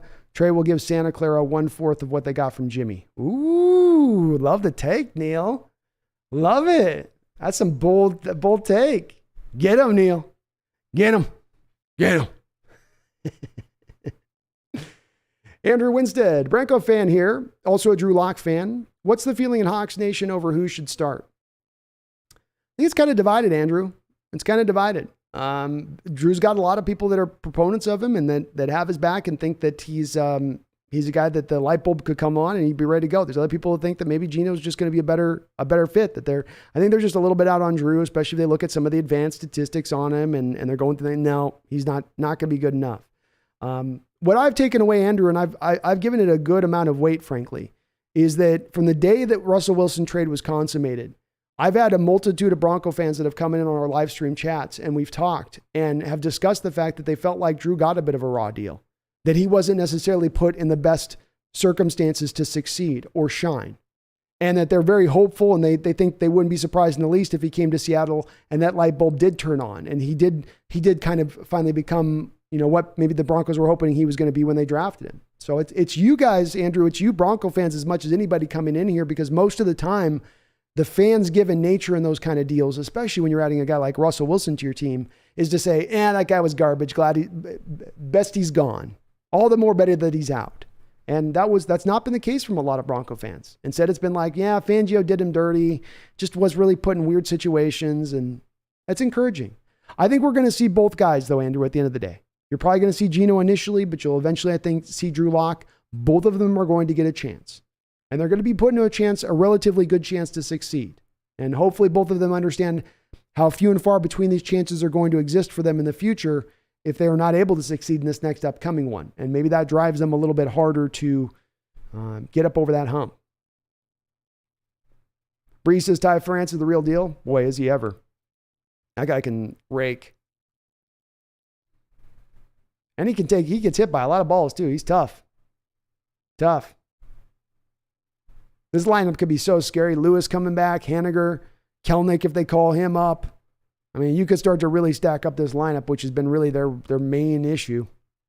Say nothing of going out and making a deadline trade, which they're sitting in prime shape to be able to go do. Randall says they serve Mickey's at T-Bird games. I'm not surprised. I wouldn't be surprised, Randall. You know what I'm talking about. It was a beautiful, dirty little arena in all the right ways.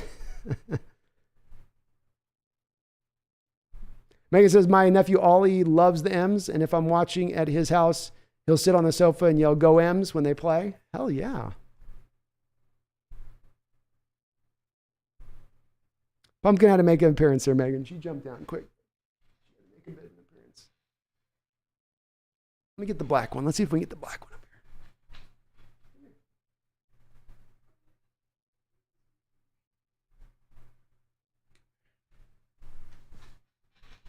Yeah, this is my little Xena here.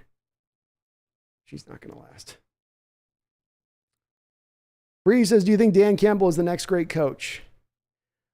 I don't, Breeze, and I'm not trying to crap on the Lions necessarily, because I have liked a lot of the moves that have been made. I've liked your guys' draft in recent years and the direction you've gone. You know, I really have. I think it's been very smart. Hutchinson this year, Sewell last year.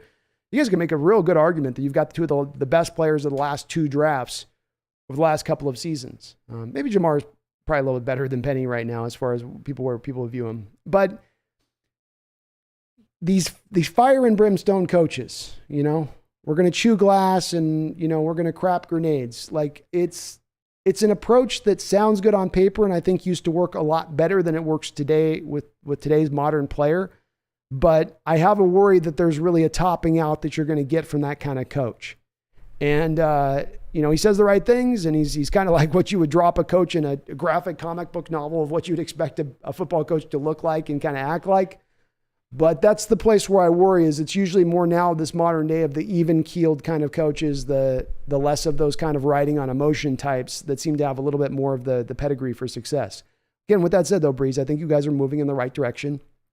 I've liked the moves that have been made. Of course, a lot of this is going to be dictated by what you guys do with the quarterback position moving into the future. Eden Tech World says, Major League Baseball trade deadline approaching. Ems needs to take a huge swing. Starting pitching and second base need a much better third starter than Flexen and address second base. The team and the fans are ready to Poto. That's where I'd be looking. If you can do something, that's the places to do it. Second base, getting a starter in here, laser lock in on that. And yeah, they got the assets to do it. They've got the money. They didn't spend all the money they were going to try to spend this offseason because there wasn't a guy available. So you got the money. You can take a little bit of offload salary for a still very talented player. That's the way to go. Sijin says, I'll take residence in Seattle in 2 years. It's a good place to live, man.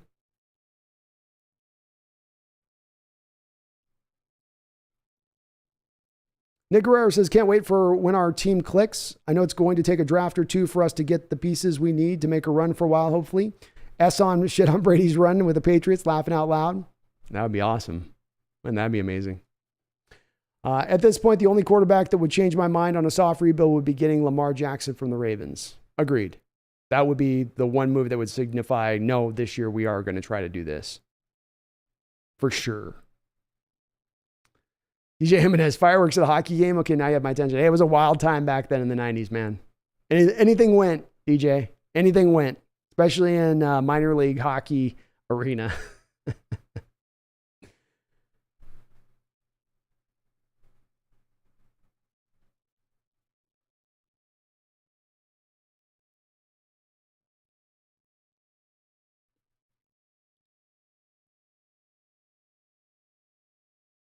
Jimmy Elliott, you're the man. Well, you're the man, Jamie, for checking out the thing. Appreciate you watching the channel.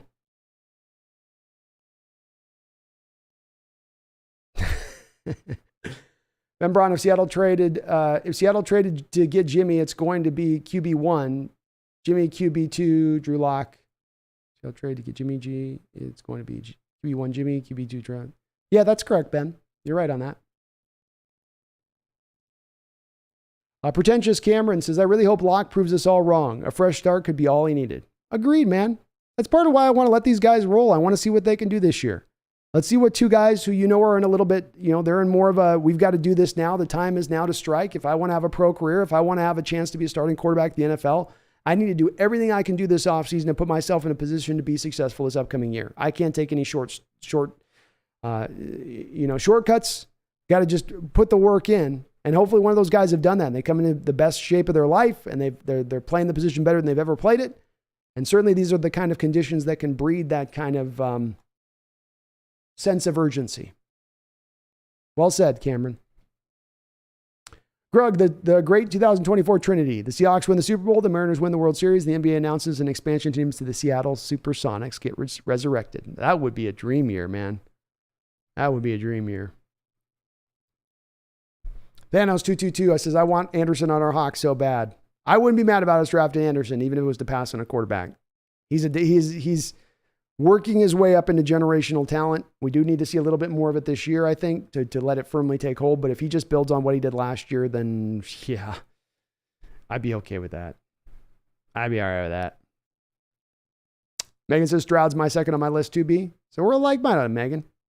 Leave us Stroud. I like me Stroud. He's good.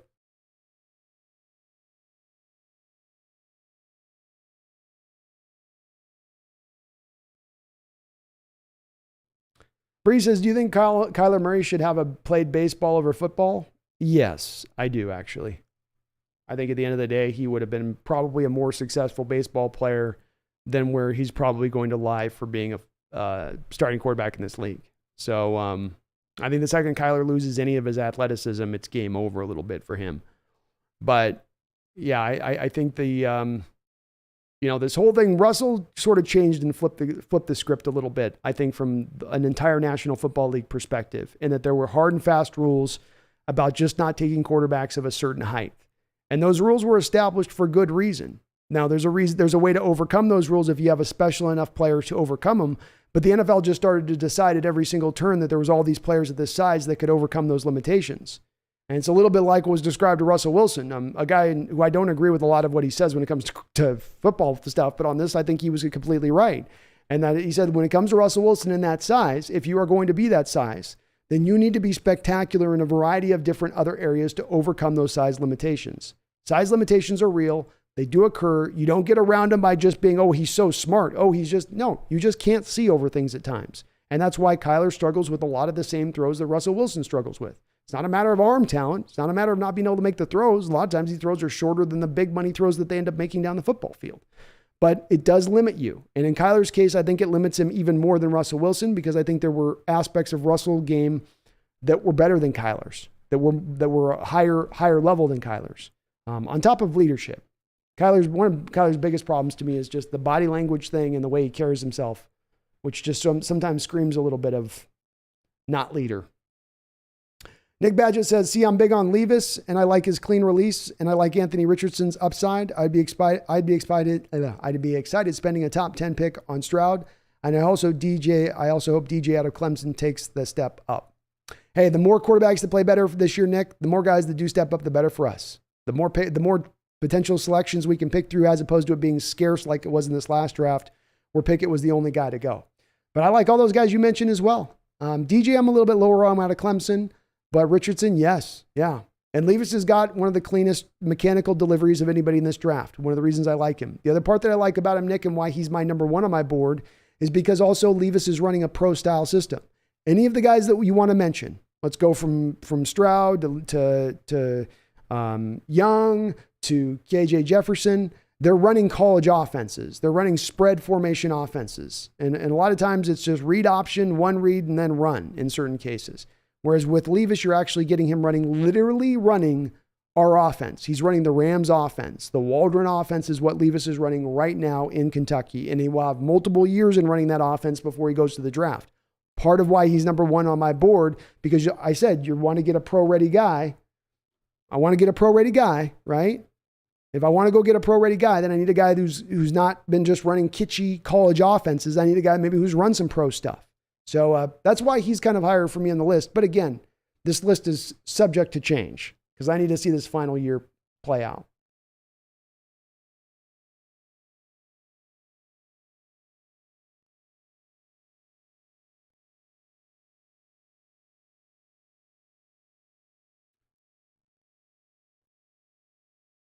Nick says, also, respect for you trying to answer all the questions. Oh, it's my pleasure, man. Like I said, I love doing this, and I really do want to answer everybody's question because you guys are being so kind to come in here and watch me. You guys could be doing anything in the world right now. You're in here on my stream, and we're talking football, and I think that's the least I can do from my side of it is respect you guys on that. Try to get to them all. Ben Braun, I hope. The tough part, though, has been, Nick, is it's getting tough. Is we're getting so big. It's just the chat's blowing up. It's getting harder and harder, which is just I need to do more shows in order to probably alleviate that a little bit. Ben, I hope Seattle drafts Bryce Young so he can be the new fantasy quarterback in the future. We'll see with him. It's a potential.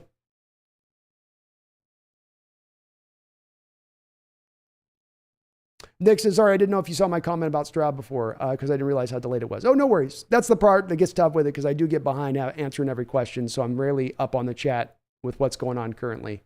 I'm trying to find a way to do that, get myself to that spot. Brian Meyer says, anybody watching college quarterbacks who might become Hawks, be sure and check out Clayton Tune at Houston. Good prospect. Houston's really been starting to do well with their program, Brian. But I'll take a look at him. I like that name. Clayton Tune. Oh my God, all the nicknames we could work off of that. Megan says, Drew Lock starts week 1. I'm on the lock train and have been since day 1 because he's so damn cute. Hashtag shallow is my middle name. Nice. Saijan says, question, will Pete tank to get those quarterback drafts for 2023? I don't see him tanking, Saijan. I don't. I think they're going to try to be competitive. I think you could, if you want to see as close as this team gets to tanking, it's them maybe not making a bigger priority to get a huge upgrade at the quarterback position past Geno and Drew. And I'm not trying to sell low on those guys, but rather than going and getting that Lamar Jackson type trade you could make, they're not doing that. That's as close as you can come to getting Pete into a tank mode. It's just not in his DNA to do that. It's really not. So I think they look at the situation like we can be competitive this year. We're going into the next draft with 2 first-round picks, 2 second-round picks, and the full assemblage of all of our other draft choices. We would have the capital if we really want to move up to get a certain guy that we then don't have to tank to get that guy. we want to just move up and offer the sun, moon, and stars to go get him, we can do so. I think they look at it through that a little bit more. Nick Guerrero says, what if Trey Brown is still hurt, so Kobe starts, he gets hurt, and Woolen comes in and is an effing majestic unicorn that we thought he could be? Laughing out loud, wouldn't that be badass? That would be badass. That'd be amazing. If this team's able to unearth another great cornerback in a late round like that and get that kind of returns like they have in the past with guys like Sherman or Byron Maxwell and the sort, that would be awesome. That would be awesome. And once again, then Carroll is an all-time cornerback whisperer at that point if he's not already. And Braun says, I think Drew Lock will be starting quarterback over Geno because Geno's still suspended for 3 or 4 games. I don't think he's been suspended yet, Ben. I don't think he's been yet. UGK, you not a big USC guy?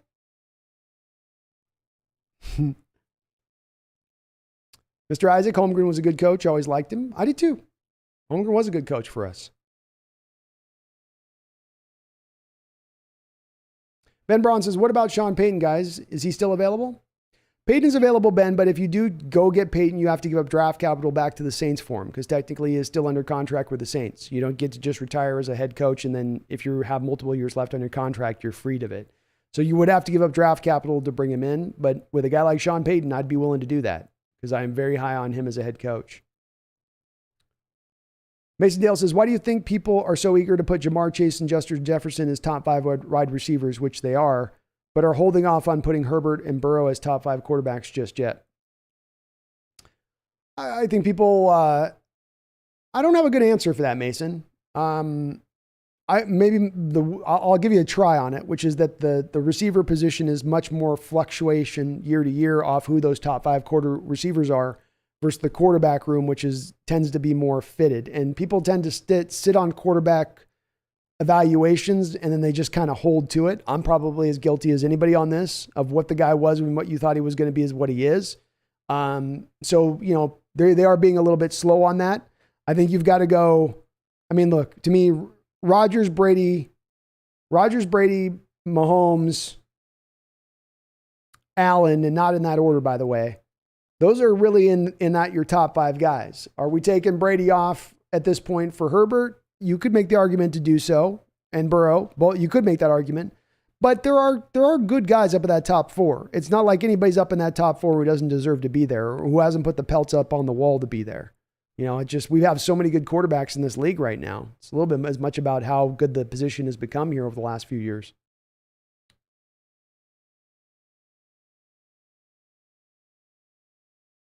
Mr. Isaac says, I really like Lamar Jackson. I just don't know how long his body can stay healthy with the amount of running he does. I hope he stays healthy, but you just never know. No, it's undoubted that, you know, he's going to break down a little earlier in his career. He's going to have a bit of the Cam Newton career trajectory where by 30 years old, you very well may be having a guy who's somewhat of a shell of what he used to be from an athletic standpoint, physical standpoint, because he's taken that beating that you talk about.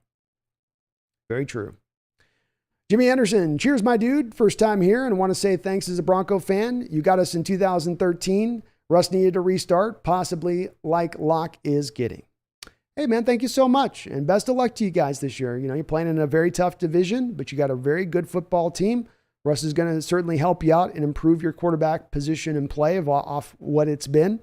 So we'll see how it goes. I would say, Jimmy, I would have loved to have seen you guys do a little bit more from a pass protection standpoint on that offensive line to cement some things for Russ a little bit better, to get those returns out that much more faster.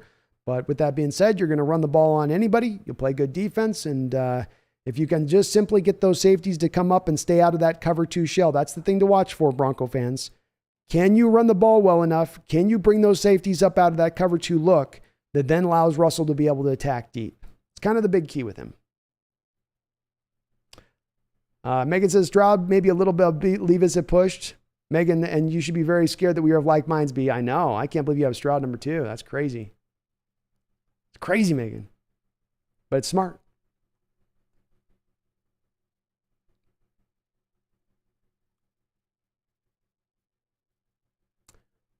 Megan says Zena's watching for Pumpkin to come back and reclaim her throne. Yeah, that's why she jumped off. Is she knows that Pumpkin would certainly be coming there to try to tackle her for daring to get up on the cat tree. How dare you? How dare you? It's my tree.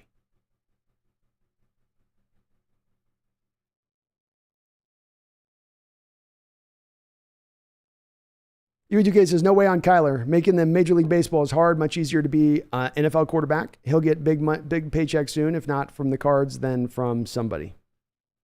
I think it's an interesting question, Huey, because I do think he's going to get paid. But those baseball contracts, if you sign just one, it's like 5-year, $200 million deal, $250 million deal, and you're going to get to sign another one after the 5 years is up a lot of times.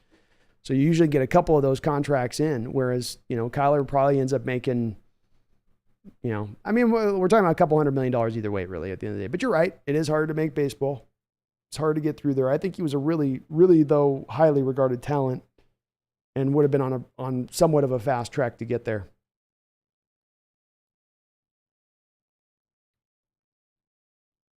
Jimmy says, I think after seeing the success Peyton had as well, too, it shows that it can work and has in Denver. Great fans, just like Seattle.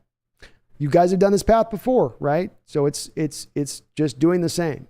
I do think that the thing that I worry about with this, Jimmy, and they said they're customizing the offense to Russ, is that you're still just going to try to run this West Coast offense a Hackett, where really what it should be is it should be more of the power run game off of the deep play action stuff, with Russ trying to hit stuff deep with the getting the extra safety in the box. And I do wonder a little bit about that. Whereas with Peyton, you had him come in and you just adopted the Peyton Manning offense. It just became the Peyton Manning offense. And the trepidations I have for the offensive line and pass protection for the Broncos right now, I don't think I could apply that when Peyton came there. You guys had an overall pretty solid offensive line at that time, including I think it was Clady that you had over there on the left side when he walked in the door. And I just don't know if that offensive line's in that same kind of place. I think you can run block like mad. Like you guys will open holes on anybody. You can people move anybody. But the pass protection's worrisome because you have a quarterback who does tend to hold on to the ball a little bit longer than the normal quarterback. And if there are pass protection issues, that can kind of exacerbate that a little bit. Nick Badgett says that is a fact that Levis does run the Ram-style offense, and I see a lot on tape that Stroud will go through 2 to 3 progressions. Also, can you go into more detail about why you don't like Young? There's anything necessarily I don't like about with Young, because he does make as good a wow throws as any quarterback in this upcoming draft. But having had a quarterback that's been undersized for the last 10 years, Nick, I think that there's a reality to living with a quarterback that's sub 6 foot in height.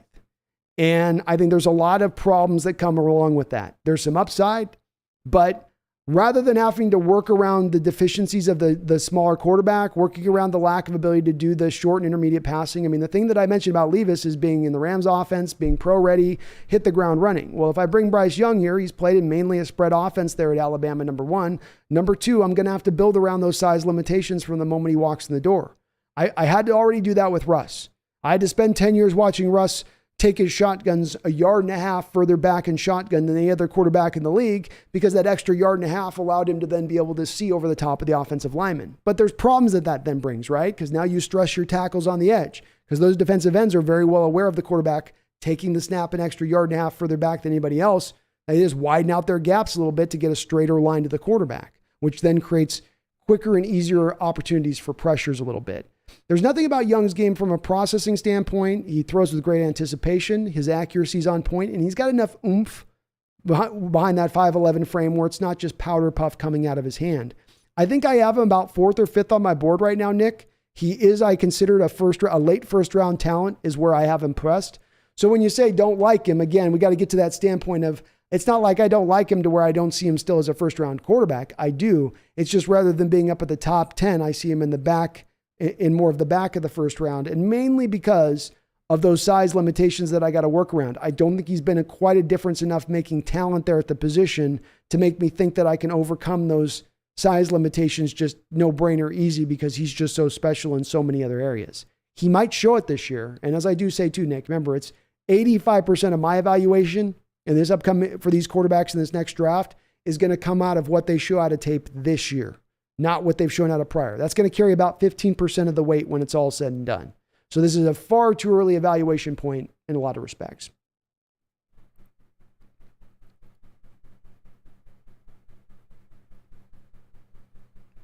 Nick Badger says, because I watched the tape on Young, and I think he reminds me of Russ a little bit. The wow throws, like Russ can make, I can see it with that. I don't think he's got young Russ mobility to him. I don't think he's quite where Russ was. I mean, Russ was legit like a 4-5 guy coming out. I mean, he was fast. He was fast. I think Young's more of, to me, like a 4-6-5 guy. That's more of where he is as a 40 guy. But I can see the comparison there. I can see where you're at with that. Megan says, Holmgren wasn't a Paul Allen pick as a coach, was he? Absolutely was, Megan. Yep. That was Paul Allen's first hire coming in the door. That was his first big splash move. Nick says, I was so glad that we passed on the shitty quarterback class. Even in the third round, I would have been pissed to get Malik Willis. Me too, man. I didn't like these guys. I had to kind of sometimes get dark with the chat and go, guys, I know you like these guys and you're gassing them up. Gas it down. This ain't the one. These aren't the ones. This ain't it. You know? So I'm with you on that. I'm with you. I wouldn't have hated third round, Nick, but I still would have, for the value that was falling in that third round, not just the, not just the Abraham Lucas that you got, but you had Leo Chanel was there, I think, in the second round. You had the kid out of Connecticut, the zero tech defensive tackle. Like, there would have been so many other better options than Willis at that point. Nick says, and I wouldn't want to start a rebuild with a third round talent. To me, what was your grade on Willis? Third round. I thought third round, Nick, because he was going to take time to develop. He was very raw. And I wasn't as certain that some of the difference-making components to his game that everybody was taking for granted that, he's absolutely a difference maker in this realm of things. I wasn't as certain by that. I didn't think that he has upward of much mobility as other people were saying. Some people were trying to make comparisons to Lamar Jackson or Kyler Murray. He just doesn't have that switch. He doesn't have that gear.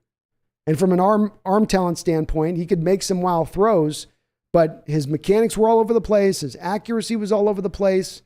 Couldn't always layer his throws correctly. He would choose to throw with touch at times when he needed to put more of velocity on it. And sometimes he'd throw it with smoke when you need to kind of put it up a little bit.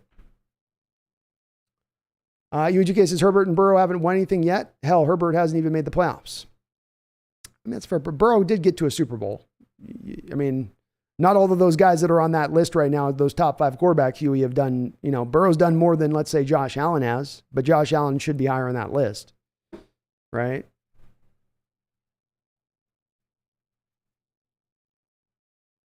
Mason, with the league's expectations of our Hawks being pretty low, what do you think it would take Pete to lose the locker room? I don't think Pete necessarily loses the locker room. I think that's one of the good parts to Pete's game that still remains. If he's maybe lost some things to his game over the years as he's aged on, that's one of the things that has maintained. I think last year would have been a year where if you were going to lose the locker room, that would have been it, where everything was going to start to collapse. Russell was potentially going to be gone.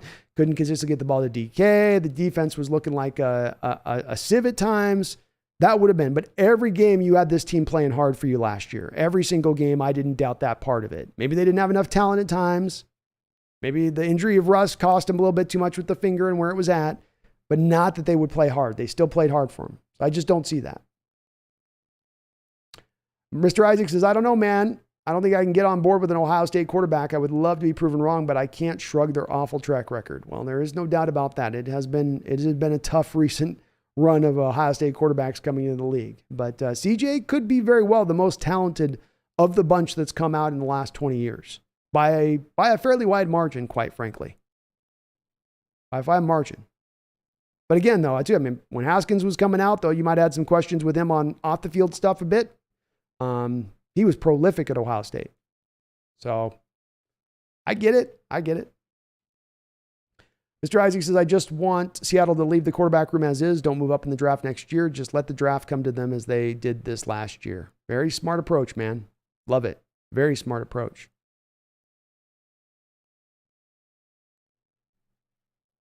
Nick says another thing about Levis, which don't get me wrong, I'm a big fan of him, but he also is older.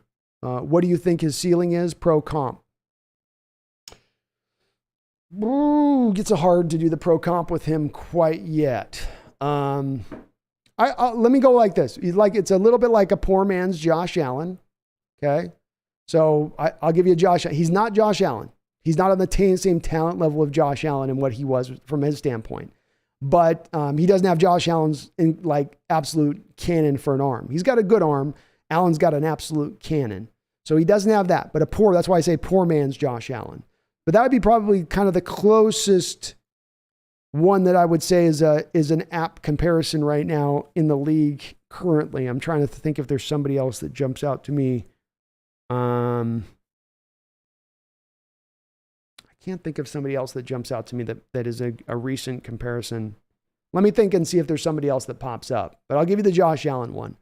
The age thing doesn't mess with me, Nick. Or was it Nick? Yeah, it was Nick. The age thing doesn't mess with me because, again, I look through this through the 2012 blueprint. We're replicating what we did 10 years ago. So you're looking to bring that young quarterback in on that rookie deal. You're not looking at through the lens of who's the quarterback who's going to be here for the next 10 to 15 years. Who's the quarterback who's going to be here for the next 3, 4, 5 years, where we build a super team around him, we have him on a cheap rookie deal, and we make that the model. And we'll make our decision 5 years from now if we want to continue to pay a guy like that. But what we really need him to be is pro ready, hit the ground running so we can get the maximum returns on that rookie deal, which in this favor, to a degree, Nick, his age then kind of works in his favor because theoretically he's more mentally ready and prepared to then take those reins when he walks in the door versus needing to take those couple years like a 20-year-old Trey Lance might need. So that's also where it more works in his favor in my case in this situation because of the kind of blueprint you're trying to apply. Nick says, I agree. It's annoying seeing wide open targets in the middle of the field and Russ not being able to see them, and agree would be frustrating watching that again. Exactly, man. It's something you see with Kyler Murray. I mean, look at you can see it on the hot charts. If you look, they have these quarterback hot charts where you can see where they complete passes. And both with Kyler and Russell, you can see it's cold as effing hell right through the middle of the field and on short routes. It just is. And, I just think there comes a point where you can't see over. You need pass rush, you need throwing lanes to go through. I get all that stuff. But it also comes down to the point where there just comes a point where you're small, I got to work around it. And maybe if you've got other elements that are so special in your game to overcome it, maybe it's worthwhile to do. But at this point, after 10 years of it, Nick, I need to see such special traits on them that it's like blows me away to make that kind of move. And I don't quite get there with Young, not yet. Though again, I do see him as a first round kind of guy. Megan says, wow, you would think I would have known that Holmgren was an Allen pick given my adoration of PGA, but I honestly had no clue. Oh, it's no worries, Megan. It was like the first movie made back in 96 when he walked in. So it was long, long ago. Somebody just said Jimmy Graham. Somebody just said Will Levis comps Jimmy G. No. Somebody's not been watching Kyler Murray, or somebody's not been out watching Will Levis play. No way.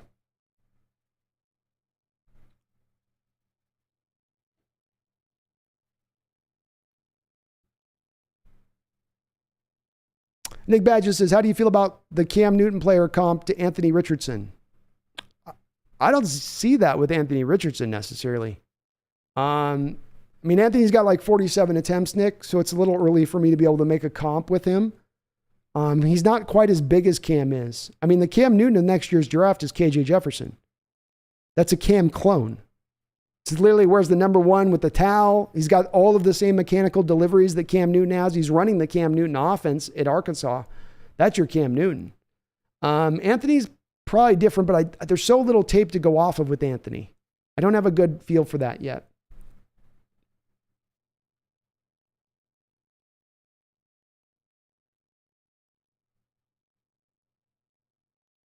Yeah, Neil, Levis is not Jimmy G. Levis has got more in his legs than Jimmy G will ever have in 100 lifetimes.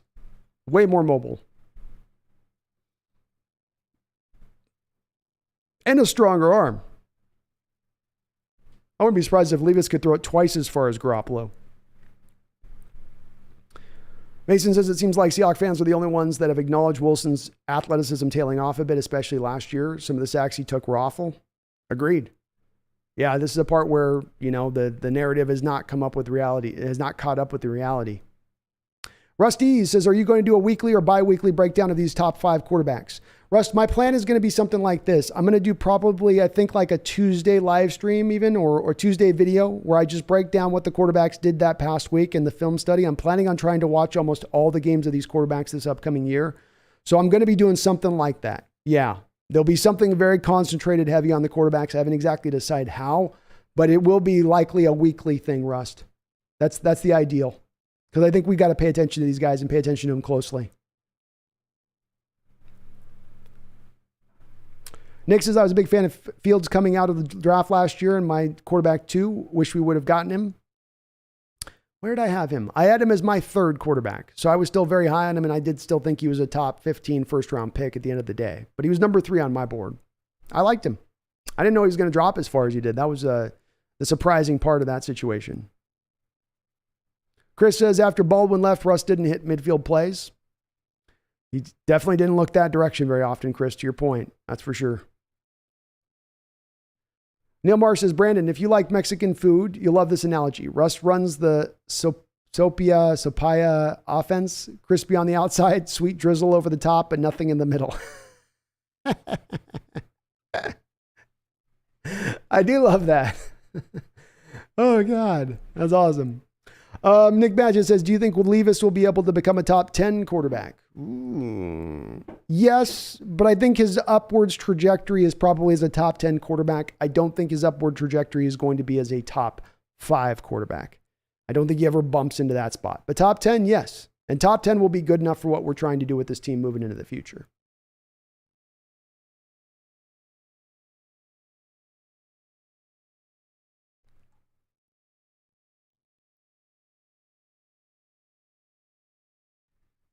Chris says, Baldwin commanded Russ's respect and was able to manage him the right way. Doug is one of my all-time favorites. Mine too, man. And certainly in retrospect, we sometimes wondered why Doug would go at Russ and like, we will lead you. If you become the leader, we will take and we will follow you into hell. He would say, you'd hear sound bites like that from Doug and go, man, he's going at Russ kind of hard. What's going on that he's having to push Russ like this? I think in retrospect, it's a little bit more understandable as to why that tenor and tone was taken at times on the sideline when they were mic'd up.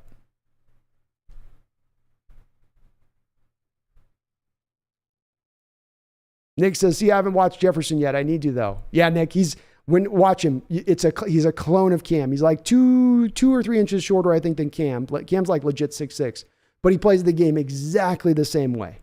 Even the number 1 with the towel, all of it, the whole shebang. Mr. Isaac, one of my favorite things about being in the NFC West is that we have more or less owned it for the last 20 years. Generally, I would say. I agree with that. We've certainly been the most successful team in this division over the last 20 years. More division titles than anybody else over the last 20 years. More playoff success than anybody else over the last 20 years. I agree with you there. Well, I guess Rams have got an argument to be made about the playoff success because they've won a Super Bowl and been to two Super Bowls. So.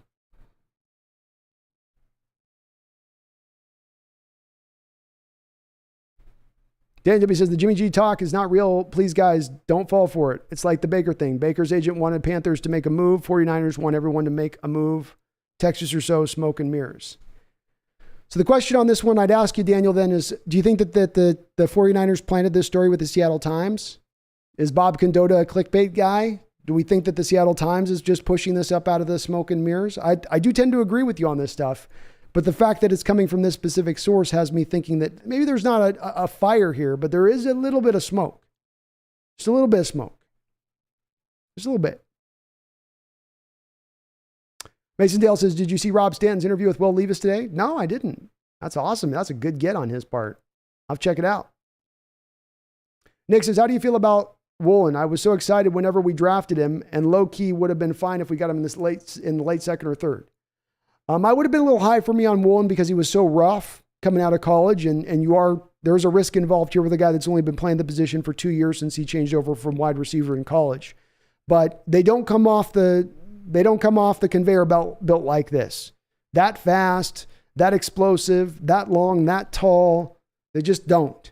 So, you're giving what I've said with this, Nick, is that you're giving Coach Carroll, a man who's been able to take a dollop of clay and mold it into something very good at the cornerback position. And you've gotten him the biggest mold of clay that he has ever had to work with here professionally. What can he do with that? And I really have a view on Woolen in the long term of being a high upside guy because he has a guy in Carroll. You can say what you want about Carroll. You can say he doesn't understand offense. You can say he's got too many fingers and too many pies. But one thing that has never waned is he has always been good about being able to teach the cornerback position. Take guys that are a little less talented and get more out of them. Well, now he's got the uber talented guy. What can he get out of him? And I love the potential there. Love the upside there on that. But I do think, Nick, it's going to take a year to come to fruition because of how raw he was. He's got to clean up a lot of his footwork. Daniel W says the Seattle Times needs a story to write. Outside the Mariners, there's nothing else to talk about. It very well could be true, Daniel. I'll acknowledge that. The one thing I would say is that in the history of Bob Condotta working with the Seattle Times, I can't remember a lot of pieces that he's written in recent history that have fallen under that category. Bob Condotta doesn't strike me as the kind of guy to write those kind of articles just to build something up out of nothing. To me, it feels like, Daniel, a little bit of a front office floating the potential to the fan base, seeing how the fan base reacts to it, and then going forward, right? It doesn't mean a trade's imminent, but you're sort of just trying it out on the fan base to see what they kind of think, and you're using Bob Condotta as that facilitating method to do that. That's my theory on it. Nick, also, how do you feel about firing Pete next year and bringing in an offensive-minded coach like Kellen Moore to help develop a young quarterback, or do you trust Pete? It's a deep question. And by the way, guys, let's wrap up. By the way, get the last of the questions in. We're 4.5 hours in, so we're going to wrap this. We're going to wrap this thing up here shortly as we get close to 10 o'clock here at night. A lot within that question. First, Nick, I don't think that Jody Allen is going to be firing Pete Carroll anytime soon. I just don't think it's going to happen, especially not going to happen after 1 year. If there was a potential that she was open to firing him, I think it would have probably happened this offseason when you could have brought in an offensive coach and then just ridden with Russell Wilson, and then there would be less kind of work to have to do to get the team back around, so to speak. They didn't take that path. They chose not to go that option. I've maintained a big part of this, Nick, is the fact that if you move on from John, you have to move on from Schneider. You got to move on from those guys. Coaches and general managers' contracts is guaranteed, so you have to come out of pocket on that money immediately to go pay that out. Right now, the Paul G. Allen Trust is dictating to Jody Allen that she liquidate her assets. That's why the stories come out about the Blazers being for sale and the Seattle being for sale. You have to liquidate. So in liquidation, you're not trying to cut out a $70 million check to coaches who are no longer coaching your team or general managers who are no longer general managing your team. You're not going to do that. You'll be going the opposite direction. You'll find the reasons to hold on to those guys through the totality of their contract because it's already money that's spent. It's already money you got to pay. So I think he's here for at least the next couple of years. Don't forget, it was only a year and a half ago that he signed a contract extension mid-year, right around that Buffalo Bill game a year and a half ago. So I just don't see it happening. Nick Guerrero says, I think Jamal Adams is going to break his sack record this year. Do you think that's too far-fetched? A little bit, Nick, a little bit. Let's remember when he set the sack record a couple of years ago, he was rushing at a 13% clip, 13%. In his highest of high rates when he was with the New York Jets, he was at 6%. And so, it takes a lot of opportunities to get back there to get those sacks. And that's how he got to that record, is that 13% of the time he was running. Seattle was running him at 13% because they had pass rush from literally nowhere else on the football field. It was out of desperation that they did so. I don't think they're going to fall into the same desperation standpoint with him going forward. And so that means that you're going to get him probably more down to the area of that 6% range of things like he was with the New York Jets, which still puts him, 5, 6, 7 sacks maybe, but he's probably not going to crack 10.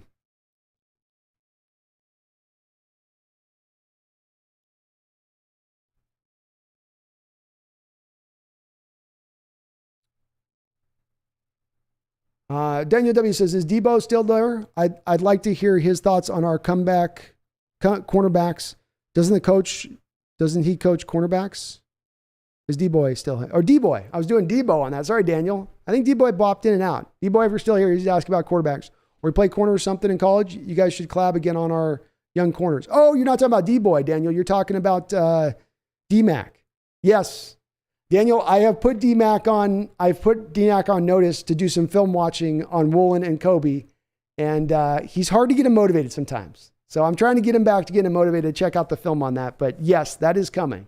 I'm going to get my man. Yeah. D-Mac won a national title. It was AA in college, but he played with pros, Tremaine Brock, Terrence Cody.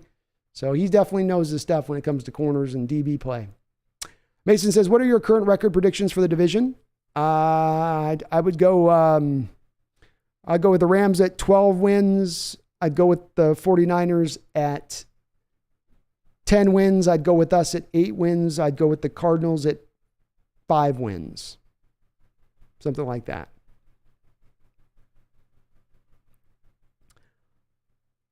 Zal Zero says, Woolen is a unicorn. Unbelievably gifted physical talent, and I know he can excel with Pete's cornerback guru magic. Yeah, man. I mean, you were trying out guys like John Reed, Blasson Austin, Michael Jackson Jr. I mean, you were trying them out, and all those guys held up. All those guys did their job last year. Outside of Trey Flowers, everybody else they put out did their job, did well as a cornerback last year. And that does speak, to my opinion, Pete's ability to get a lot out of a little from the cornerback room. And this year now, with even a guy like Kobe Bryant, he's got some more talent to work with now. At throwing Trey Brown into the mix, he's got a really, as talented a bunch as he's had here throughout his time in totality up and down the cornerback room. Sidney Jones, Woolen, all these guys. It's actually pretty deep. UGK says Garoppolo is a Seahawks smokescreen. Give them cover to their sink like a rock with lock strategy to get a top 5 pick. I hope so. I hope you're right, Yui. I would love to see that and be the case. Nick says also, I wouldn't know how I would feel about Pete getting fired because I don't like his offense, but I love his development of cornerbacks and am worried he wouldn't have enough time with Woolen. That's a fair enough point. I think he's not going to be fired, so you know he's going to get another year. He can go through this year, Nick, and he can tell Jody at the end of the year, I had $40 million of dead money hit because Russ wanted to move out of town. We had to move him out of town. I had all these young players I was developing along. We're playing in one of the toughest divisions in football. You know, you can't fire me based on that. You got to get a little bit more time. And I think she will. Zal says Pete's quarterback talent building is as marvelous as Belichick's OL talent building. Agreed. Very much agreed. It's a good comparison too, because sometimes Belichick has gotten by with not necessarily the high draft picks on that offensive line either. Mr. Isaac, good night, everyone. Be safe. Looking forward to the next live stream. Sounds good, Mr. Isaac. You have a great night. Chris Smith says, one can never have enough good cornerbacks in this league. No, you can't. You got the Rams out there running 4 wide receiver sets all the time, simply to get your 4th corner on the field, or to force you like us last year to stay in nickel when you really should be sliding into dime, but you don't have good enough corners to slide into dime, so you stay in nickel and you end up with linebackers on receivers. So yeah, the more corners you can stack up, the more talented cornerbacks you can stack up in this league, the better. Especially when you can get them in kind of cheap or on rookie deals like the Seahawks have. Neil Marsh, I think we have a great competition for head coach starting in 2024. If the offense is functional at all this year, then offensive coordinator Waldron is instantly in the next head coach talk. The defense is good if it's Desai. Yeah, you got a little bit of, got some possibilities from in-house then. That's a good point. Zal says if Pete gets fired next year, he's going to be replaced by Sean Desai. Maybe. We'll see. We'll see on that. I mean, it might be a little early there, but it's possible. Nick Badgett says, do you think Woolen will play year 1? If so, how do you think he will do? My feeling on this is that he's probably not going to play very much in year 1 here, Nick. I just think that you've done enough with where you've got the cornerback room. I mean, he's got 3 guys ahead of them that are probably first guys off the bench. Sidney Jones, Trey Brown, Kobe Bryant. Kobe's guys two-time All ACC, Walter Thorpe Award winner. Very ready to be a starter out the box. He's kind of the opposite of what Woolen is, right? Where he's ready to go from day one. Woolen, I think, is going to take a little bit of time. You watch his feet, man, and he's got to learn the kick step. He's got to learn how to not take the false steps, how not to get himself tripped up. I think that's going to take him time. He'll have flashes. He'll show you like he did in these training camp and OTAs. Or not training camp, but the OTAs that he had. But I think it's too much to make the expectation that he's ready to jump year 1. I think it's going to be a little bit of time. Nick Rara, thanks for the content, brother. Have a good night. You have a good night too, Nick. Thank you for becoming a member of the channel. Appreciate you.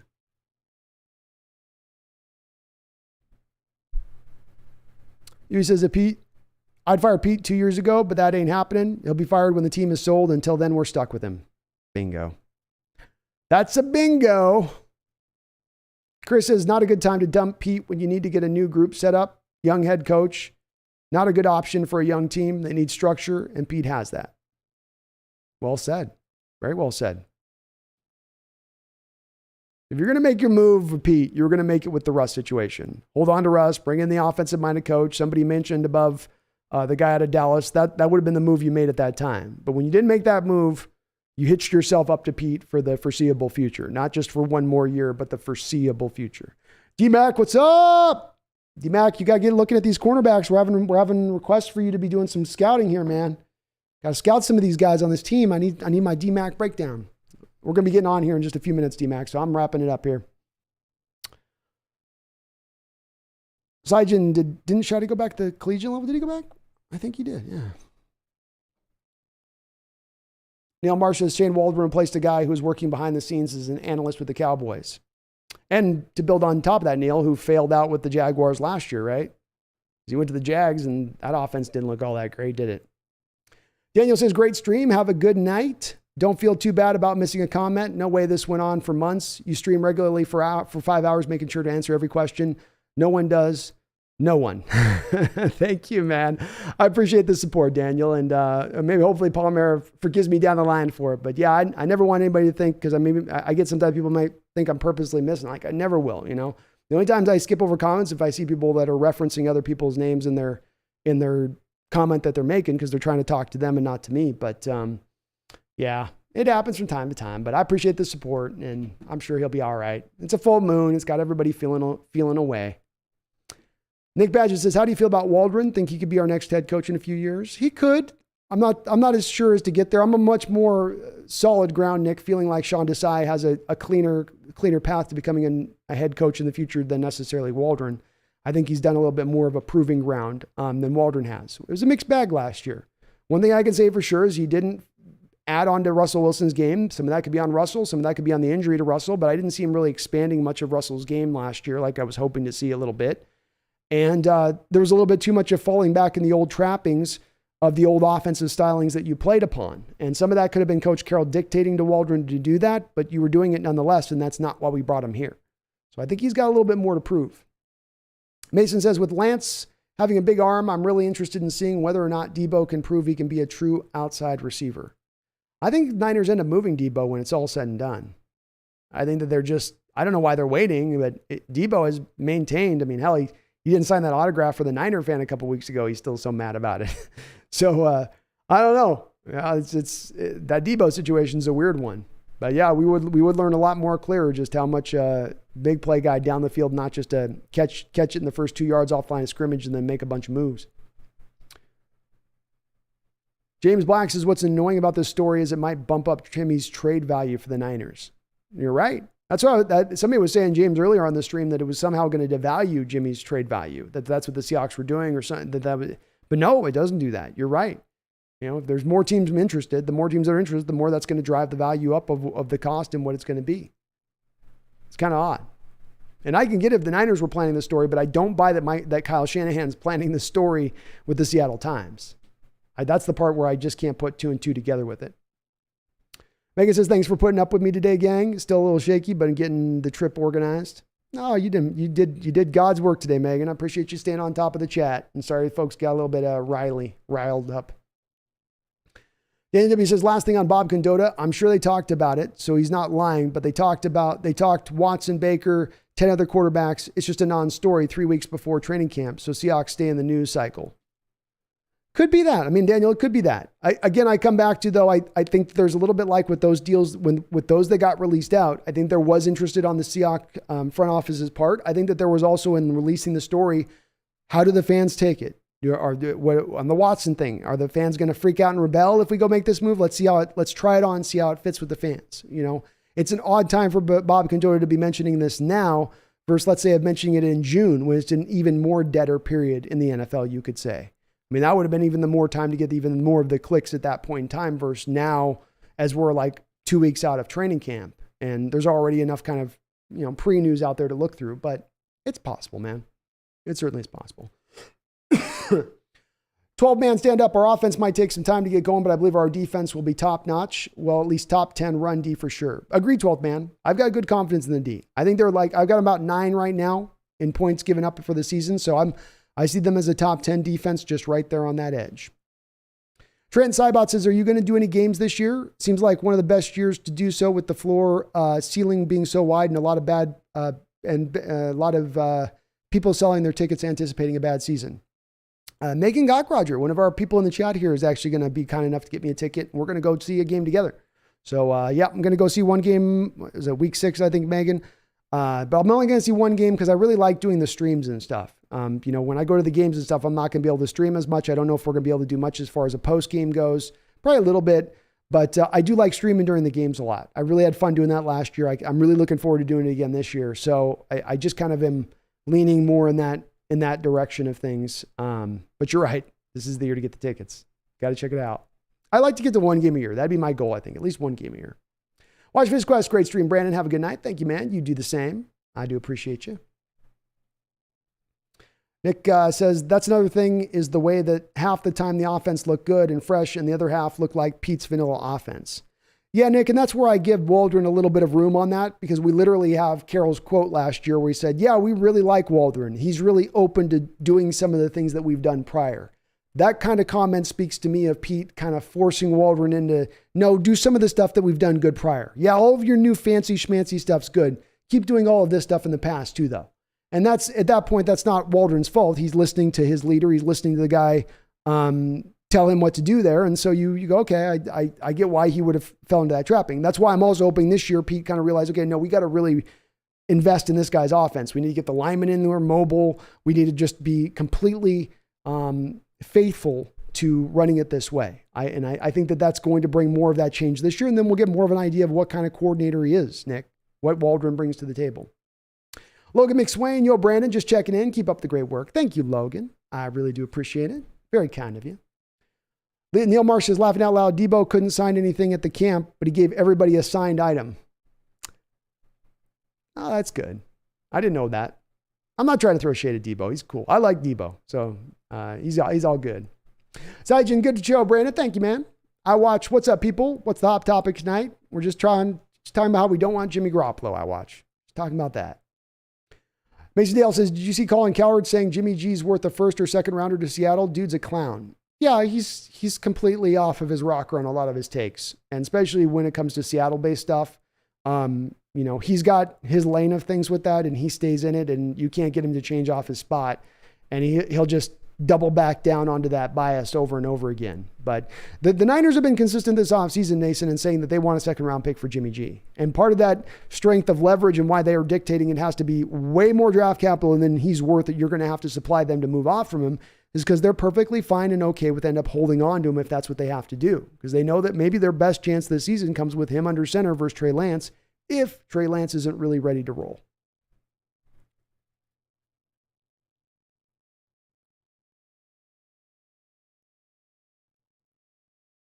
Nick, great stream. Thanks for the hard work. Appreciate that, man.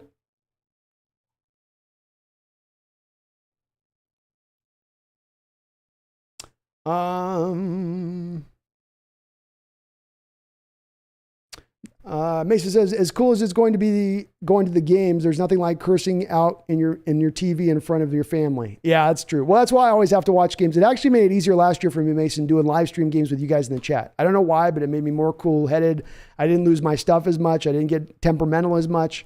It's part of liking it. It made me kind of enjoy watching the games a little bit more, doing the live play-by-play, because it got me out of my feelings a little bit with it, because I could get dark at times during games.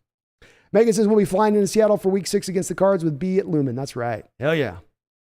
Neil Marsh says, how ironic would it be if Colin Cowherd replaced Grant Cohn and had Javon Kinlaw tell him his balls are bigger than his, and Colin is a coward. Hashtag Scheidel would pay to see. Nice. Yeah, that would be awesome. Grant had a look on his face when Kinlaw was going after him. I can't blame him. I'd probably be the same way. Like, I don't know how to react to this. Like, geez, this guy's going all in. Megan says, and we'll have to do a quick pre and post stream, B. You know it, Megan. We will. The tough part is I know down in the stadium, you don't get hardly any signal when there's that many people down there. So you have to do it way out.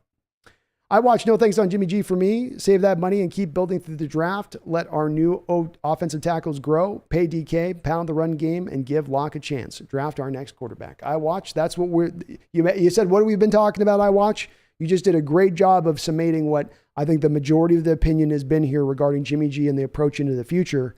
And it's encouraging to see, as always it is with you guys. I do say the fans on this channel, the people come in this chat, for the most part, we've got as smart a group as you're going to find. And that's part of what makes you guys fun. You summated exactly a complicated situation you made it very simple in your comment, but it's absolutely on point at the same time. And I am absolutely in that same stance. They've built this process along. Stay in this process. Don't deviate from it. Trust it. And it will ultimately bring about the greatest of successes for this team, I believe. But try to take a shortcut. Try to go through, you stay on the path, Don't go through the witch's property. You go through the witch's property, you get hexed. In this case, the witch is Jimmy Garoppolo. So let's not end up in her oven. Let's not have to leave a bread trail crumb. Let's just stay on the path. It's comfy. It's clear. We can see up ahead. The light is up ahead. Just keep walking towards it. That's all we got to do.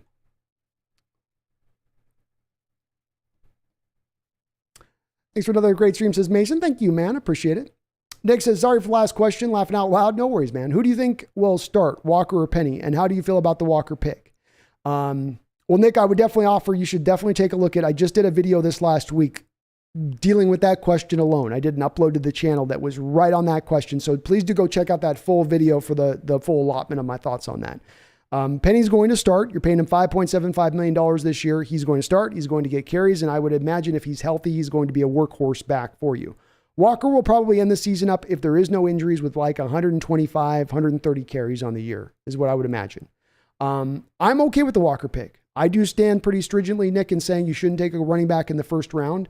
I don't know why those rules have suddenly been applied to the second round arbitrarily. It's not the way I would do it. I think second round's a great place to go get a running back at. That's fine value for me. Because what's happened is over the last 10 years, you've seen the NFL catch up to this, don't take a running back in the first round. So you're getting some highly talented guys then fall into the second round. In this case, you got maybe the second most talented tailback in this draft, if not the most talented tailback in this draft, and you got him in the second round. That's great value.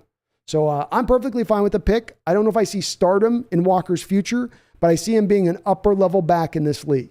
And that does carry to me some value. That's not just something that is worth nothing like a lot of the analytics stat nerds will try to tell you. But do, Nick, check out that video because I do go into it pretty expansively on where I see Walker in that pick and the value and all that. Trent, I'm taking Locke over Jimmy G just on pure down the field arm talent. Everybody remembers Jimmy G sailing the ball to lose the Super Bowl, and I can confidently say Locke would have made that throw. I'm with you, man. As part of what I made on the first part of the stream, that's the argument I was making a little bit with this, Trent. You know, you have a dynamic running game, you bring the safety into the box, and now you're going to go to make the throws. Well, normally that safety comes in the box. You want to make that throw deep down the field because you got Jimmy Garoppolo. You've got to have him try to fit it into some small zone that's getting squeezed by the extra safety down with the linebackers in those zones. I think that's going to make it a little bit harder to execute the offense that way. I'd rather have guys that can truly push the ball up the field when I need them to do so. I'm not going to need them to do it often, but when I do call upon Gino or Drew to do it, I know they can do that element to their game. I know you can hit a 50-yard go route. I know you got that. There's other parts of your game I question, but I know you got that. And I can build around that with a really strong running game.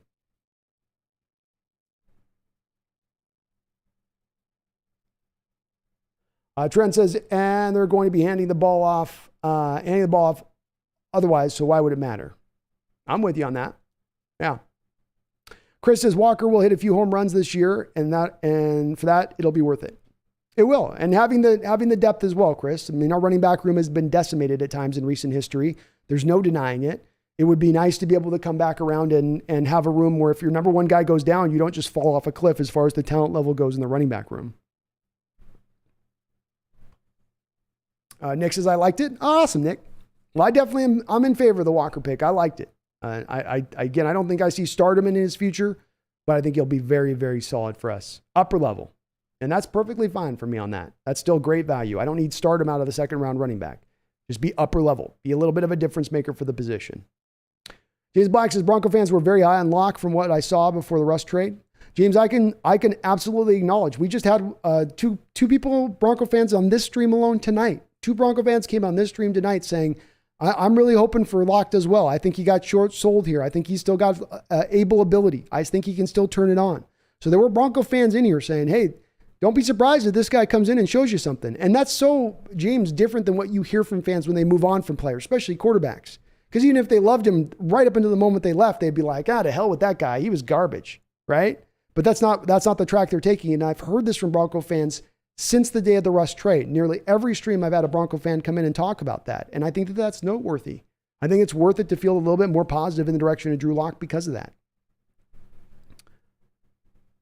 I watch as I'm not as optimistic about the defense though. No difference makers on the defensive line for me. Taylor, maybe, hopefully. Love Puna. But is he a game wrecker? It's valid there, I watch. I'm a little bit more of the strength in numbers rather than you having the difference makers. I don't think you're going to have a lot of weak links on that defensive line or that front seven overall. I think it's going to be at least solid enough to hold strong, but it's valid. You know, sometimes difference makers can make that kind of a difference on that thing. I think Owusu's going to help out on the other side. I think Mafe being now more of a rotational guy rather than being relied on as starter will help him have some impact when he does come in to rotate in. But completely valid points. I watch as K9 is so boom or bust to me. Crazy talented runner, but can he pass block? Break and juke NFL defenders consistently? I hope so. I do believe he can break and juke NFL defenders consistently. But, the boomer bust, yeah, I guess a little bit. I don't know if he's boomer bust in his runs. He was pretty consistent in his runs. I mean, let's not forget, he didn't have a particularly good offensive line run blocking for him. He gained 71% of his yards last year after contact. That means he was getting hit very early on in the play and still going and getting yards. Now, pass block, that's the weak part of his game. But that does tend to be the weak part of college running backs games when they come out. They're few and far between guys that come out that are good like that out the box. That tends to be a skill that needs to develop. But he's got the break and juke. He's got the dead leg. He can lose you in a phone booth. Trent Zybot says, thoughts on the Dwayne Brown situation? I don't know how you end up with a gun in an airport in this day and age. I don't. But probably pushes things along a little bit faster for him if he's really trying to come back this year to pushing a little bit closer to the door of retirement. Who did you want at number 9 with a dream scenario but not unrealistic? I was a big fan of Stingley, and I think he'll be an elite cornerback. Who is but not unrealistic? Dream scenario but not unrealistic. Probably Thib. If Thibodeau had fallen, Nick, I would have been on Thibodeau. Stingley would have been a guy I would have been with though too. So I would have been with you on that. I think those guys were very talented. I do. I watch those good points, Pete. Thank you, man. I'm with you on the defense thing. I can get why there's some skepticism there. I do.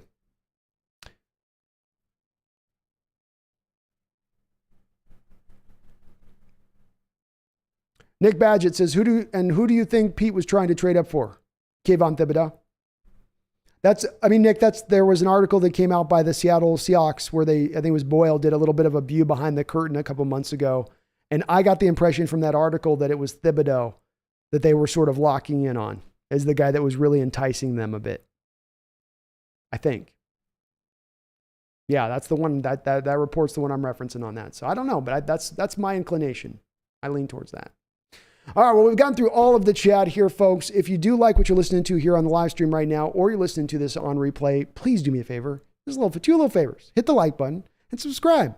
We're trying to get up here to 8,000 subscribers. We are well on our way here. Once we get to 8,000, I feel like we can push on downhill through the season, get ourselves to a nice round 10,000 number. Wouldn't that be nice to get to 10,000 by the end of the year? So that's our goal here on the channel. So please do help us get to that goal if you do like what you're listening to here.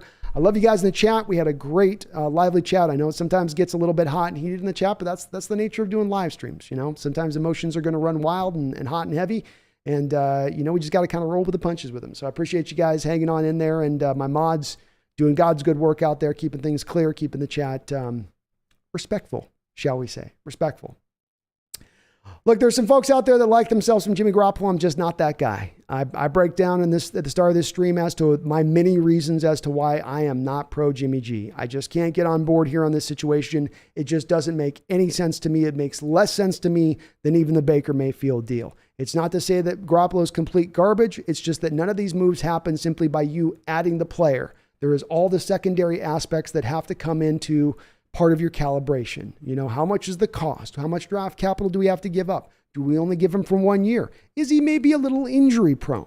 These are other things that we have to factor in to make our final determination. It's not just simply he more talented than what we have, so he a good trade. We can never think of it that simply and easily. I don't have to tell you guys that because you are thinking it with some depth here and looking at it below the surface level. I'm speaking to you, national pundits and analysts. I expect better.